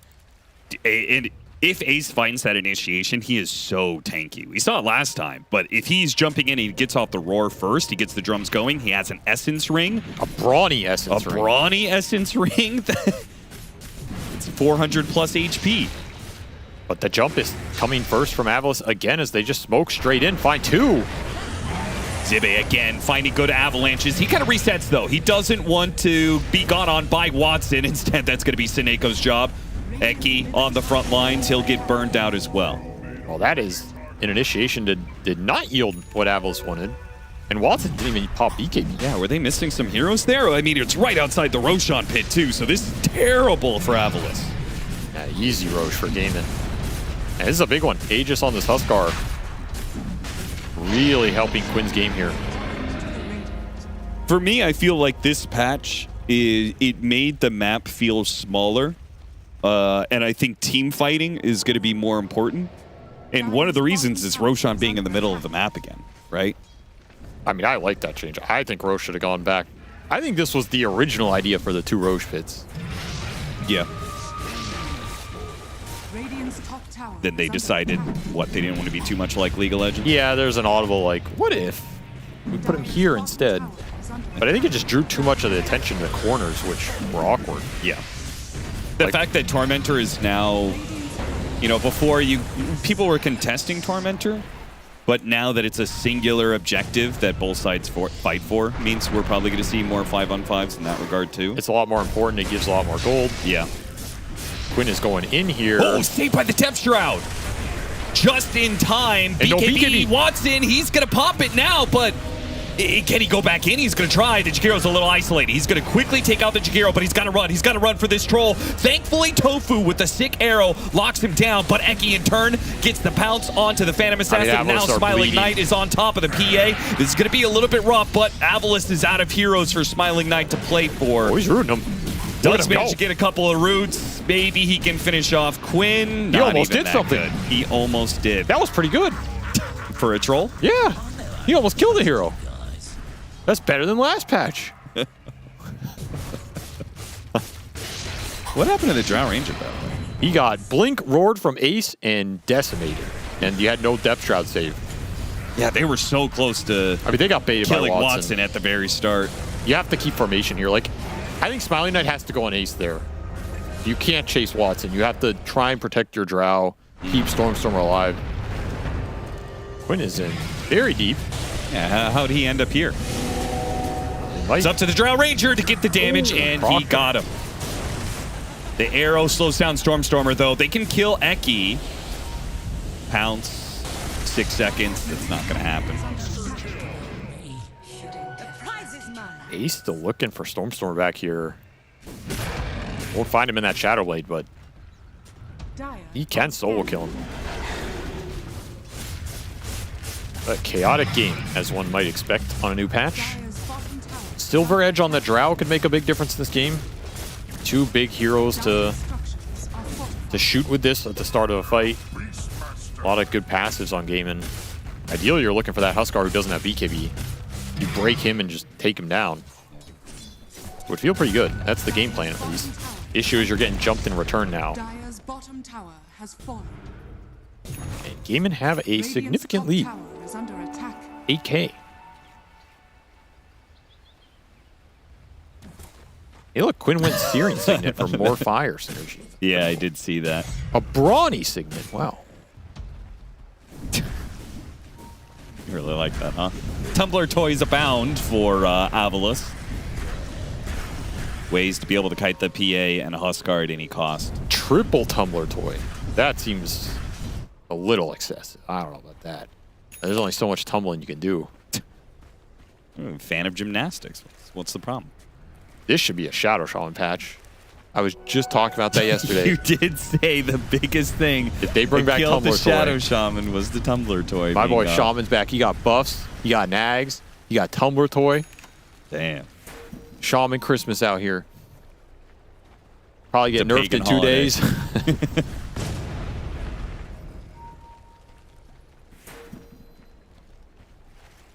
Or staff on Quinn just to probably reset from a tiny toss or get out of Jakiro nonsense. Be my guess though. Interesting, like going 4-staff here over BKB. I mean, having the Huskar's been going Hurricane Pikes a decent amount. I assumed he was going to complete that, but is he going to finish it? Oh, got away from the silence in the slow. I mean, I guess maybe he wants to end up with Hurricane Pike, so kill the 4-staff now. Oh, Ace found his initiation onto the troll. Avalis a little bit separated from each other. The Drow Ranger is nowhere close to this.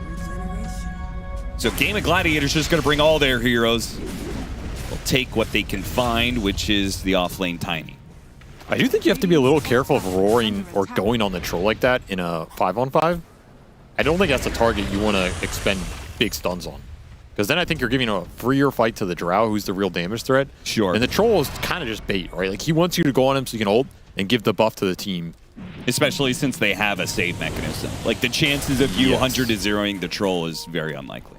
So in some scenario like that, I think it's fine. But in the full 5-on-5, I think Ace does have to think twice about just going on this Troll like that. Yeah, Smiling Knight's just going to run into Quinn and just root him.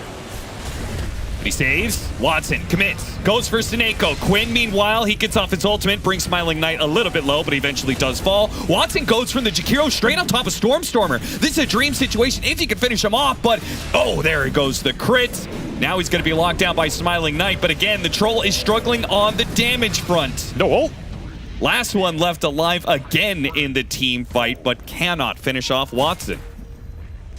This PA has been a menace versus their lineup. They just don't have anything to lock him down or deal with him. 0 BKB piercing stun. Just a free-for-all in the back lines. Some things never change, Austin, and PA winning games apparently is one of them. Yeah. And Troll being kind of useless. Troll being absolute garbage, perhaps another one, yeah. Though too early to say that. Let's not write him off in one game. 3 games is when I'll write him off. That's okay. 3 losses is all it takes. Yeah, he's not Juggernaut level. Radiant's bottom tower. Now there's a truly trash hero. It's kind of awkward for Avalus too, because look at all the vision that they have on the map. It's on the other side. It's down here. Yeah, it's all Eki planting these deep wards. But what are you doing with them? Yeah. Nobody's been able to utilize them. They're going to try and make a play here. Finally utilize. Ace does have BKB, so if they don't toss him, I mean, if you don't go for he this, gets it off. Hit Avalanche. It's almost worse if you don't go for this though. Like, okay, forced him to use his BKB. Now trying to get back. The Gale Guard is going to help a little bit. If Ace needs to just run, this Drow Ranger does a lot of damage. Okay, now he's turning around. He pops the Essence Ring. He has baited them in. They're fully committed. They used the Depth Shroud. Yeah, they got the kill. Congrats. But you're going to trade 3 heroes to get it. Maybe a 4th. Oh, it's definitely going to be a 4th. Wait, what? I think did Snako aggressively force staff Quinn? Yeah, or did Quinn force staff himself? Somebody got force staff, disjointed it. That was very awkward, but either way, that's a 4-man wipe, and I don't know, Avalus are just way too indecisive on that play. I think when you make that smoke play and you find someone, you just go, right? Like, you have to come back in this game. Instead, they're indecisive with it. They wait, then they jump. They don't combo correctly. Ace gets BKB off. Then Stormstormer, he's like half running. And then aggressive force staffing, so he loses his ult. Yo, what was that giant heal? Is that literally just drums? It's like Essence Ring plus... Oh, it was Essence Ring. The mech from the Marana. It was Essence Ring. I mean, because I clicked on him afterwards and he had Gale Guard. I was like, what? But yeah, Essence Ring. What a bait. A brawny Essence Ring, man, that made the difference. An extra 400 HP goes a long ways.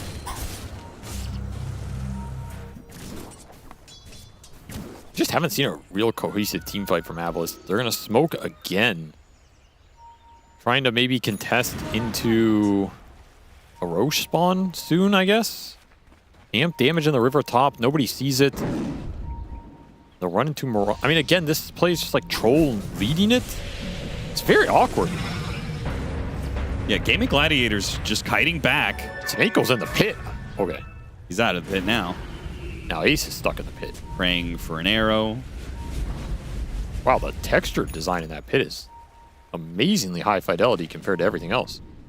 You compare that to Morphling. Yeah, that's interesting. Okay, Avalus is on the low ground, which is the exact opposite point that Drow Ranger wants to be in. They're trying to bait him into this ward. But the wave is going in mid, so in theory, if you're gaming, there's no way you chase here. You just, if anything, you just go mid, take a Rax. I miss these circles that we do around the Roshan. You know, in the corner, we never got the full circle of going round and round and round. Teams, you know, taking a high ground and holding, and then the chase and back off. Hitting your nostalgia. Yeah, it really is. Roche just spawned as well. Radiant's courier has been killed. Avalus are very split as Gamer are just smoking into them. Yule Scepter into an arrow. Trying to force the BKB, actually tanks the stun.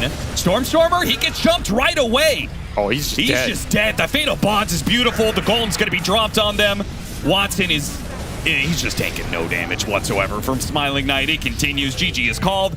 It was an experiment from Avalis that did not pay off. I think the lane was okay, but yeah, just the teamfight synergy, I didn't really see it. I don't think they really figured it out. And outside of some good tiny initiations, there wasn't much going for them. And at some point, this ball lineup from Gaiman's really strong with the Warlock Beast Mirana, and then you have two pretty stable carries in Huskar and PA on top of it, on top of PA Drow matchup. I think that last fight was a perfect example of Troll Warlord. GG'ing out in the middle of your ulti. Is there anything more worthy of the hero? It's everybody else's fault. Just, I'm going to press R, and then I'm going to write GG. Because I know it's not doing anything. Yeah. Not impressed by this hero, to say the least, so far. Yeah, Still early, but, you know. Just remember, guys, when you see these pages upon pages and pages of changes for the game, some things, sometimes, you know, no matter how much the game changes as a whole, some heroes just stay in the dumpster. I mean, the issue with heroes like Troll is it's not a numbers problem. Well, it is. He does have a numbers problem. I was about to say, isn't his number... But it's a conceptual problem, right? It's how the spells function and how he can use them to win team fights. People just haven't been figuring that out for a while. He needs the clinch treatment. I mean, we didn't even see him really get kited, though. I think he doesn't do any damage. In this case, it was a numbers problem. He popped his ultimate and hit people, and he did no damage. He has a lot of problems. He's got a lot of problems, yeah. You got a lot of problems. Well, we all got a lot of problems. You know who else has problems? The people on the panel. They got a lot of problems. I got problems, but I definitely also have answers as well. Look at that man, Tofu. There, staring down the barrel of a Mirana and saying, give it to me. It's my hero this patch. I'm feeling the vibes on it. And by golly, did he deliver, Nat T. Oh my god, it feels so good to see Tofu on a hero he knows. It feels like back on bread and butter. It's been harsh and it's been upsetting to see this offlane duo of Gaiman struggle in the last little bit, you know, at least the last 4 months, I want to say, really losing their identity. But the Mirana coming back in favor here. It's coming up in other games as well. So it's not just like Tofu goes, oh, this is a hero I've really enjoyed, and now it actually seems viable again. Everyone else is really enjoying it. Other teams as well see the potential in it. It is just so fortunate that he is phenomenal at Mirana, and you see it, so many great arrows, so many good setups. This fight's one of the main ones. But on the flip side, you have Watson, who's playing PA. PA did get some changes. I think a lot of people can sit here and be like, she's not as good as she was in the previous patch. Maybe trying to play it too safe here. But it is the way Watson plays PA. It's the way that he engages in fights, the way he's able to dash in, blink out, dance around, and make sure that he is always picking the right targets to be able to have the numbers advantage, to be able to stay out of danger. It is just beautiful to watch. So both of them being on these heroes that are so enjoyable to see. Yeah, it's really nice to have a variety in the support pool again, because I felt really lackluster last patch, and already on the first day of the patch, we're seeing Mirana come back. We're seeing a lot of Jakiros. We've seen Ringmaster lose 3 games today. We're still seeing him, though. We're still seeing him. And, you know, that means a lot to me. It means a lot. It means a lot. When's the last time we got a hero in Captain's mode? Muerta? That was ages ago. It's been ages. And while Avulis did lose, I really appreciate what they brought to the table today, because like things like support Slark in terms of a new map, I would go do that in my pubs, because I don't know where people are warding. Like, if I don't know where people are warding, I'm gonna pick Slark and figure it out. I've got nothing to lose here. Huskar mid, Drow got a buff. I'll play Drow mid. I'll beat her up. I'll beat the Huskar up, not her. You know. Storm a Drow against a Quinn Huskar. Oh my gosh, Storm, he was on something else in that laning phase. It was phenomenal watching this Huskar kind of get dumpstered on by Drow. An answer I never would have kind of thought of. So the fact that they're ideasing this and then it's working out, sure, only really in lanes, unfortunately not a win for Avalis, but wow. Yeah. Wow. And it's a cool answer. I mean, the issue with it, though, is like, what do you do after the lane? Yeah. You're a drow and you're mid, and you don't necessarily have that team fight anchor, which is what Avulus lacked in this game. They didn't really have that means a big team fight ulti, a big way to like jump, get a good initiation, like post BKB. Like we saw at some point, Zebe just blinks in on the tiny, Ace presses BKB, gets healed up by Warlock, and they turn the fight and kill everybody. So, they correct a few things here and there, but the concept is there, the thinking is there. Sure. I really think that they were thinking more about this patch than Gaiman did, because they just ran more of the same, with the exception of Mirana. But yeah, cool stuff so far. Maybe you do need to change variables a little more gently, though, because even some other things that Avulus was doing here, like Troll Warlord, as we heard from Captain Avery, still have problems that have plagued the hero for half a decade at this point. So at what point do you start trying to incorporate newer ideas? That's a good I think question. this troll was a good idea, right? Because we talked about now that you have an ancient camp next to the safe lane, you want to look at a carry pool that is willing to farm it, or at least capable. I shouldn't say willing, but is actually capable of farming it a little bit earlier. So I don't know if that is like, hey, do we look at an off lane pool that also could farm ancients when an ancient used to be next to the off lane, or do we look at the troll? Yeah, okay, then that's the laning sort of sorted, and that's something nice and advantageous about him. But then you're right, you get to that team fight, and it's like, yeah, troll, huh? I think Troll has Kinda just potential. does whatever. Yeah, I think Troll has potential. I think we'll actually see him a lot more this patch, but you still need to draft with him in the sense that you need something like a Mars with an arena for you. And anything to make your ability to hit enemies and have them not run away easier. As funny as that sounds, because they had like Ice Path, but that's not enough. That Ice Path, they had the Tiny, which was also not really enough. But Avulus were ambitious, and you were happy to see that. Because at least we're also getting exposure to all these new ideas and strategies, what is and isn't viable. Like, Ringmaster's apparently comically unviable, 0-3. Support Slark. In the hands of OD Pixel, unviable. In the hands of Eki, also unviable. I was wondering where you were going with this. Therefore, OD Pixel and Eki... Same person. Same person. I've never seen them in the same room, have you? Think about that one. Truly boggles the mind. Oh, sorry. Did you want us to add on to this one? Because I got nothing else. You learn anything about the map? Anything Yeah, cool happen? actually, I was sorry. I know it's not the game we just covered, but I did see YB take Tormentor at minute 16, which Okay. is something that I've wanted to see teams, because we have two screens. I was watching the game that Whoa. I'm covering. I was watching Impressive. the game. But yeah, no, they took got two eyes for a reason, you know. They took Tormentor early at minute 16, and I think that's something a lot of teams can look to do and draft around and pick supports that would benefit from like a 15, 16 minute shard.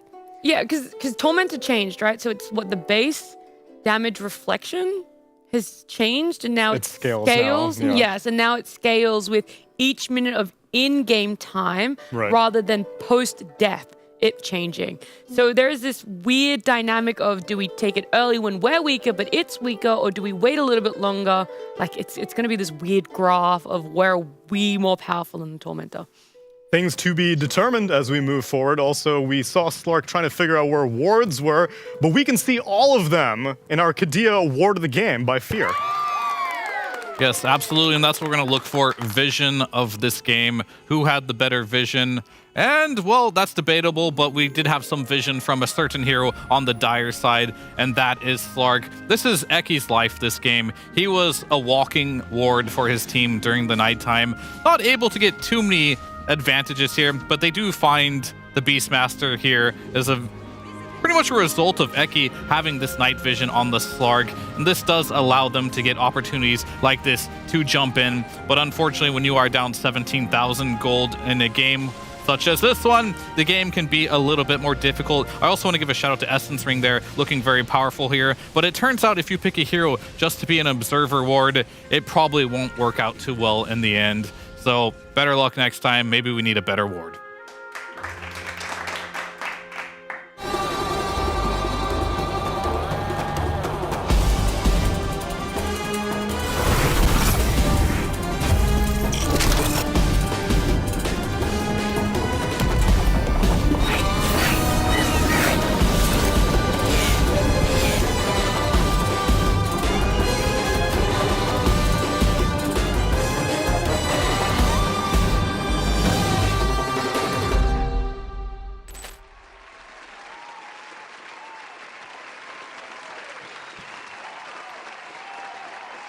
Now, I'm sure you're in very high spirits being able to watch the new patch on an online event like us here at DreamLeague, because I know I'm sure enjoying it thoroughly. But what if there was more? What if you were able to witness these things in person? What if you were able to come to a LAN event and celebrate the chaos of a new patch? Well, my friends, Dota's returning to North America. That's right, ESL 1 Rally. Tickets are alive if you go to esl.gg/DreamLeague. And I need you to type the DreamLeague in all caps to show me how excited you are to see the first LAN in North America in 3 years. I know you may have missed out an opportunity to go to Seattle, maybe you missed out an opportunity to go to Arlington, or if you really want to go back in the timeline, missed out on Vancouver. Well, now is a chance for redemption. Come on, join us at Rally and get an opportunity to witness all of this chaos of the new patch in person. But if you're content staying around and watching online, well, don't worry, I've got one more game for you tonight. We're going to go to game number 2 of Gaming Gladiators versus Avalis after the break.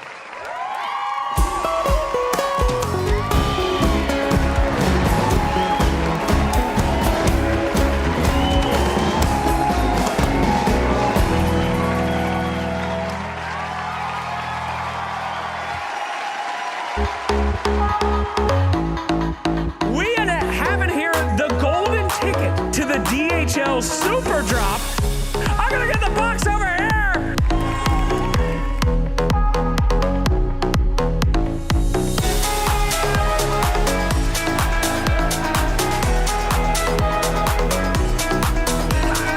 Choose your own adventure, man.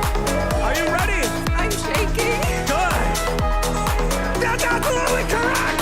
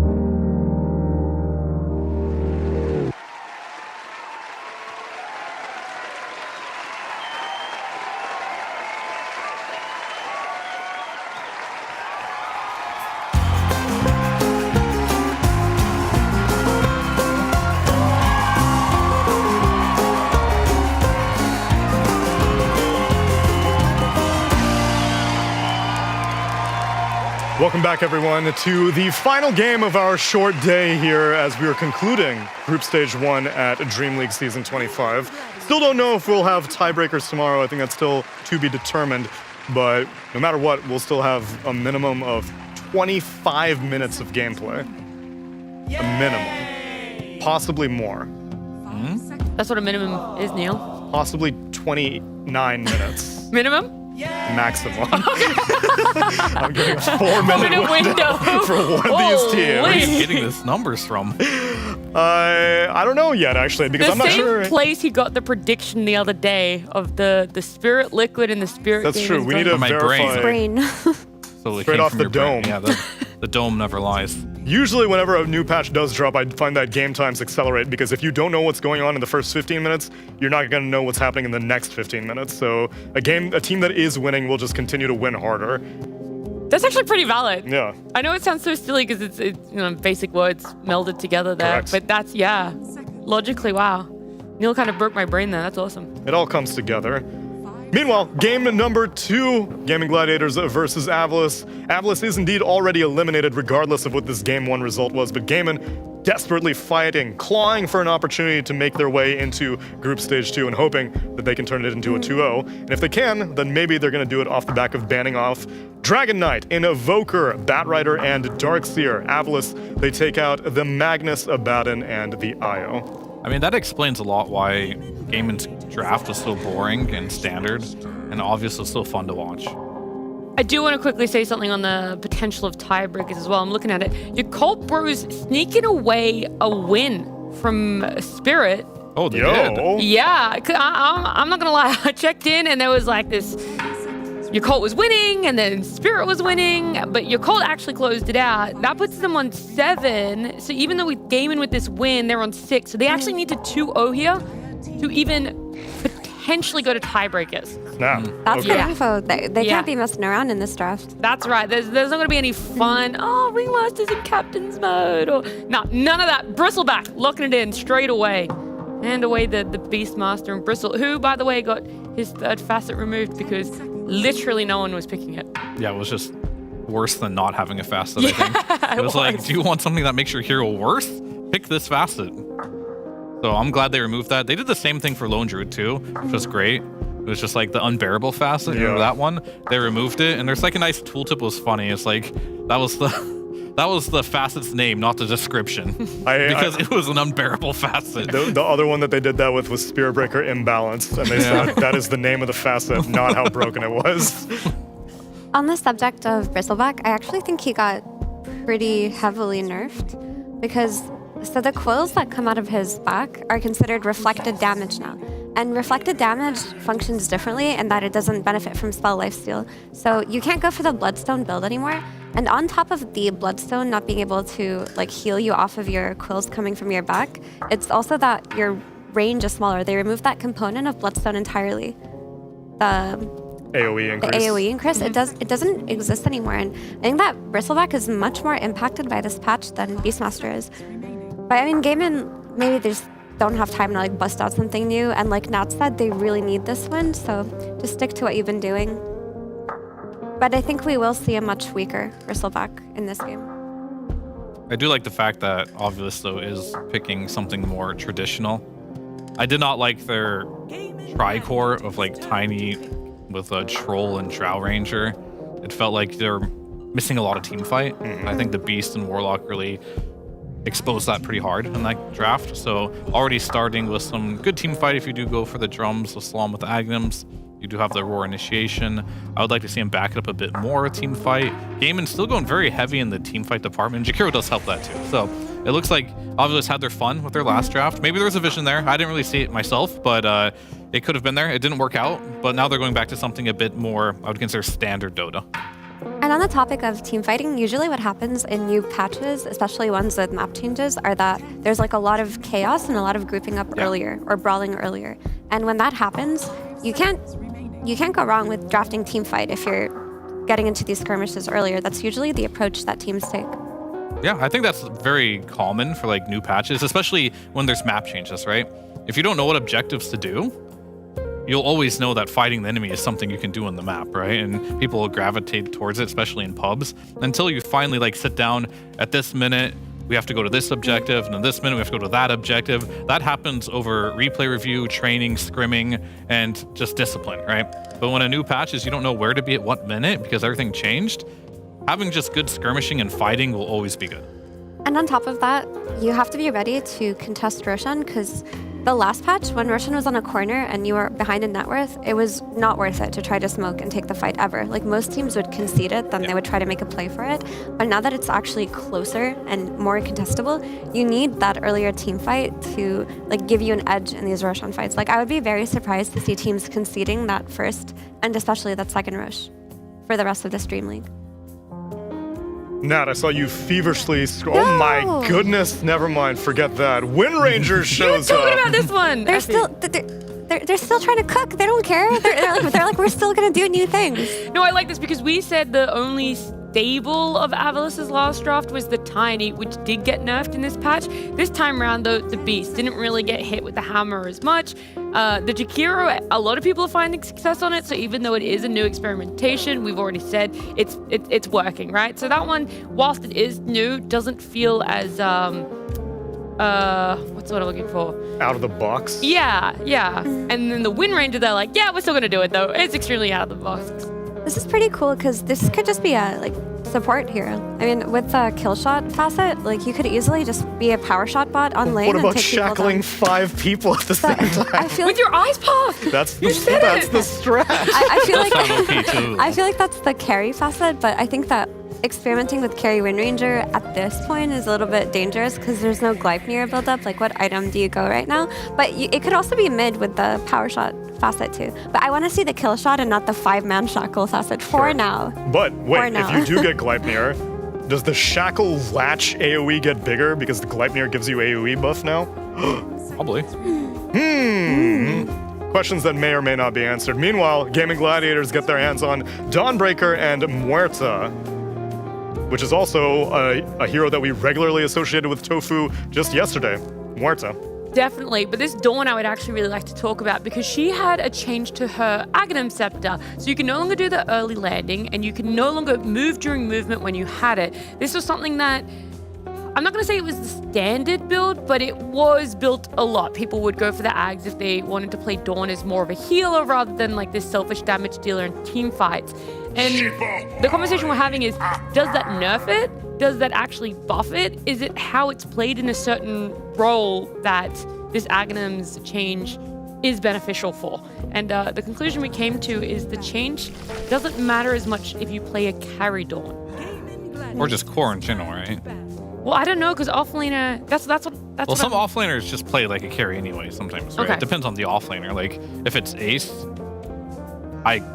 sometimes he's just the carry, from the offlane. He might have the farm to do so. So I think if you do have items, just getting in there right away is beneficial instead of just waiting to go into the fight.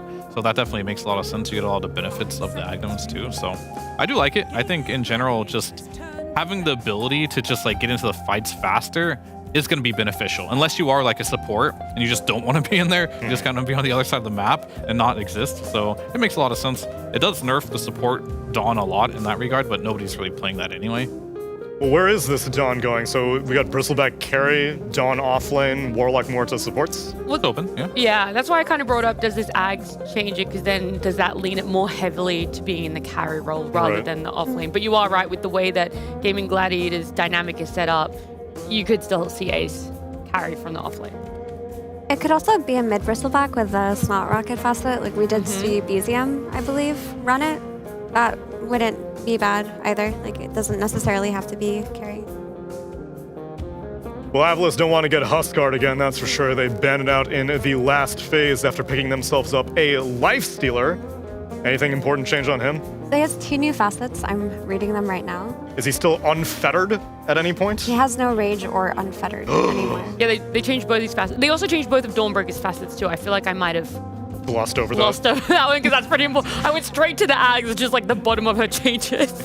Okay, so the flesh the life feast, steal is more just on the topic of it, the flesh feast facet makes it so that max HP per hero kill goes from 15, which was what it was originally to 25, 35, 45, 55, and it goes up with the level of infest. But more importantly, if a hero dies with open wounds on them, the cooldown is reset. So you could, get a kill on a hero, then you've got open wounds back up again. I think that's mostly the one people would eyeball, but the other one is an infest facet. It allows the ability to be used on ancient creeps. And there's like more technical things in there, but those are the two. We'll see the nitty-gritty in-game as Avalis close out their picks with a tiny and their bans by taking out a puck. So they are expecting a Quinn hero to be coming out in this last phase from Gaiman. Yeah, what's interesting here is that when I think of people like Watson who play, they don't like heroes like Bristol too much, but he has 4 games on Bristol, 75% win rate. So he has 1 on it, 0 games on Dawn. So does he want to experiment here? Does he want to go back to his Bristol? 4 games is not a lot in competitive, especially for him. So either way, Gaiman might be experimenting here if this is a new Watson hero, which I think is good, but Watson is talking a lot here. Yeah. And usually if you are talking a lot on that last pick, you're responding to questions or you're telling your team that you want something that you like to play. And so far, I have not seen Watson make that leap to play heroes that he hasn't practiced a lot. I think he likes to be well practiced before he plays a hero. Or maybe he's in his element when everyone has no idea what's top tier or not, then he's like, yo, maybe I've had this hero in my pocket for like the past year. Or maybe Quinn of Pain comes out in an incredibly critical game. I literally just went on Quinn's profile because I saw him playing Queen of Pain earlier today. I wanted to see if he won it. And weirdly enough, he picks it up here. He did win that one as well. Yeah. I think he sees something in these changes. Queen didn't get that, I want to say significant changes. So I'm quite open to reasons as to why the Queen is good here. I have no idea. Let's Okay, awesome. He's going mid against a tiny Stormstormer as Eki takes up the support Wind Ranger. Zibe will be playing off-lane Beastmaster. So for Queen of Pain, Succubus is now an innate ability, and it makes all sources of spell lifesteal apply to pure damage, so you spell lifesteal off of the Sonic Wave. But also, if you take the Bondage facet, I was talking about reflected damage earlier in terms of Bristleback, but she actually can spell lifesteal off of reflected damage, which other heroes cannot do. Is that getting exercised enough in this game? We'll see. We'll see. We'll see. That's the beauty of the new patch. Captain Avery, I asked you this last time if anything caught your eye. How about in this game number 2? Kill shot. You win ranging? Hell yeah, brother. Oh, Did yeah? they pick that? Can you see? Yeah, he took kill shot. What did Dawn take? Dawnbreaker took solar charged. I'm a little disappointed. I was hoping it was going to be Star Surged. Yeah, whatever and it's the called. Queen I was hoping that too. did not take the Succubus facet. She took the Masochist facet because You mean the Quinn, bondage? Succubus is Quinn an is a- innate now. Quinn is a masochist. That's why he picks Queen of Pain. Right, it was nothing to do with the actual skill. Yeah, he just saw the word masochist and said, "That's me. I want that." Certainly not a Succubus. I mean, No. Shadow Strike also got buffed. It does more damage now. I mean, Quinn's got to be happy about that, right? True. He's going to be striking some fools down. And then Maybe kill-shotting he'll them. be able to strike his way into Group Stage 2 because a lot on the line for Gaming Gladiators. Let's see how it pans out with the PogChamp Pandas.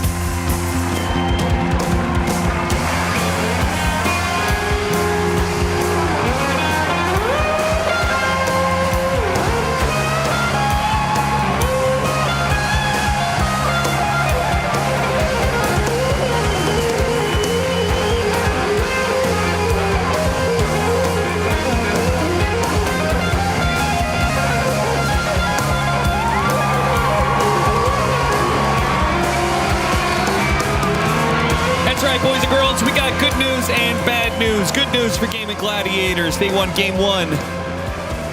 Bad news. That went pretty far. So did Liquid, and so did Yakult. So they got to pull out another win and hope that Liquid and Yakult do not get their wins. Either way, best to focus on yourself. Right, Avery? You've been in this position before, right? What, patch day? I was thinking more so group stage where... Oh, big deny. You need other teams to lose and you to win. No, we usually topped our group, so... You guys did top your groups most of the time. Yeah, it was playoffs where it usually fell apart, but old Quincy crew was top of groups a number of times. Honestly, don't look at the score. That's what I always told my teams. I never respect these teams that look at the score. Who cares? You're playing each game. Play that game to win, no matter what.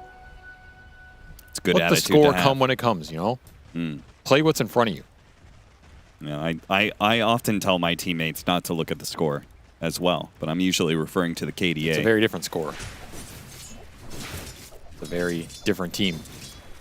This looks more like a new patch game to me than the previous one. A lot more random stuff going on. Well, Game of Gladiators won with the old patch heroes, so that sounds like it's good for Avalos. Yeah, maybe. I think they have a much more standard lineup in terms of the synergy this time around.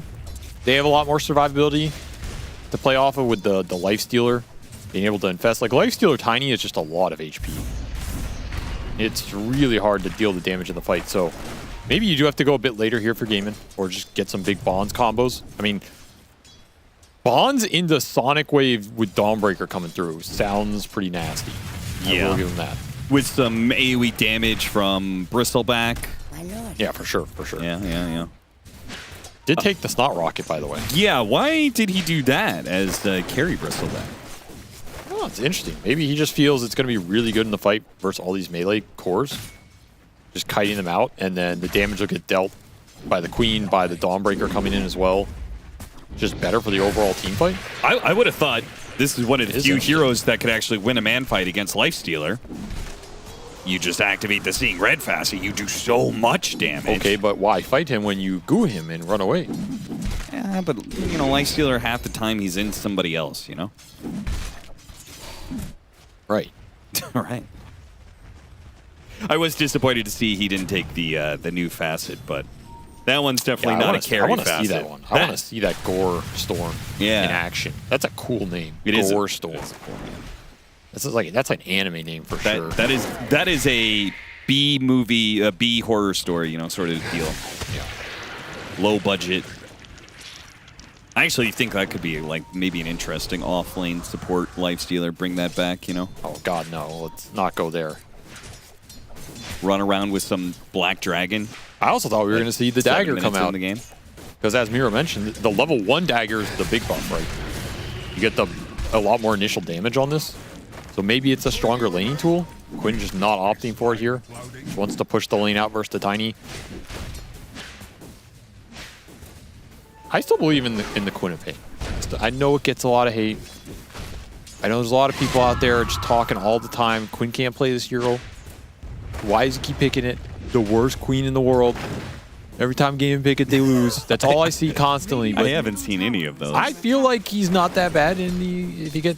I think his prowess shows in the late game. I think that's why game pick it. They want queen when they feel they need a mid who can carry the game. I mean, the only reason he would be the worst queen in the world is he's the only queen player in the world. I'm telling you, Austin, that's all I hear in those upper social circles that you're not a part of. So of course, I forget. Just gotta take my word for it. Yeah. I guess I will take your word for it. You think Tiny's still going to be broken? Nerfed the crash landing a bit? Yeah, I expect him to fall off a little bit. But the thing is, Tiny's tiny, man. As long as this hero has toss, he will be viable. That's what I think. Tossing someone in is just way too good of a concept. Fair enough. In fact, I think you could literally remove his other 2 spells, and if he was just grow and toss, you could still play him. Okay. Not mid, but you could still play him. Sure. Quiet start to this game, though. 4 minutes, no kills, and it is quiet but good for Gaming Gladiators. Yeah, their 3 cores are really happy. Ace with the big 10 denies up here. The Tiny is 100% losing mid. This Beast is not getting a lot in this offlane, so a slower start for Avalos on the lanes for sure. And probably just the core matchups gaming got going, especially this Bristol versus the Beast. Yeah. Zibe is not having fun down here. Also, it doesn't really seem like the Wind Ranger is able to actually. Wind Ranger is going to have to TP out. He's dead. He's gone. He popped Wind Run, tried to go in for a little bit of harassment. They're like, wait a minute. He popped Wind Run. Just put the goo on him. He can no longer get away. It's so much minus armor. Yeah. He took 200 damage from the last attack. Basically triple damage. Oh, Star Strider. Oh, Fairy Fire. He almost caught Quinn there. Close call. Quinn, he's just going to have to go back to base. So that will certainly help bring Stormstormer back into... well, I don't think he'll be able to catch up, but... make it a little bit closer between the two. This Bristle's just getting massive down here, though. And Zibe can't enter the lane, so this is a big problem point right now for Avalos on the map. It also opens up Gaming if they want to send the supports mid, which is exactly what they're doing. They're sending both towards these runes, looking for the 6-minute rune. This is the downside of the Warlock. As good as he is as a laner, doesn't really do much when it comes to the rotations. I mean, if you win the lane, it's not that bad. Shadow Word is a lot better of a skirmishing spell than it used to be. They just want to deny it out from the Tiny because he has no resources left. He's gonna Avalanche, see if he can pick it up. Nope, Validity snags the illusion rune away from him now.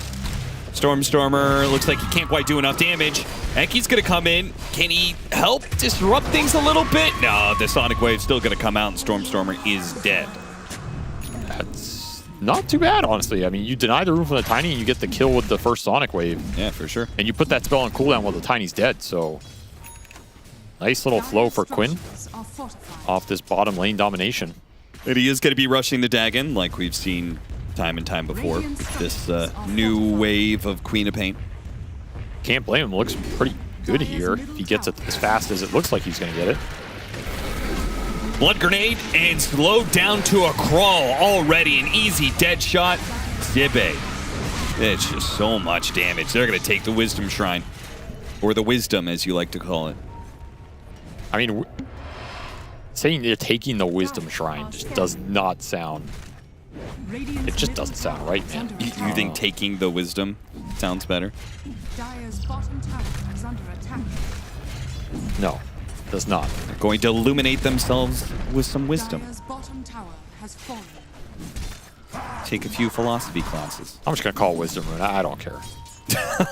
Whatever, man. Who's going to do anything about it? I can't wait for Valve's next blog post. Yeah. We name things for a reason.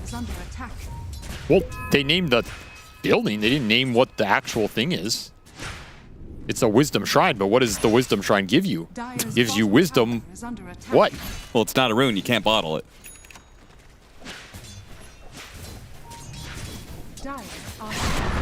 That's true. I really caught you on that one. He really sat there. Okay, but have we tested the new Arc Warden bubble on the Wisdom Shrine? Okay, maybe he can collect a rune out of the shrine. Can he siphon it out of there? That's the real question. Okay. By the way, this Beastmaster, he's all 4. He's jungling top. Yeah, that looks pretty terrible. Can we go to Zibe real quick? Just see how depressing this is right now. Too depressing, apparently. Too depressing. Can't show it on stream, man. That is... he's killing Poly. He's killing Boglets. And Marsh Mages. Marsh Mages. Sounds like lowest of the Marshmallow. low. Immediate response from Ace. He was ready for that play. Stormstormer, just outnumbered, is receiving no help from Avalos whatsoever. This is not going to be fun in the next 5 minutes here if you don't do something to rectify this, because you didn't even use Sonic Wave for that kill. So now you're concerned to go back into mid with this Tiny and try and skirmish. And as they filter in one by one, Game of Gladiators will immediately take advantage of this situation. It's a level 6 Muerta versus a level 3 Jakiro. Yo, this is some classic Game of Gladiators. Lane domination into the mid snowball.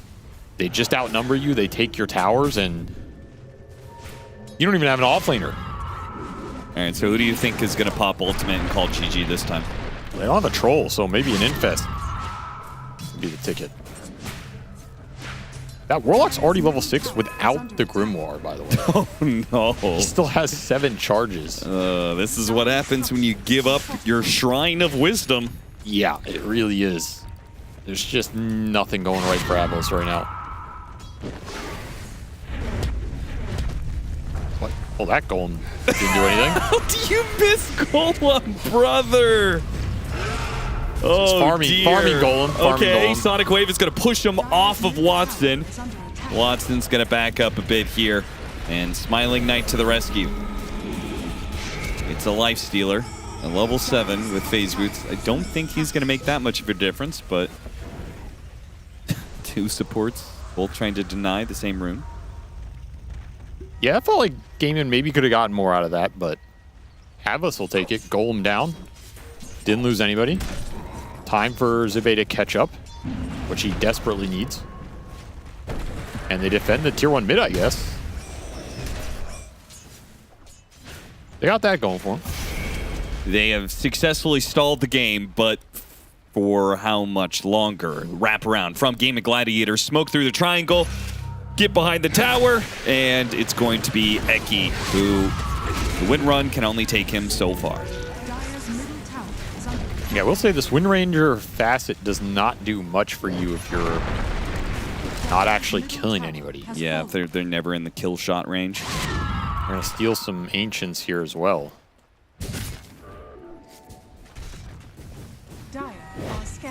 You know, a lot of these offlaners might have really got nerfed by the removal of this Ancient camp.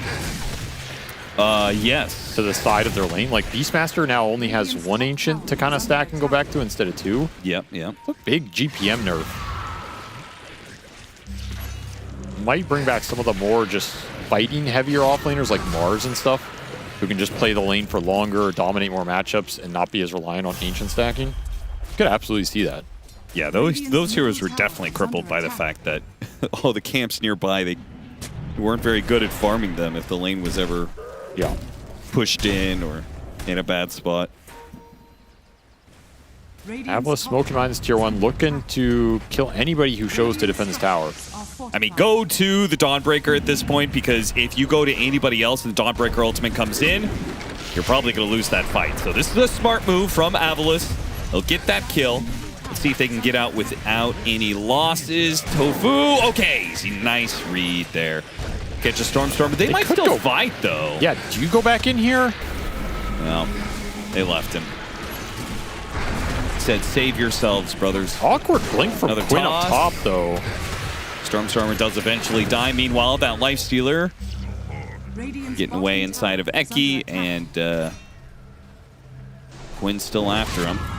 Yeah, Sonic Wave was used there, but unable to burst the Lifestealer with the Dagon Wave combo. Gets bailed out by Warlock heal. So some more ults used from Gaiman. They do get the Tiny for the Dawnbreaker trade. Avalis don't get that tier 1 top. So they're being denied a lot of map control right now. And it's just the level advantage. This Jakiro's still level 5, man.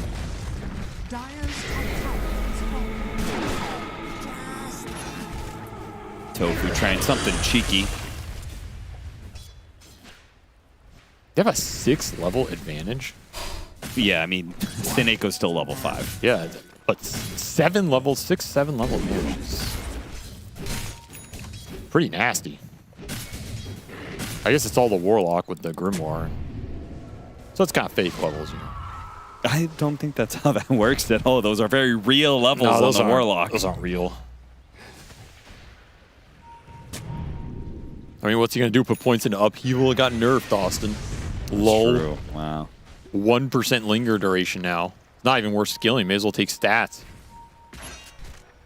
1%.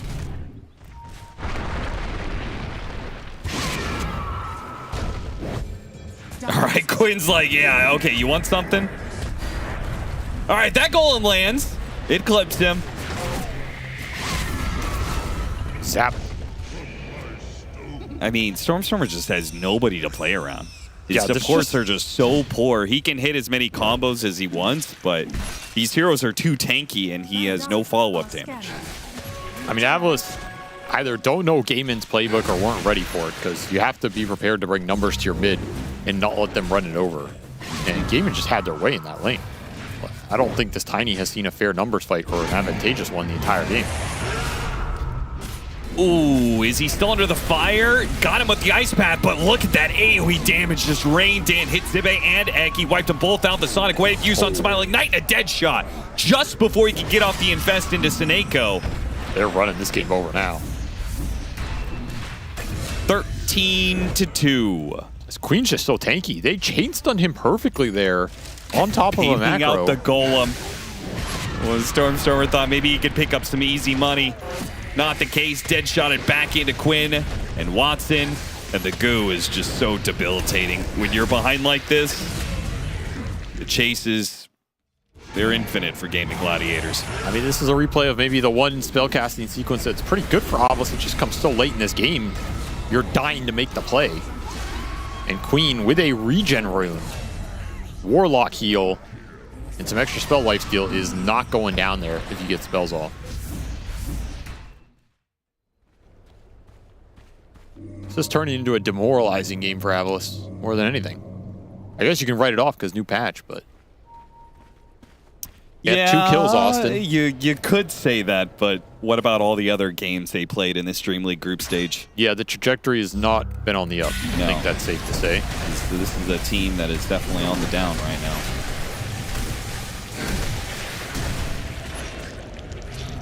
Tofu will get a shard, which is still the same one, so who cares? Tofu's going to get behind the push in top lane from Smiling Knight. He does have the tools, but he fear has and a silence. No item yet.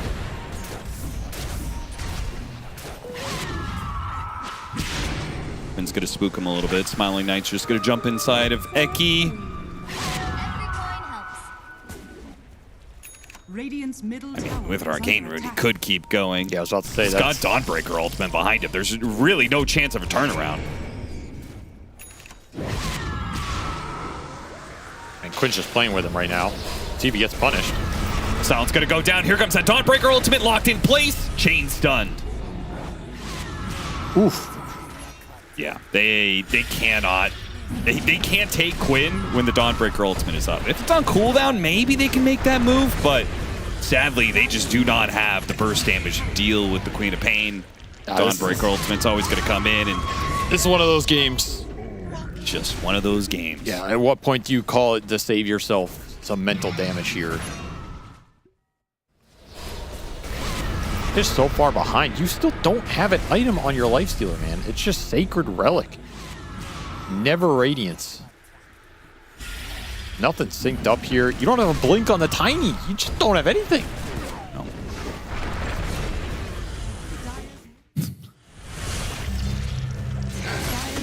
And of course, this game is going so terribly you can't even watch a replay without somebody else being in trouble and dying. Sineko can't get outside of the map. They finally got an item, one item. That's a Radiance. Is this going to be one of those games where Radiant has all 5 highest net worths? Yeah, it's we're probably heading gonna be that way. Those are rare, but they're quite a treat in some ways. A treat for who? I don't know, somebody who's a fan of that kind of game. Hey, you got his Blink Dagger, everybody. I mean, Game of Gladiators fans have been suffering lately, so they gotta savor the goods when they appear. Malady, yeah, he's fine. He's tanky, man. He's got a Solar Crest, 1500 HP. I mean, Atlas, you just got a like 5-man smoke or something. They just haven't made a move forever, and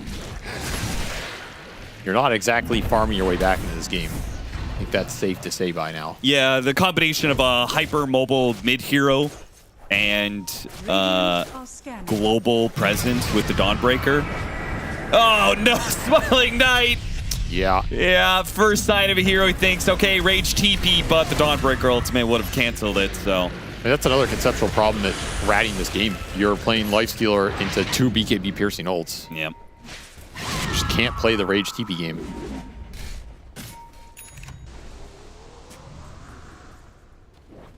Well, they got a second item. Now it's an Aghanim Scepter.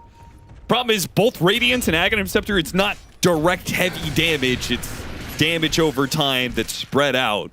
I mean, these items are supposed to be items that also let you farm for the next items. Sure. That make you an impactful team fighter. You can absolutely team fight with these items, but if you're getting them really early. If you're behind by 19,000 net worth at 19 minutes.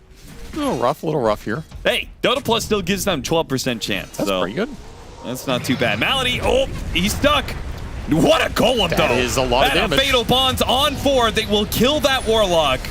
Gaming Gladiators will punish them for it. Hey, 2-2-3, you know. At least we got some memes in here as... I think this will be the last fight of the game, Austin. That's going to be my prediction. Wait. Is this the Infest GG out? No. Now, if that were Troll... 100%. Watson, Oh, they're not back getting into a Watson. corner. No, he's going to live, at least for now. He's TPing. Eki with the money shot. Oh, he missed him. Oh, he missed. Dude.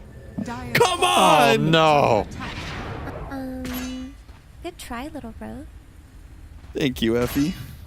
Yeah, I mean, I was about to say, like, that's just... We'll just write that one off, and that game never happened. That game never happened. You know what? I was lagging. Keyboard lag, mouse lag. Obviously, the game was having some ping issues because of the new patch. You know, server's busy. What, you know, I don't know. What can you do? You just got to write that one off if you're an Avalos fan because, well, they got absolutely dumpstered. Dumpstered, McDumpstered and a half. Then they took that dumpster. They took that dumpster and they took it out back and put it in a larger dumpster. Oh no! Loaded that on a truck, took it to the dump, and dropped it somewhere in the ocean because that was a monumental shellac. It's a Matryoshka doll of dumpsters. It really was. Dumpster There was inside of a dumpster inside of a dumpster. I'm not trying to pile on them, but like that was abysmal. But it is a new patch, and you kind of expect some very one-sided games in a new patch because you go for something, you try something, it doesn't work. You don't even know why it doesn't work necessarily. I'm not sure what they were. The problem with that is that like I don't see like what they were trying. There was nothing like the last game was the Slark 4 position. Okay, yeah, sure, but like this is relatively normal Dota. Yeah, I feel like they just wanted us like a kind of solid draft with some stuns and some team fight and some spellcasters and nothing crazy either way, right? Yeah. Nothing super experimental, but nothing super terrible. And I kind of agree that I just think they got outplayed, honestly. Well, it's like you and the immortal Fred Durst said. It's just one of those games. And you don't want to wake up. All your heroes suck. You don't really know why, but you want to justify pick and win Ranger. No, I wish I knew how to continue this, Neil. That's all anyone ever knows is Roland. Shout out to Limp Bizkit. I want to formally apologize to the viewers because I gave you a guarantee. I said a minimum of 25 minutes of gameplay. And how wrong was I? Wow. We got 80% of the way there. I believe it was a 20-minute GG. Props to Gaiman. Fast game. They maybe getting their groove in this new patch. Yeah, it's hard to like say new patch things, but also not, you know, cast a bit of a wondering eye like just how good Gaiman did in all of these lanes as well. You know, that's something that doesn't really change. It's lane mechanics. Right now it hasn't dramatically changed. So Effie, the fact that we're seeing Gaiman Gladiators kind of coming out of lanes. What was it? 1K gold per minute. 1K gold. Lead? Per minute? Yes! There we go. Yeah, so it was, I don't know. I really don't know how to break it down any further than new patch things. Yeah, it's hard to like really nitpick certain things that look like Gaiman were just better and they played better in both games. But again, I do want to praise Ovilus for their creativity and trying new things, but maybe it's a lot easier to want to try new things when you've got nothing on the line, right? Because Gaiman needed this 2-0 or they were in danger. But it was nice to see them like that. I guess the one thing that stood out to me was Tiny twice in 2 games. I don't know if this hero should be forced into drafts unless necessary because he got some like pretty big changes, like one of them being Conda and Phylactery being changed. Like that was the build you went for on mid-Tiny. You can't really... Wait, I guess you still can, but I thought Abatos also got... Yeah, you don't do bonus damage anymore to toss units, but the numbers were scaled up so that his combo still does damage. But also Crash Landing, it used to be 35% at max level, now it's a flat 20%. So I just don't think this hero is... I don't consider him high tier anymore. I don't know why Ovilus thought so. Maybe because of his flex potential, but... Yeah, that's the one thing I wanted to say. I was hoping the game would go longer for a couple of reasons. One, Tsunami, I really wanted you to be right in your 25 to 29 I would argue minutes. it's even funnier that I wasn't right, because 25 minutes is like such a low benchmark. They're like, of course it's going to be at least 25 minutes. That's true. But the other thing, more importantly, is I wanted to see the Yakult Brothers Spirit matchup and the Liquid Boom series. They're in that game too. I wanted to see a little bit more how their games were going, because right now for Gaming Gladiators, yay, congratulations. You get your 2-0. Very well deserved here. You guys came out of the gate swinging. But it could mean absolutely nothing if both Liquid and Yakult Brothers, or even one of those teams, get a 2-0 themselves. Then it's unfortunate, but they don't even make it to second group stage. So yeah, it's one of those things I would have liked to go a little bit longer just to cast a bit of a wandering eye to what those other series were doing.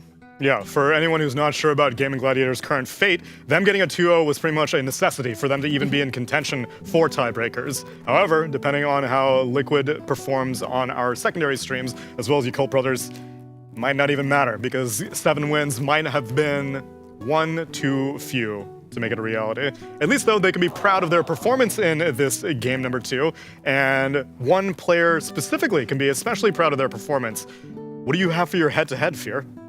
Well, we did have Avery talking about dumpsters.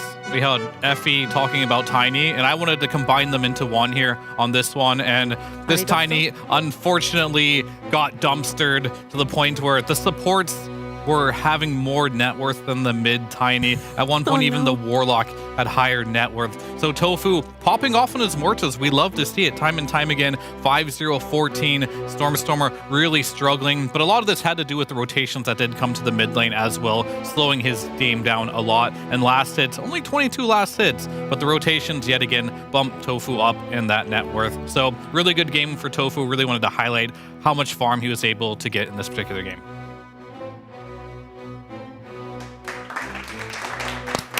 Thank you, Fia. You're welcome. I have a request for you.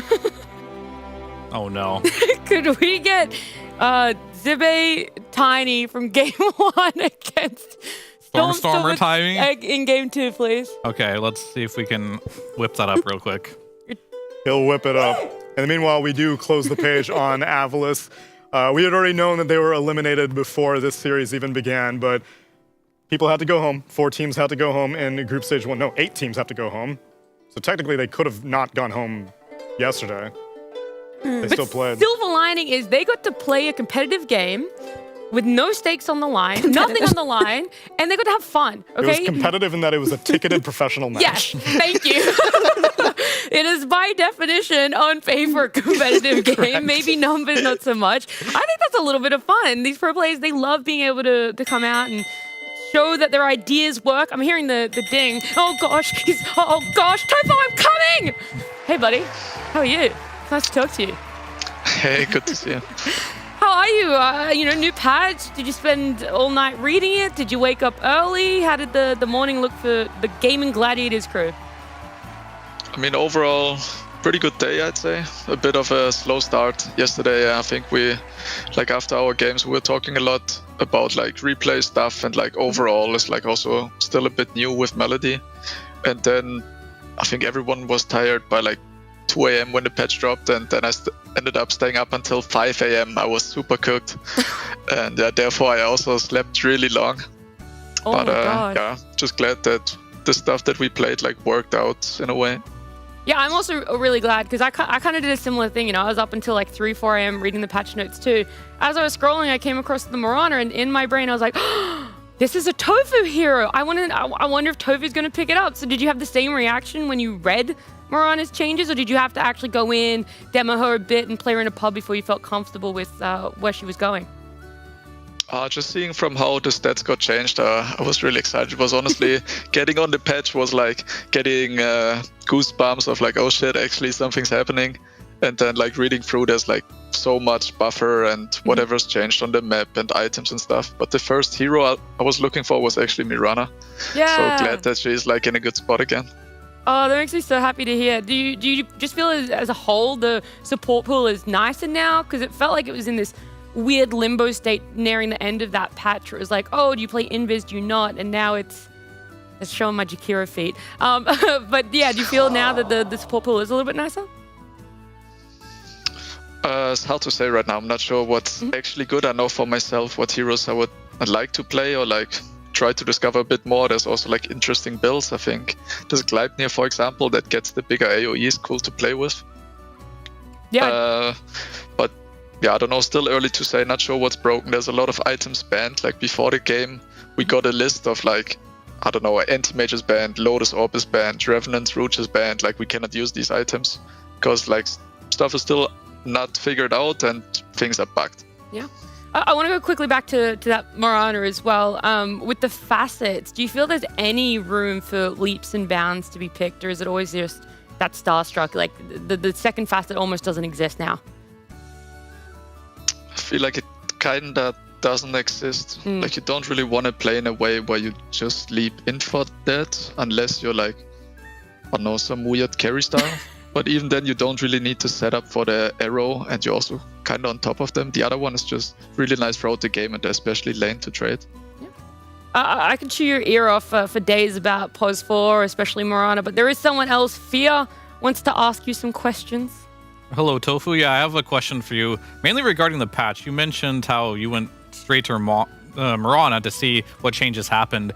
Is that how you do your patch notes? Do you just like look for heroes that you play, see how they change, or do you start from the top, go all the way all to the bottom, make a notepad? Like, how does a big patch process go for you? Wouldn't say it's always the same. I was kind of just reading from top to bottom, also with the other guys in Discord, whoever was still around. But it was like really late night. I thought I can't read it all. We also got games coming up, so I just like skipped into heroes that like are my favorites, like I'm really interested in, to see what happened to them, and then just vaguely scroll through to see like bigger changes. But it's like first impression of what's in it for me in a way. But then of course, like you read the whole thing like later, tomorrow, and throughout the next days, I'll always have the patch notes open also, so you can check whenever heroes are picked, what is changed, what is good, and there's going to be a lot of work in that regard. But it's also fun. Like I really enjoy new patches, figuring out stuff, and just like, I don't know, re-exploring the game. All right, perfect. So you haven't even finished reading the patch notes yet. I sort of did, but it's also you forget lots of. Oh, you have to bits go in again, yeah. Yeah, you kind of have to read it over and over. All right, cool. Thank you very much. I do have one more question, Tofu, before we let you go. Is this new patch dropping? Does it create more pressure or less pressure knowing where you guys are and potentially being eliminated out of DreamLeague? I think not any pressure. I don't think anyone had like pressure in that regard. A bit of uncertainty because you're not sure if someone pulled something out really broken and you didn't think about that one. But I think everyone played really well today.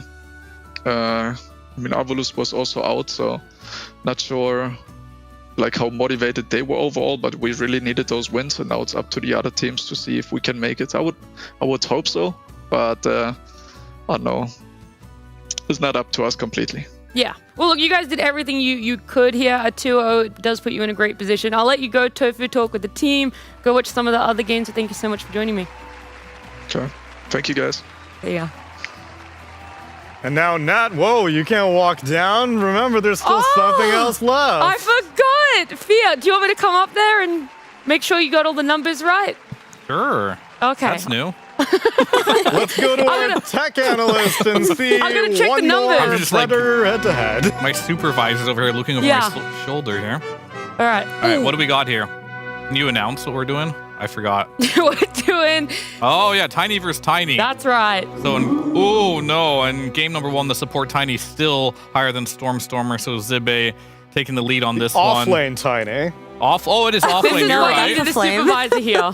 Okay, thank you, supervisor. And then the hero damage, we got 10 points. None of these numbers are really impressive here. They both had really rough games, but Zibe leading the charge just by a little bit here. Leave Stormer alone, guys. What are you doing to this man? Yeah, why did you? This is just... This is Stormer's worst game I've ever seen in his professional career, and we've done him dirty twice now. It was a rough game for Stormer, and unfortunately, it's a rough patch for Tiny. And maybe it's not Stormer. Maybe it's just the Tiny. Maybe we might need HR up there instead of a supervisor. Honestly, that workplace bullying. The sadism on display right now. Fear! If you don't mind, could you join us down here as we wrap up the day? Only 2 series of Dota, but I think there's plenty more where that came from because I don't even know what's happening tomorrow. Maybe we'll play Dota, maybe we won't, because tiebreakers are still very much up in the air right now. We've concluded our Gaming Gladiators series, and they did what was necessary to stay in contention here in DreamLeague Season 25. But elsewhere, on Storm and Ember streams, Liquid is fighting for their lives, and Yakult Brothers are fighting for their lives. With Juggernaut. With Juggernaut. Yakult Brothers is fighting for their lives with Juggernaut. Are we going to look at group standings at all? Because we know A. Let's take a look at our group standings, because we do know A. A did not have any tiebreakers whatsoever. It entirely resolved itself, with Tundra, BetBoom, Falcons, and Heroic all cleanly advancing to Group Stage 2. But unfortunately, that meant that we had to say goodbye to Shopify Rebellion, Mudang Warriors, Extreme Gaming, and 9 Pandas. Mudang! I hear the sadness in your voice, little Mudang. Poor Mudang. Poor Mudang. I guess none of this is too surprising, but I expected a little bit more out of Shopify because the game that we did cover on mainstream versus Tundra, they looked really good. That's the Shopify curse, though. They always start out and they debate you on day one. They look really good, and then in the end, they always get knocked out. It's very sad.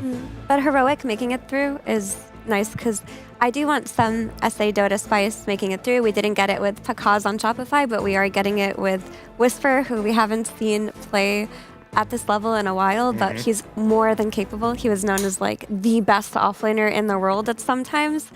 So hopefully he cooks up some new stuff with this patch too. Nice regional variety as well. Tundra, Western Europe, BetBoom, Eastern Europe, Falcons, Meswa, and Heroic, South America. We're getting a variety platter of teams out of Group A. Meanwhile, Group B does not have as many teams highlighted because we're still not quite sure the fate of the middle of the pack. Spirit, and we can now confirm that Chimera have confirmed their slots into Group Stage 2. I feel quite underprepared on Chimera. I did not have high expectations for them, and now they are second place in their group. I know who I'm studying. I need to see what TA2000 is picking for carries these days. Because that man, he's doing numbers. Did that Yakult Spirit end? No, they were 7-7. No, but 14 is the number of games everyone's played. So if Gaiman have finished and they're 7-7, Yakult Brothers and Spirit both have their total at 14. If I could do maths live on air, but I believe 12-2 is 14. That is Does accurate. that mean Spirit won game 2 against Yakult? They just did, actually. Wow. Team Spirit That victory. was quick. I can't believe the Juggernaut lost. God, that is so shocking. I'm shocked, Fia. 12 to 24. Absolutely gobsmacked. What was the time of the game? You know who else lost? Oh, no, who? Ringmaster. Fourth loss at DreamLeague. 0-4 Yeah, it was the Ringmaster, not the Jug guys. It was the Ringmaster. Jug's good, guys. Keep picking it. Ringmaster's a good hero, okay? There's just not enough Ringmaster players yet. That's a good hero. So, Liquid and Paravision, their series are going to be interesting because Paravision going up against Chimera right now, and then Liquid going up against Boom means there could potentially be, because they're not facing up against each other, a 4-way tie. A 4-way tie. Oh, that's good. Yeah, if the results stay this way, so if Liquid and Paravision both lose theirs, there will be 4 teams on 7-7. If both Liquid and Paravision win their individual series, then, well, no tiebreakers. See ya. There's so many games going on. It's hard Have to keep fun. track. And if only one of them wins their game and the other one loses, then we have a 3-way best of 1 that'll be tomorrow. Wait, how are 4-ways broken? We do 2 best of 3s, and then the winners of that play each other. Mini tournament. A little inside mini a tournament. GSL bracket. Wow. At least I think that's how it works. But we'll find that out tomorrow. That's awesome. As a result of these eliminations, though, all these teams are not going home empty-handed. They get a few EPT points and some cash money in their pockets as well. So let's take a look at the leaderboards and, I suppose, the placements of these teams, because it's an equitable situation. Just because you show up to our tournament, we're not just gonna say goodbye to you regardless. You get to take home 42 EPT points if you are 9 Pandas and Avlis. 98. Higher than my IQ. We got that room temperature EPT point right now. Extreme and Boom taking 98, and we see these TBDs next to Mudang and Shopify because we still don't know the Group B eliminations quite yet. And then it ramps up significantly, although these are not quite factoring in the extra bonus points, the stage points that you get if you get top 1, 2, or 3 in Group Stage 1. But that'll be a problem for later. Right now, we can say our condolences. Any closing thoughts on any of these teams? Effie, Shopify, Mudang, Extreme Boom, Nine Pandas, Avalis. I mean, the closing thought is I would very much like to see Shopify go on a hero's journey this patch. You know, like they showed a lot of potential. We say this with every Shopify roster, but I truly think the Tomato Pakaz combination can do some cool things, you know? So I really hope that we get to see them have more of a shot. Yeah, I think of all the teams shown, they have the most potential. I'll put it that way. Not to put down the Mudang, but to me, like it's a bit of a meme team name. Essentially, didn't have the highest. Well, they don't have a used to be sponsor. Aurora. Yeah, that's why. It's not like some org came in and was like, "Hey, here's a salary, Mudang." Well, if they don't have a sponsor, they're memeing too hard. Like what? Who's the most successful unsponsored team? Unsponsored? Of all time. Yeah, back in 2012. It has to be earlier than that. I would think we had Undying. Undying did quite well. Oh yeah, they were good. They were definitely up there. If you broke up the team, then Creepwave is technically the most That successful. is a very good point, actually. Yeah. I guess for the Not within their 5, but as individual components. Yeah. Split apart. That does not count. Oh, well, sorry, didn't know that there were rules around this. There are now. Okay. They are now. And I you will broke say, them. yeah, very unfortunate to see both Mudang and Boom go out in the group stage 1. I would have loved to see one of them make it to group stage 2. I think SEA. Who would you want to lose then? What do you mean? Like, who would I? No one has to be a loser. You said I don't you like want one of them to go through. Yeah, so who's Well, going either or. dropping I'm not down? picky. Like, you could behind the back, left hand, right hand, rock, paper, scissors, either or. Would have worked for me. Maybe Boom, because they were in SEA as an org, then they Went to South America. and then they came back. Yeah. So maybe it would have been nice them coming back into the region. This was a good investment for us, propping the region up a little bit. So maybe them, if I had to say. But yeah, it's just tough to see the region being eliminated there. Who knows? Maybe Talon will be able to carry the torch because I believe they are the qualifyees for Raleigh. Mhm. So we'll see how they do. What are you going to do when you go home, Effie? What are you going to queue up? What's the thing you're most excited to test out in 7.38? I'm a little bit boring, so I'm going to go back to the hero that I wish that I'd been playing for a few months now, which is Earth Spirit. Because, he got his support talent back, level 10 rolling boulder distance. When they took it away, that made no sense at all. I don't care if they nerf all of his damage output. I don't care if they make him do no right-click damage. Just keep his utility. They gave it back to him. I'm excited to see if it feels good. That was the same argument that I felt many Ember Spirit players were doing. They're like, just nerf whatever numbers you need to. At least give me back my cast points. And they did. Now he has his cast point on putting the Remnant out at least. Earth Spirit, Valve, if you're watching, the cast point on Geomagnetic Grip, when you made that change a few years ago, that really hurt me. And it hurt all the other Earth Spirit players around the world. And now that you're nerfing his damage numbers, you should consider bringing back his cast point on Geomagnetic Grip, because there's no reason for me to expend 2 stone remnants, one for my roll and one so I could silence mid-roll, because after I land with Rolling Boulder, I can never cast Geo Grip because the stun doesn't last long enough. But now with the level 15 talent, maybe I can. Closer. There you go. Keep zooming. Email at dotateam@valvesoftware.com. Wasn't that email DreamLeague at 25efg.ua? .co.uk. Okay, I don't know what the email actually is. Nat T, what are you going to do when you get home? Well, when it first came out, the patch, I read it all, Okay. which was psychotic. Had a bit of a cry at 3 a.m. because Treant and Witch Doctor, still unplayable. Very disappointing. But Crystal Maiden, I'm interested in toying with her a little bit more. She got 2 brand new facets as well. One of them was played by your Cult Bros in the game they won against Spirit, and that was Crystal Nova getting the barrier when you cast it on allies now. I think it helps in lane, not so much afterwards. And then she has the Aura is now an activatable spell where you do, what is it, like 20, 35% spell amp, but all of your spells cost more. And you need to actually buy mana boosts on CM now, as well as get the neutral, the mana bottle, whatever it's called. The mana draught? What about That's it. the other one that give the barrier? Did you like that one? I didn't like it personally. Out of lane, I felt like I was useless. But this Aura one, when you get the spell amplification, I was able to solo kill not only a Dragon Knight, but a Bloodseeker as well. So I'm telling you, it's got some legs, some damage potential there. I like it. It's just, yeah, you have mana issues out the wazoo. So you're saying that if I play mid Crystal Maiden, That's that exactly can what I'm saying. work. Yep, 100%. That's all I needed. Yeah, try that one in your pubs. And you buy a Gleipnir, you get her attack speed talent. Then That's true. You hard carry.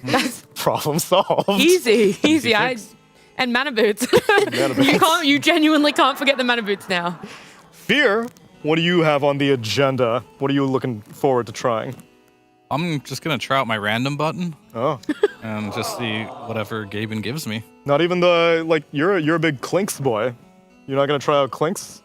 So unlike Mira, I have much more age and experience. The heroes I love, I've already buried them. Oh. They are already 6 feet under. Right. Oh, no. And I've planted the flowers on the tombstone. What type? And I have no expectations for them anymore. So Lynx is unfortunately Hey, Fear. gone.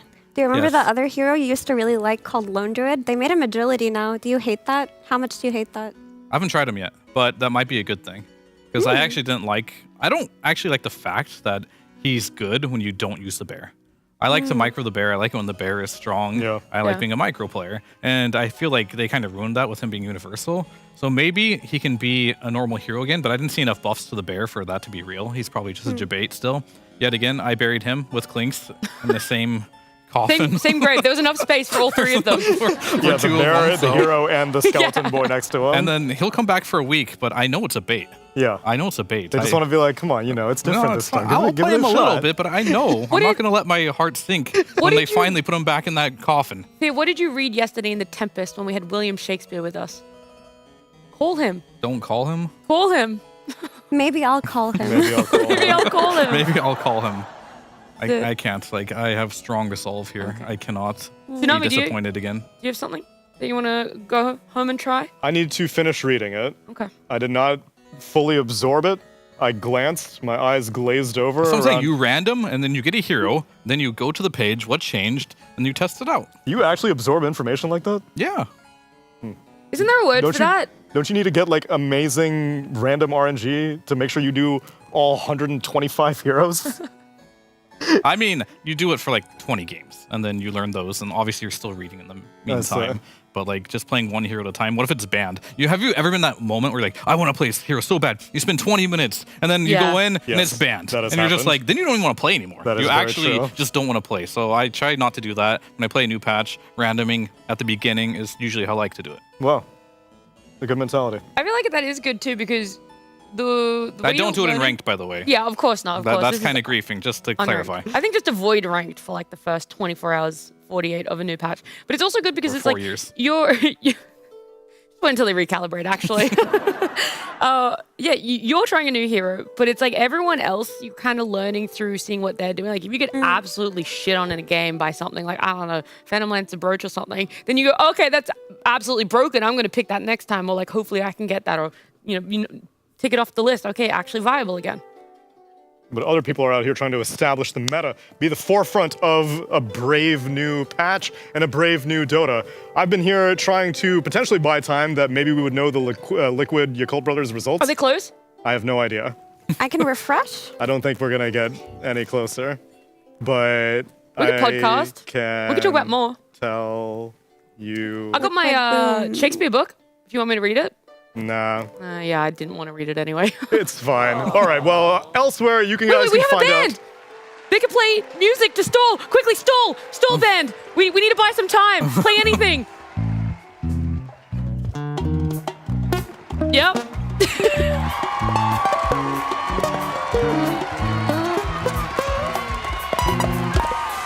Is that enough time? Is the game done? I love this band so much.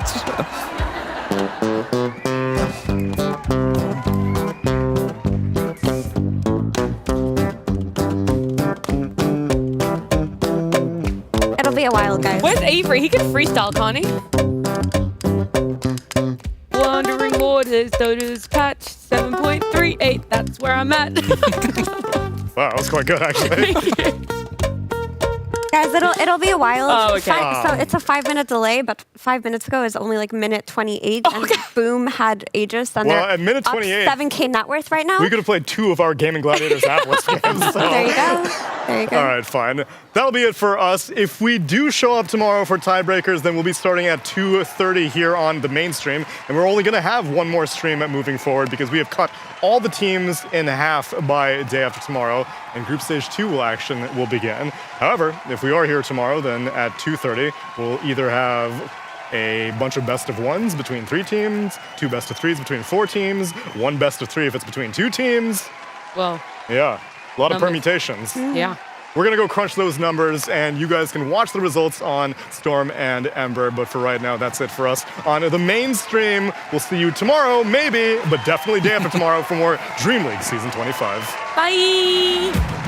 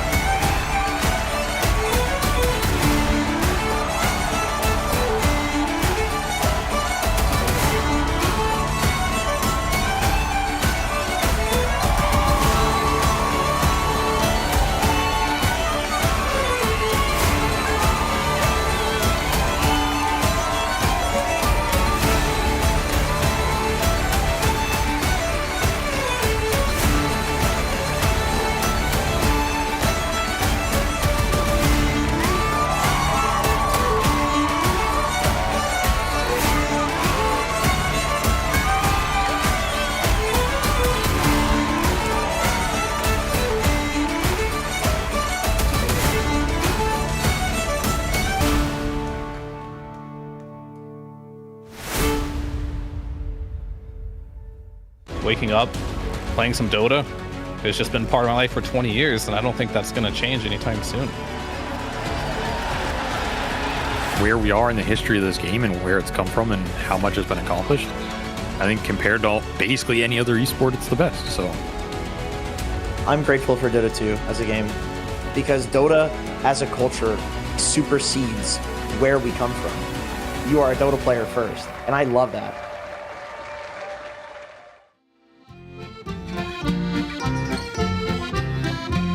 There were 3 drunken maidens come from the Isle of Wight. They drank from Monday morning or stopped till Saturday night. When Saturday night was come, me lads, they wouldn't then go out. But these 3 drunken maidens, they pushed the jog about. And in come Bouncing Sally with her cheeks as red as bloom. Move up, me jolly sisters, and give young Sally some room. Or I'll be your equal before that I go out. So these four drunken maidens, they push the jug about. There was woodcock and pheasant and partridge and hare, and every sort of dainties, no scarcity was there. There was 40 quarts of beer, me boys, but still they wouldn't go out. But these four drunken maidens, they pushed the jug about. Then there come the landlord asking for his fee, and a 40-pound bill, me lads, those girls were forced to pay. They had £10 apiece, me boys, but still they wouldn't go out. For these four drunken maidens, they pushed the jug about.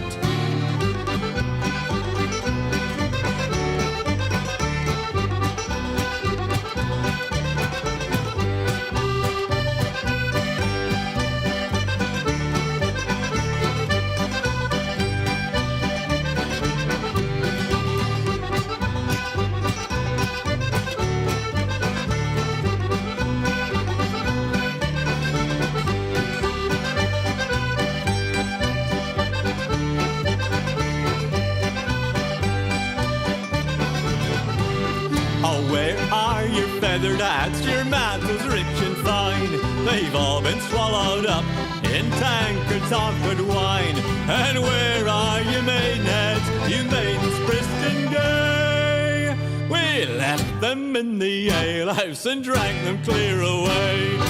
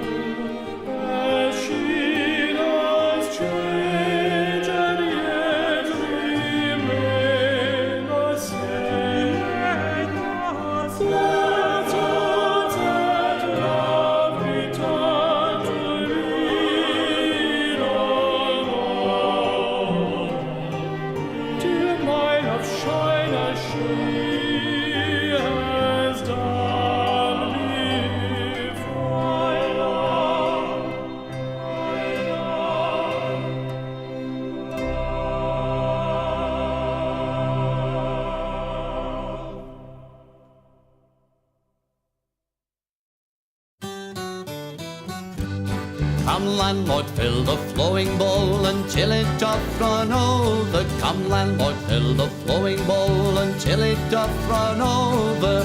For tonight will merry, merry be. For tonight will merry, merry be. For tonight will merry, merry be. Tomorrow we'll be sober. Here's to the man who drinks strong ale and goes to bed quite mellow.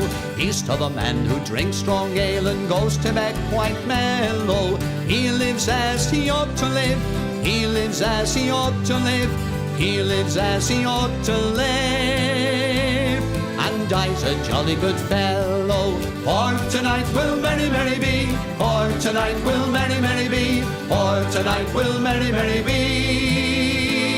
Tomorrow we'll be sober. Here's to the man who drinks water neat and goes to bed quite sober. Here's to the man who drinks water neat and goes to bed quite sober. He fades as the leaves do fade. He fades as the leaves do fade. He fades as the leaves do fade. That drop off in October. For tonight will merry, merry be. For tonight will merry, merry be. For tonight will merry, merry be. Tomorrow we'll be sober. Here's to the girl who takes a kiss and goes to tell her mother.